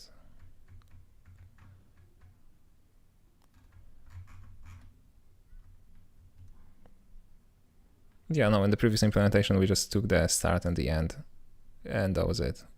We just inserted it as the range. Okay, I see. So it is the fault of this function. Turns out, because we are evaluating each segment individually. So this t that we get here, it's a range of this specific segment and not of the entire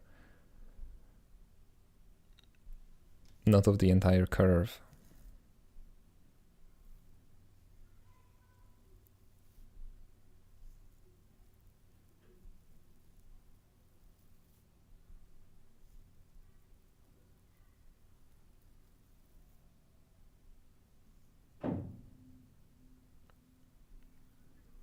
Now that's a problem, because I don't know how to fix that.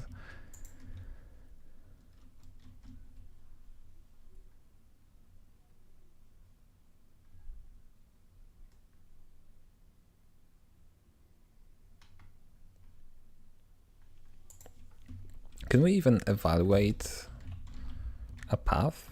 Is that a thing that we can do? No. So how do walkables actually work?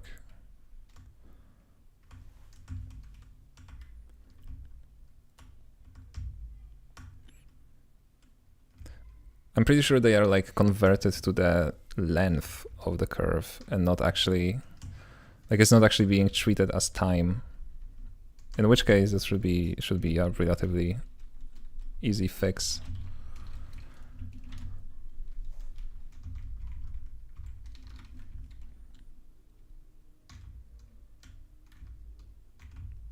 Yeah, it's segments in range. Yes, so we just take the time and we multiply it by the arc length.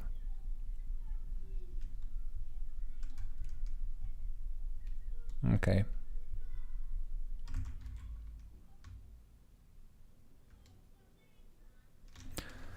Right, so we need to do the same thing in our new function.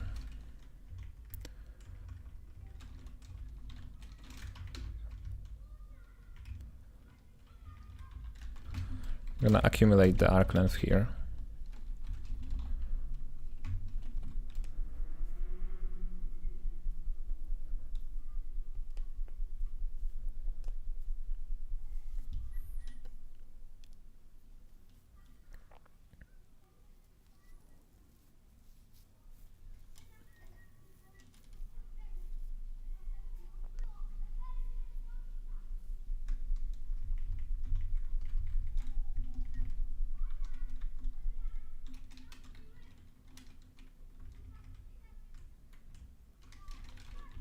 Starting at 0, 0, I suppose.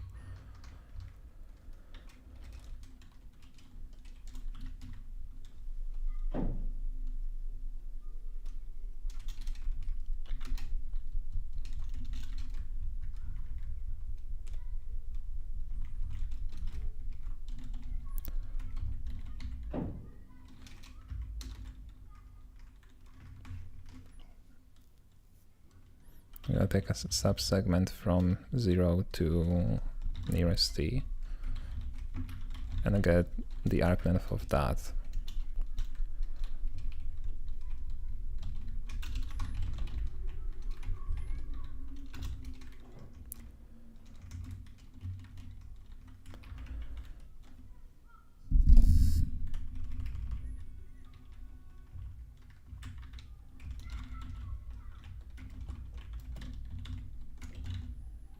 Here we're gonna just accumulate the entire arc length, because we want this to be equal to the entirety of the length.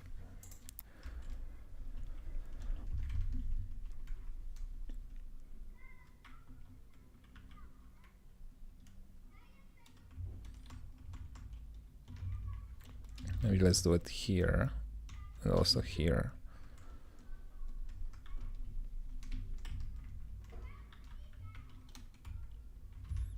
And then t is gonna be actually arc length plus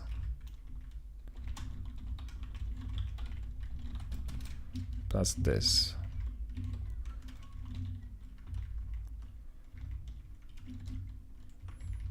Okay, and then we're gonna return t divided by arc length.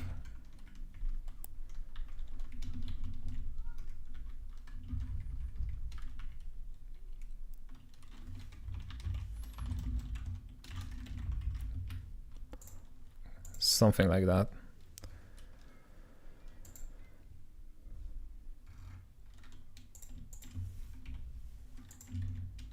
So this could probably be simplified further. Because right now we're doing this weird conversion from like 0 to 1 range to the arc length range, and then we go back. But then the walkable itself reverses that.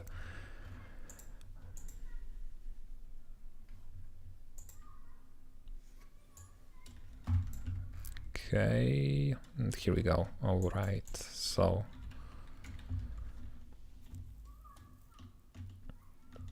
here's the walkable. And now if I just go here, I mean, it's not perfect, like this position is a bit off. Let's see if I move it like here. It does move, it's just not.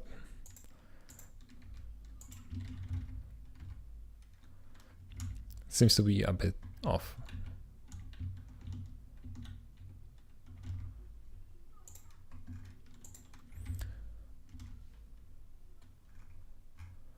Oh, but maybe it's because of this. Let's revert back to the transformed positions.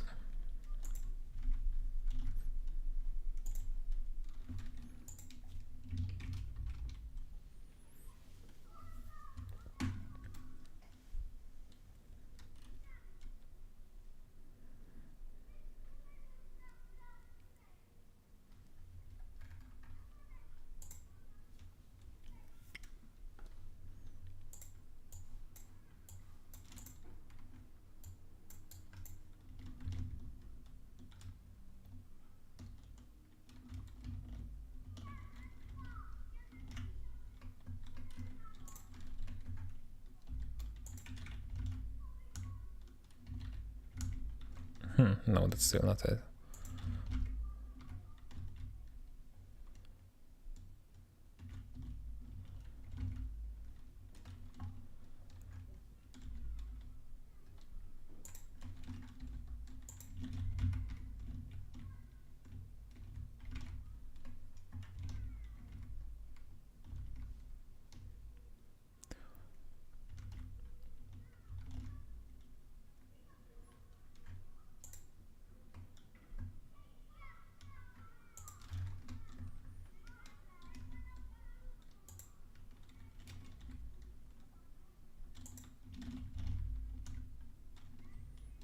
I mean, I guess it mostly works.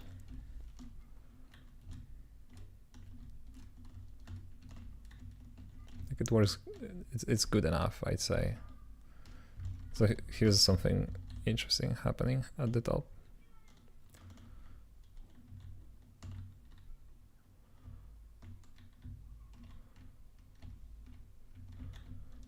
Probably gonna have to fix that.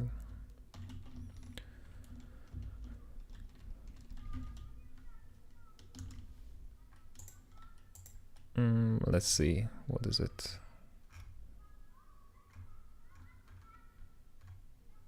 There is no walkables here, okay. Walkable.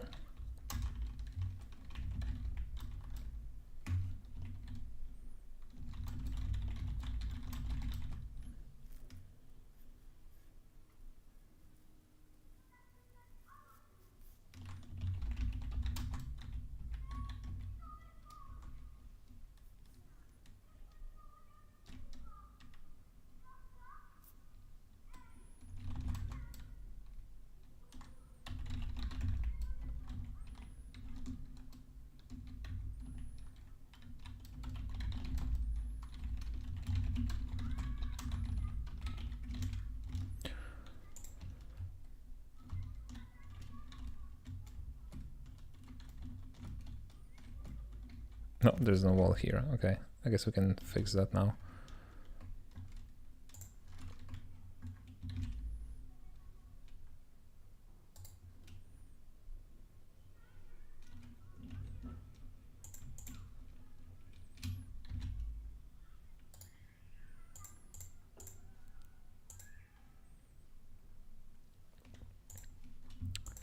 Let's move it here.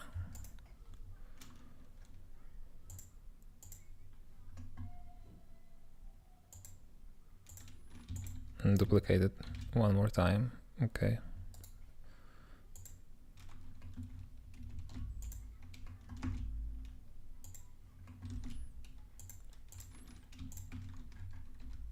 So the first walkable is gonna be somewhere here, if I remember correctly. Something like this.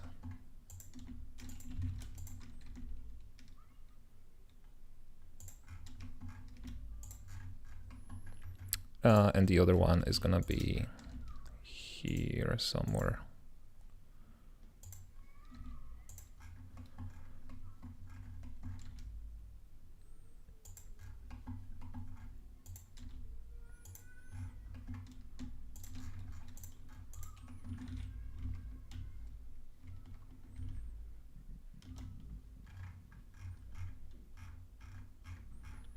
Why did we crash?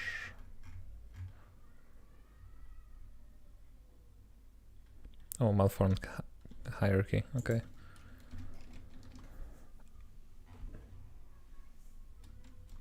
I mean, recreating simple stuff from motion canvas doesn't sound that hard. What I'm stuck on is figuring out how I can preview after the very start of the animation, because then I'd need to find out the starting time for each and every tween, and I have no idea how to do this. Yeah, I'm not sure either.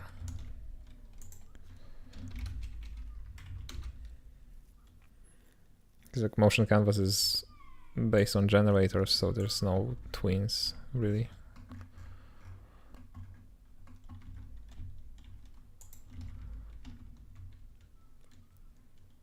Okay, can walk on the ceiling.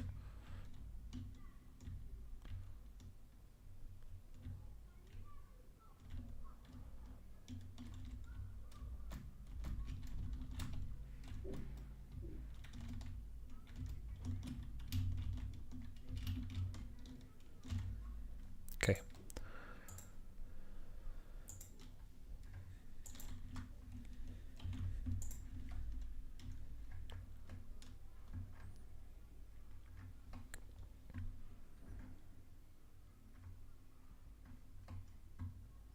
Yeah, I would like to try to get rid of one of these though.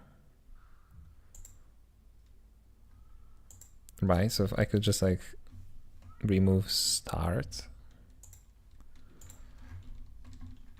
and then move the walkable like here and then move the start like somewhere here.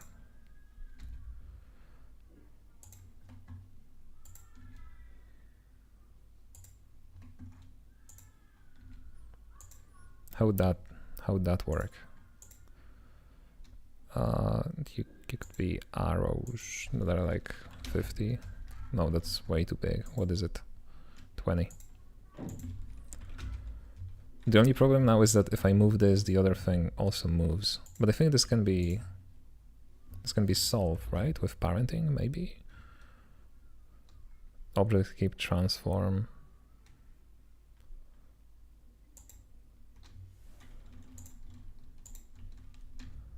No.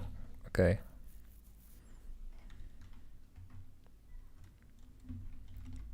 I'm gonna Google this, actually.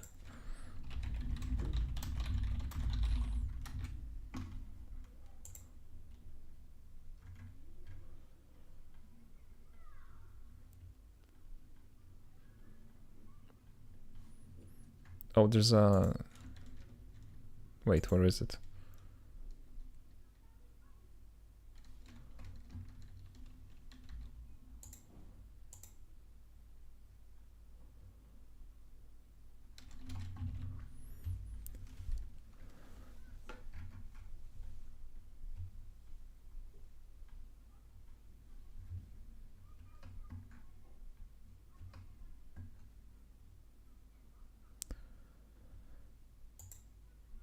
I found some forum posts talking about this, but I feel like it's older than what I have here. Because they're talking about an option dropdown, which I don't see.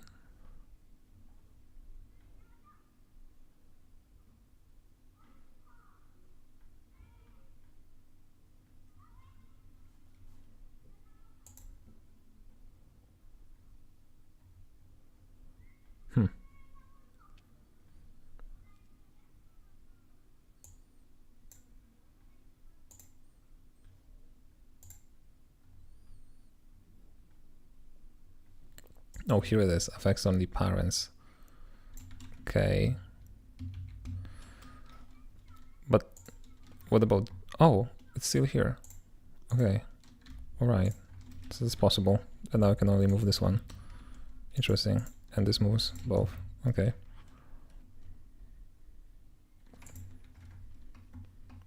Yeah, I would switch to that.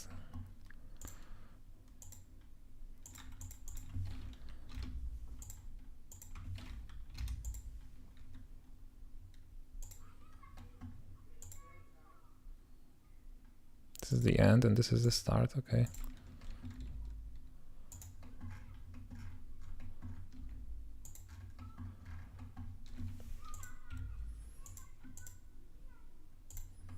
And here, this is the start, okay. Like this, all right. Let's get rid of start. And let's fix the importer to actually support this. So local start is gonna be, yeah, first of all, we only have one child now.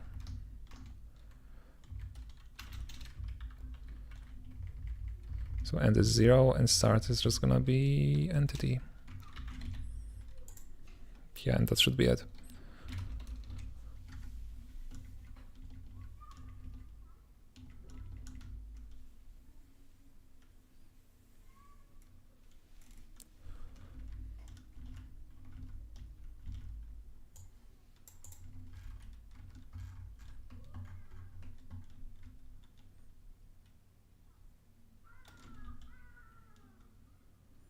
Okay, they look they look okay.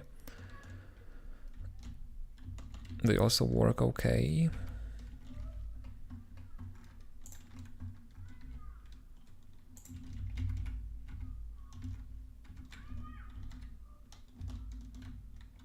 Okay.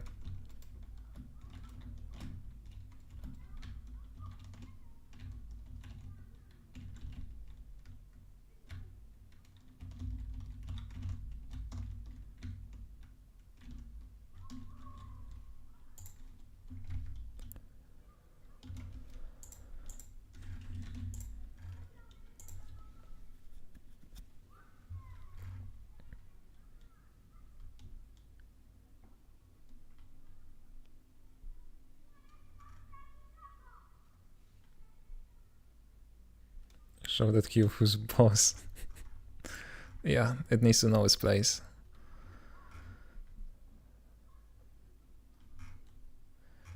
Okay, so maybe I can quickly get rid of this unnecessary division here.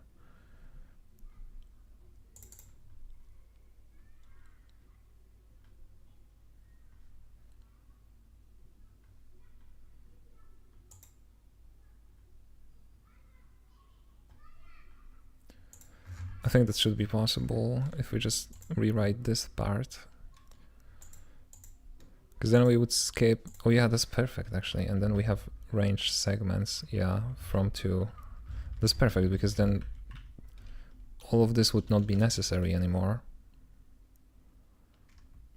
We'll just pass the range as is. Or maybe not. Okay.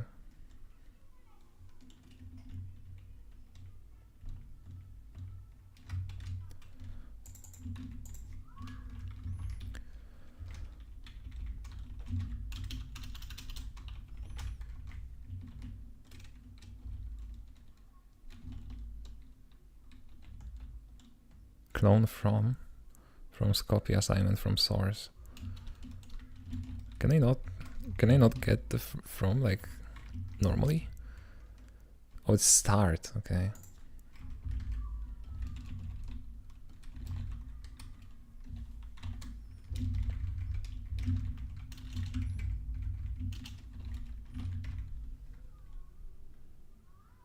And that's end, okay. Did you end up solving the accumulated forces issue where you were going back and forth between inserting velocity and external impulse? No. I mean, yeah, but it's a temporary fix. Right now, I don't know if you were there, because I'm not sure, you know, which problem exactly you're referring to. But the current way it works, and hold on, let me find this. Was it a cube? No, it's custom gravity. Yeah, I have a fix me here. I'm just running update custom gravity in fixed first. So that's the current solution, which means that the forces are flashed after this stage, and then the next stage, you know, operates on the new velocity. So this is how they are accumulated right now. But I'm still looking for a better solution. And by looking, I mean I haven't thought about this yet. Okay, let's put this nasty conversion in here for now. Let's see, what will it break? Oh no, nothing actually. Everything's gonna work correctly. That's the worst part. I'm gonna have to manually figure out what's gonna break. Because technically it's exactly the same type. It's just that the values are different. Okay, so the walkable range, that should be easy. We just don't divide by this. We still need to accumulate it though.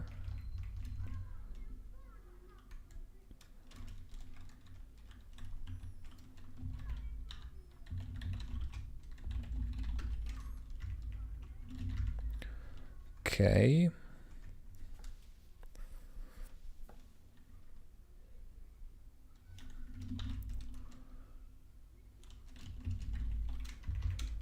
Then where else is it used? Inside of a tunnel, okay.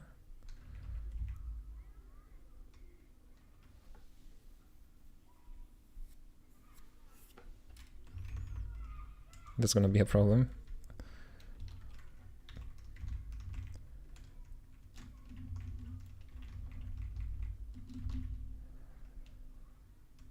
Oh, so, okay, both of these should work.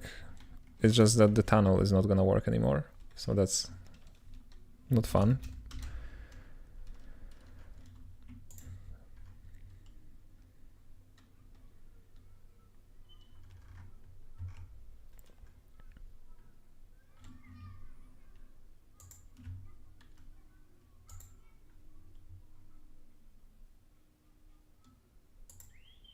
Wait, but why is the tunnel using it this?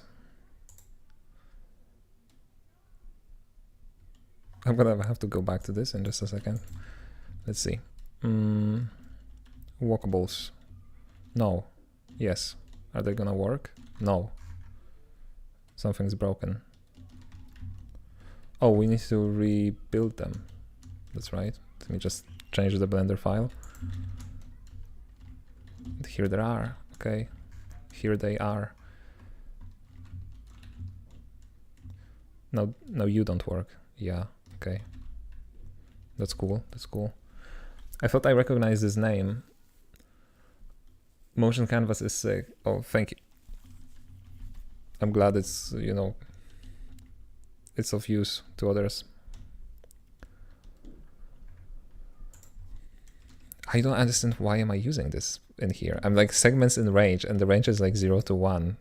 So it's basically all segments, right? But maybe I'm just silly. Maybe there was a reason.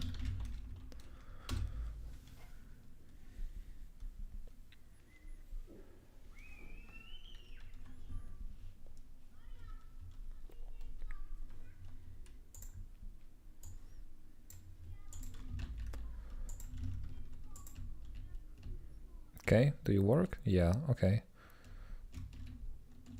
So this is just, I feel like that's just a severe case of copy pasting. I just copy pasted this code from like the other function and never bothered to change it, I guess. Hi, cool to see some Bevy streaming. Nice work. I struggle a lot in how to structure a proper game with ECS. Hi, welcome to the stream. Sorry to hear that. I'm also new, so like, you know, I wish I could like offer some advice, but I'm still figuring these things out as well. Yeah, it's definitely quite a paradigm shift, especially when you're like me, for example, because I used to make games in Unity before that.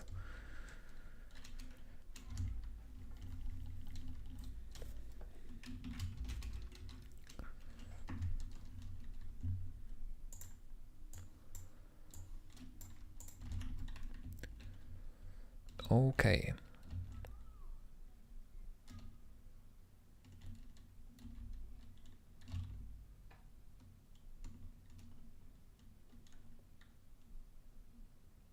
Yeah, no, everything works.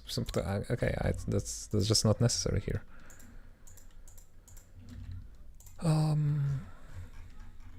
Guess it's time to comment all these changes.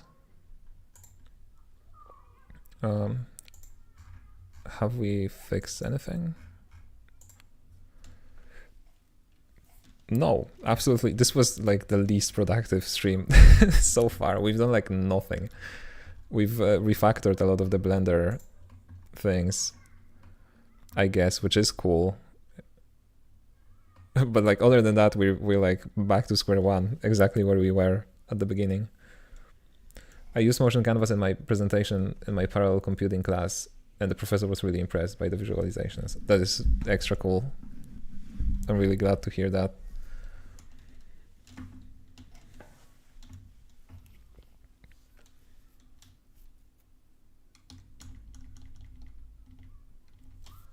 We still have some work to do when it comes to the presentation mode. But this is one of these things that I was like kind of surprised with, because I did not expect people to use that for presentations. And then somebody like opened an issue, and quite a lot of people like that.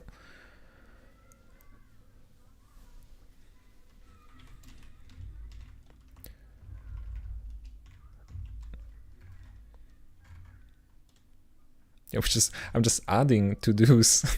I'm not fixing anything. Since you're Portal inspired, will there be portals? Don't tempt me. No, I feel like that would be too obvious, right? And that would be too in the face.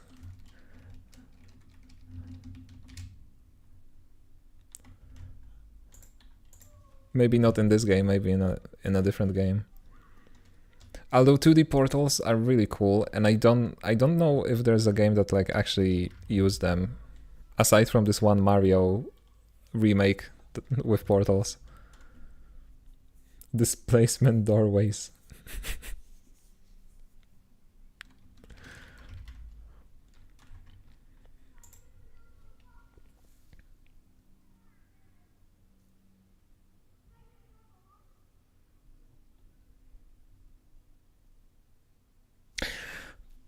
You're making me think about this. I hate that. I mean, it wouldn't be difficult to implement, especially in 2D, especially with spherical collider. Like, guys at Valve have to handle like a lot of problems because the FPS collider is like a capsule, right? And you end up like being rotated in a different way when you exit the portal. But in this game, the collider is a sphere, which makes it like 10 times easier. My school only allows usage of iPads, so I couldn't present with motion canvas even if I wanted.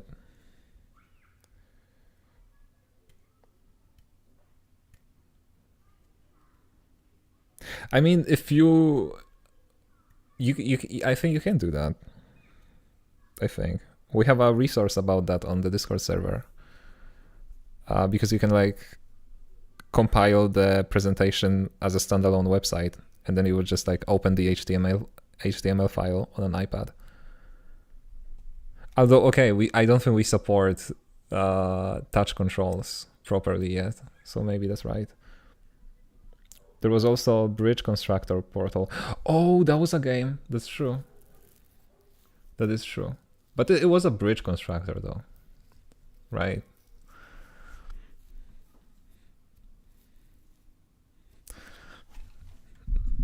Okay.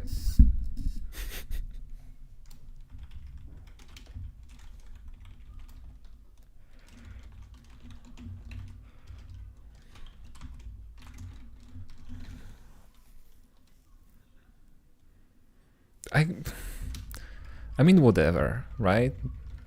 What are they gonna do? Sue me? I'm gonna get extradited to America? This is gonna be nice trip, I guess. I vaguely remember a 2D Portal game that was good. I tried to find it. Okay, that's interesting.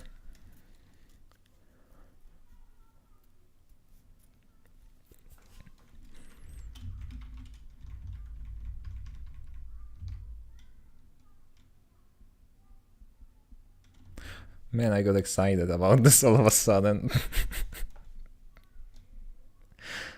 Okay. How do you run NeoVim on Windows? WSL, NeoVide, or something else? Don't ask me why I need it. I just installed it. What are you talking about? Hold on. I'm not using WSL. Give me a second. Yeah, there's this thing, right? I went here, Windows, and it downloaded something. Like an MSI installer, I don't know. Oh, you can see that, hold on. There's a download file. And I just ran it, and now I have NeoVim.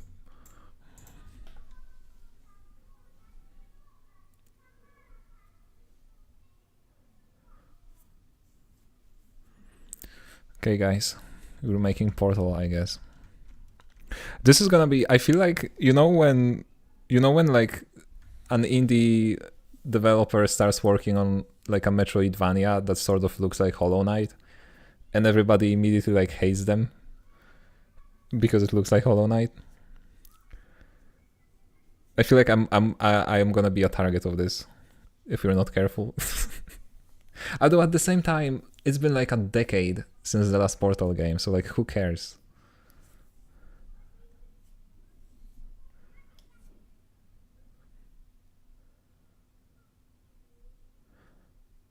And it's so funny because hold on, I'm gonna run the game.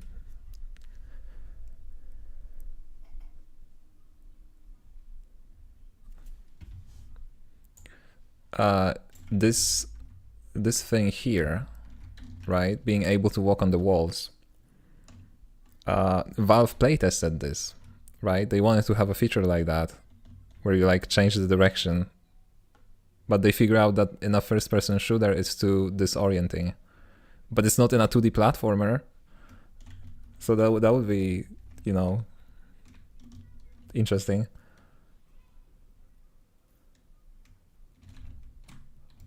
Oh yeah, adhesion gel. Yeah, I think that was it.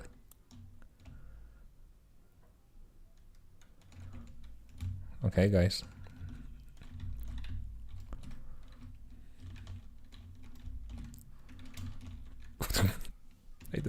I forgot to catch myself on this.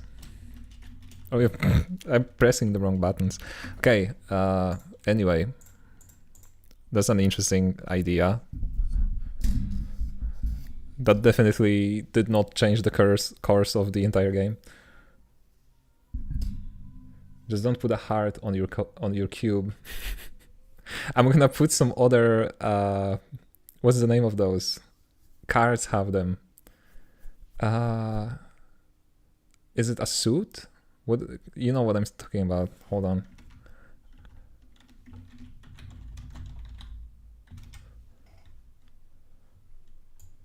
Oh, yeah. I'm gonna put this, whatever the name of this is. This is a spade, right? This is a heart. What is this? Or this? I don't know the names for these. Easter eggs? What do you mean Easter eggs? Clover, clover. Okay, that's a clover. And claps. Okay. Diamond. So they have like multiple names. Diamond, not clover. Okay, hold on.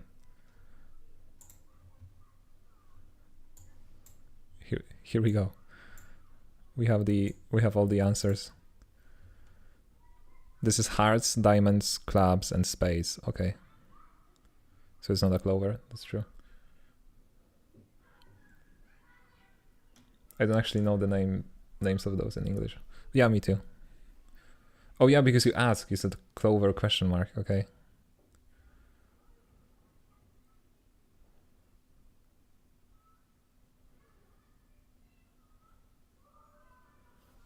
Okay, that was educational. Astortion becoming a card game. Totally.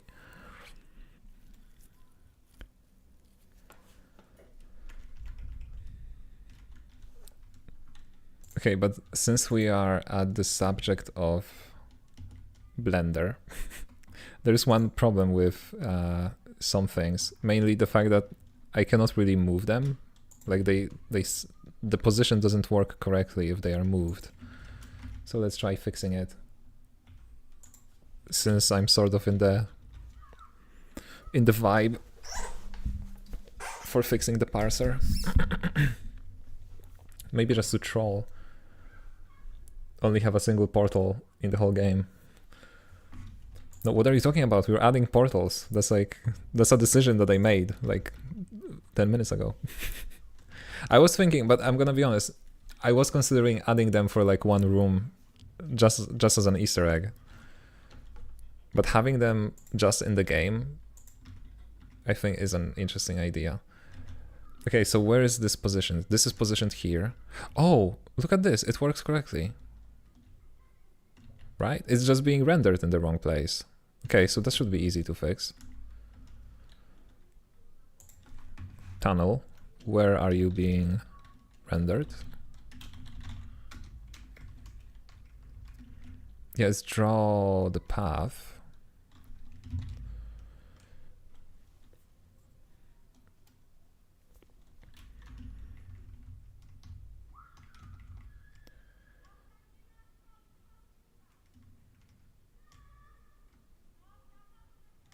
So I guess all we really need here is like a global transform, right?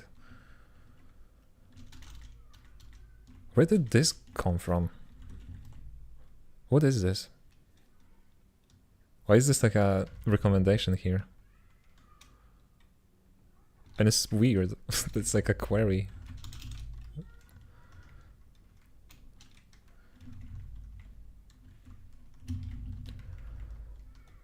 Yeah, and then we just transform these points, I suppose.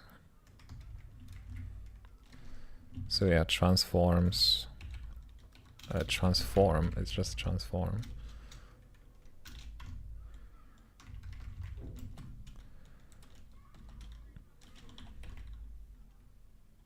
Multiply transform? No. Point. Transform point. Exactly. Okay.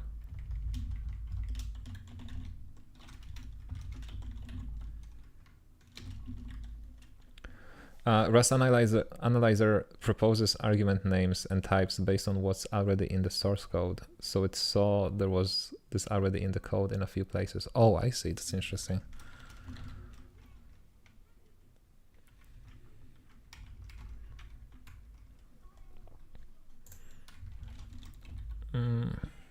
Is there like transform points to the... That would be cool. I guess not. Let's extend this with 0 and then truncate it back. I mean, I guess we can just use line, right? Is there an equivalent for like line? Yeah. It's gonna save us some truncating.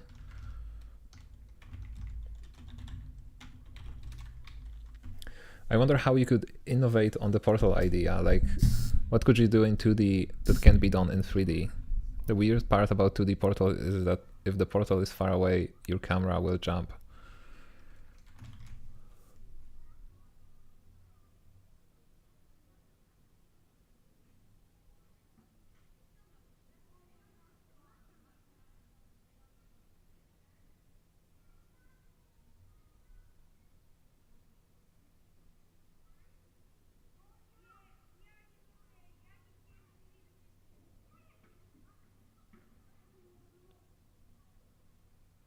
I think you could transition smoothly. I can sort of imagine it.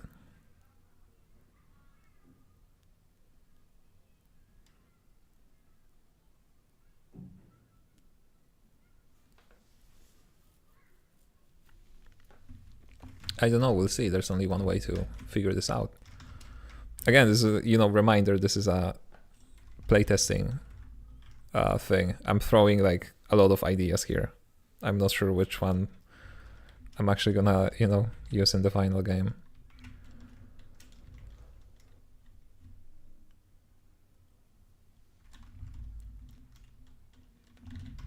Okay, so this is gonna be a line, and then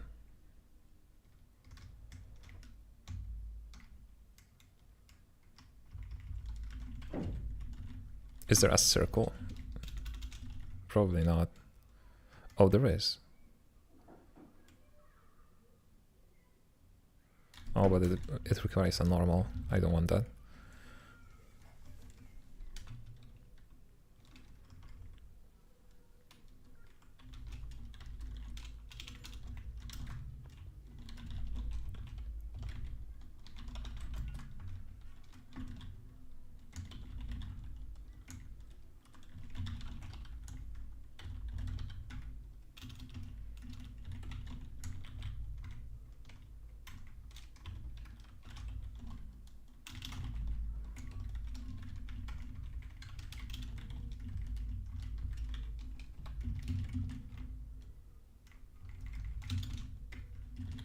Okay.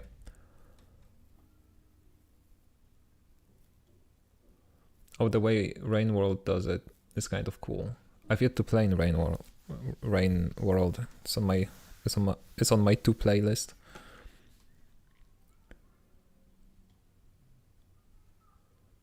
That's also true of 3D portals too, though. The camera has to jump at one point. Yeah, but it looks seamless, right? Because you see the other side through the portal, and in 2D you wouldn't be able to do that.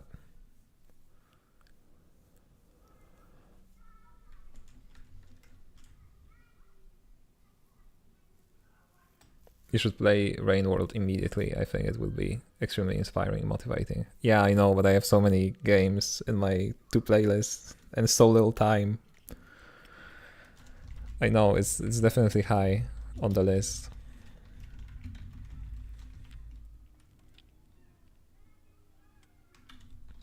Okay, where is this being called then? Let's see. Let us see. Here. For walkables. Okay, so we're just gonna yoink the global transform here. Not mutable.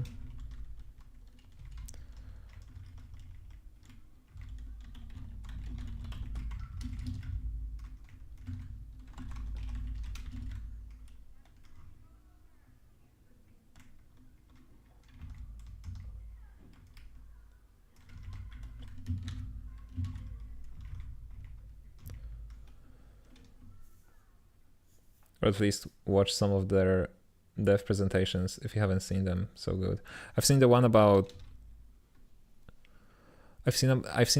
like physics based Oh, but what was that? I don't remember. It was some sort of an enemy, like octopus-like enemy, with like inverse kinematics and stuff. Yeah, but it's been a while since I watched that. Okay, this is curve points. And also global transform right here.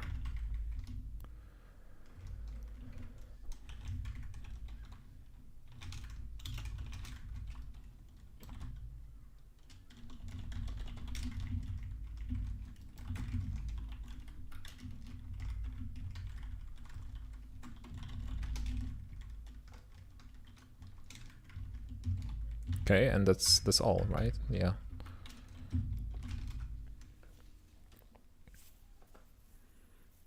Sorry, I feel that I'm distracting you. I'll let you cook. No, it's okay.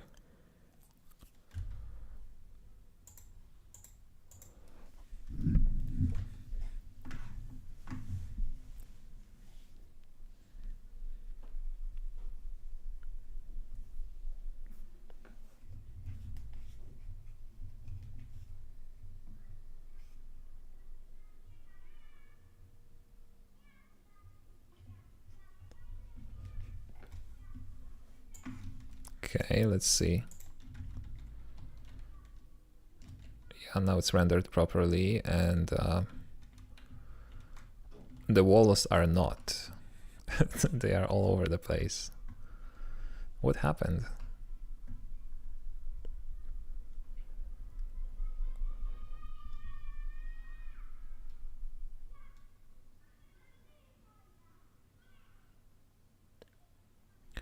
What's interesting is that like they seem to be scaled, right? Like this one should be here, but it's going in this direction.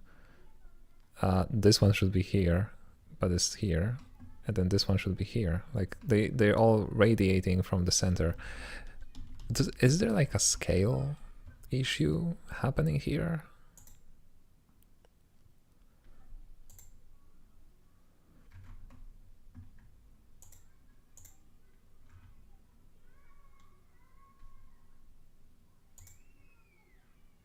No, they all have a scale of 1.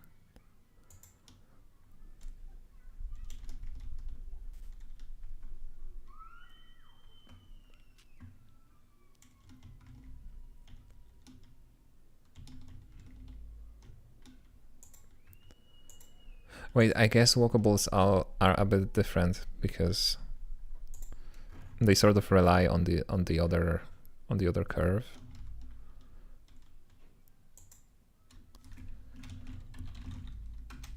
Let's see. Yeah, so we take the walkable. Yeah, and then the curves are here. We should take the transform from here. Because we're not interested in the position of the walkable object itself, but rather the entire curve, because that's where the curve is.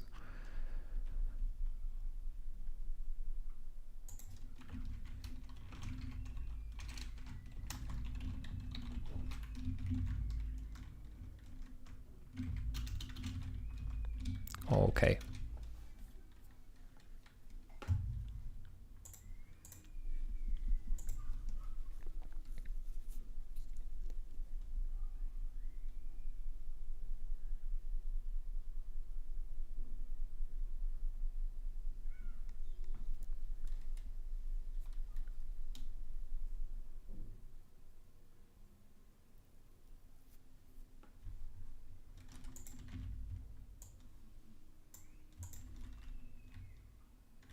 Okay, now they are rendered correctly.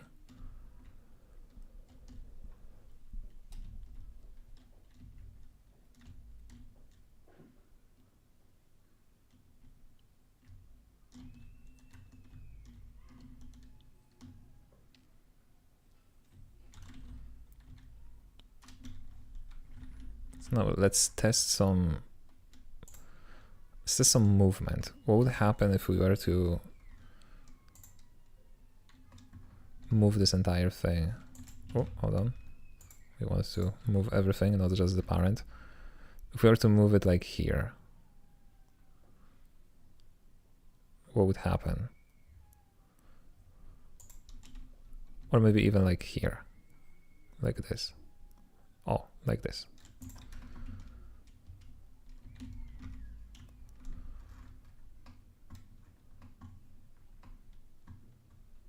So everything is rendered correctly.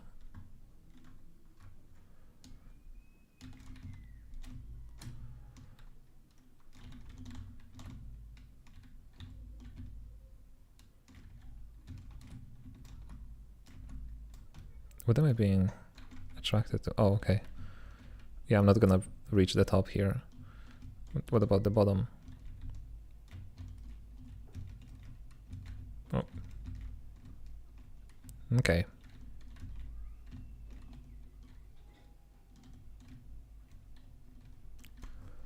So everything seems to work perfectly fine.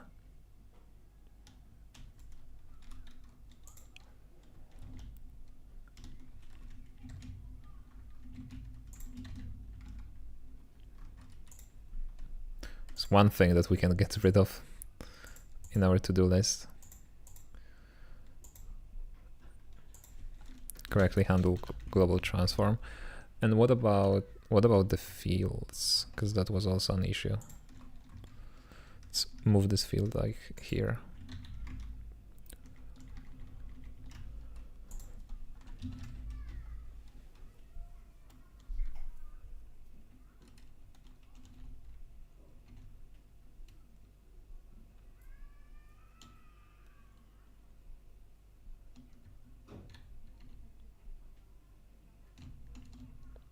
Okay, it's also fine. I guess it has to be because it's just oh, you're not seeing it. Sorry. I guess it's just an object with a collider. So there is no custom handling that we are doing. Okay, so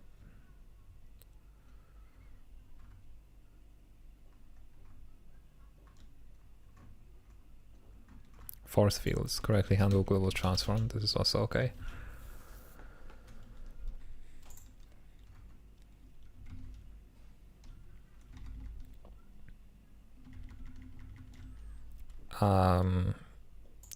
Restrict the interactable distance. We can do that pretty easily.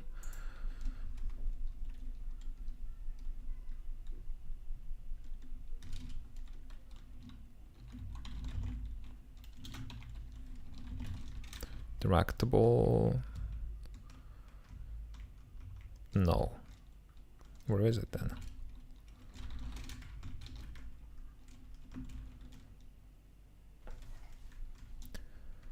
Closest launch pad. Interactables iterate. Closest interactable. Okay.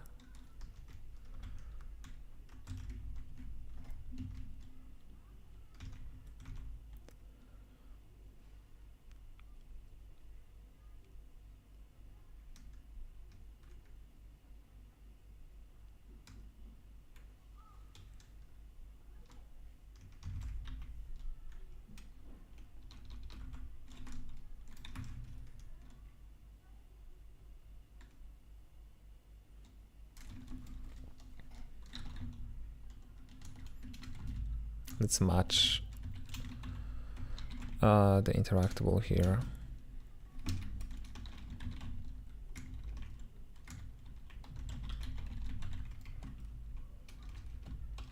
Can I return from within a macro? I think so.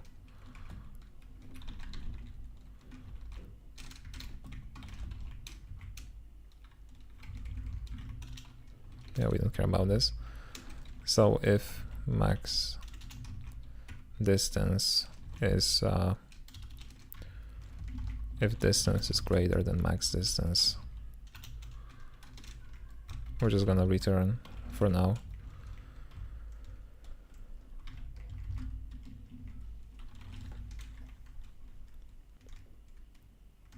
No.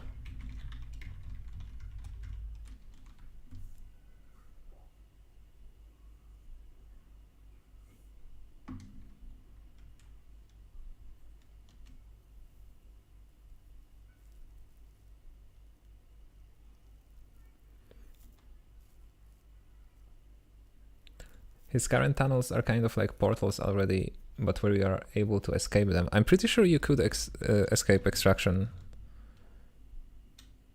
Oh wait, you're talking about portals. All right, never mind. Because the tunnels are basically extraction tunnels from Portal, right? Except they can go in like twisted ways.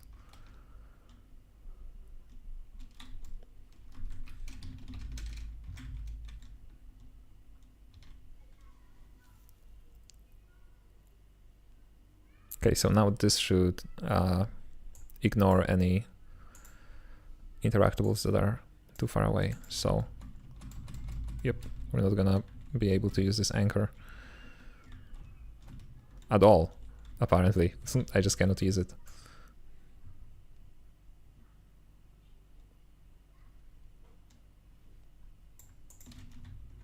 That's interesting. Can I use other things? No, nothing works. I think I ran the wrong command. Let me retry. No, nothing is working.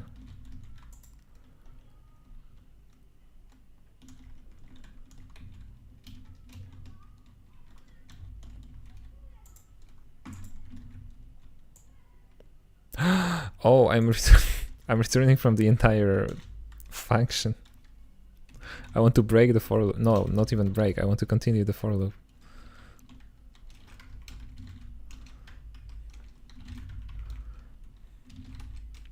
Yeah, I'm a programmer. It's whatever. Just that there is a matches macro. I know. But we're gonna be handling other things as well, right? Because the hook will probably have a max distance and kinesis also. Presumably all of them are gonna be handled in the same way. So we'll see. But that's true, this could be just matches.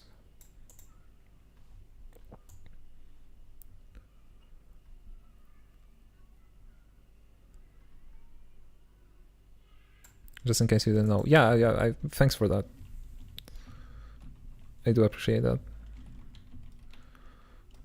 Because I didn't know that actually. Somebody told me that like three streams ago. Okay, now I can use it. And now I'm not necessarily too far away, but here I am too far away. Oh yeah, but I get attached to the hook here, despite the fact that it's on like the opposite side.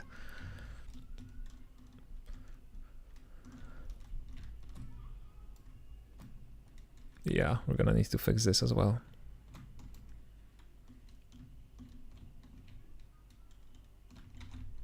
Let's take the cube with us.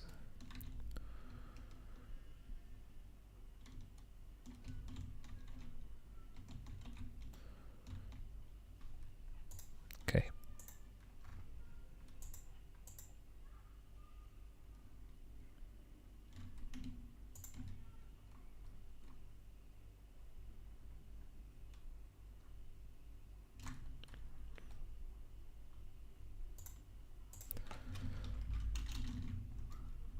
We can get rid of this.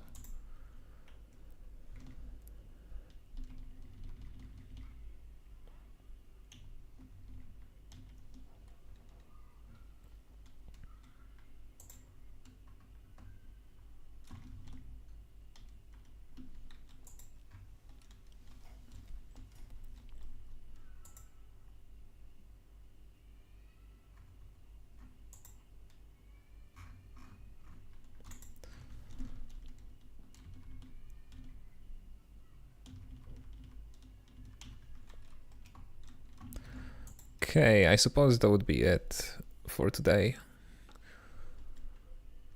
Because I'm slowly running out of juice.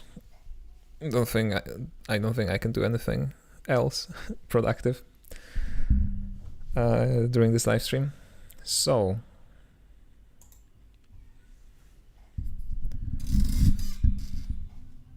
I'm gonna slowly finish. Thank you all so much for, tuning in. I will be streaming tomorrow, probably.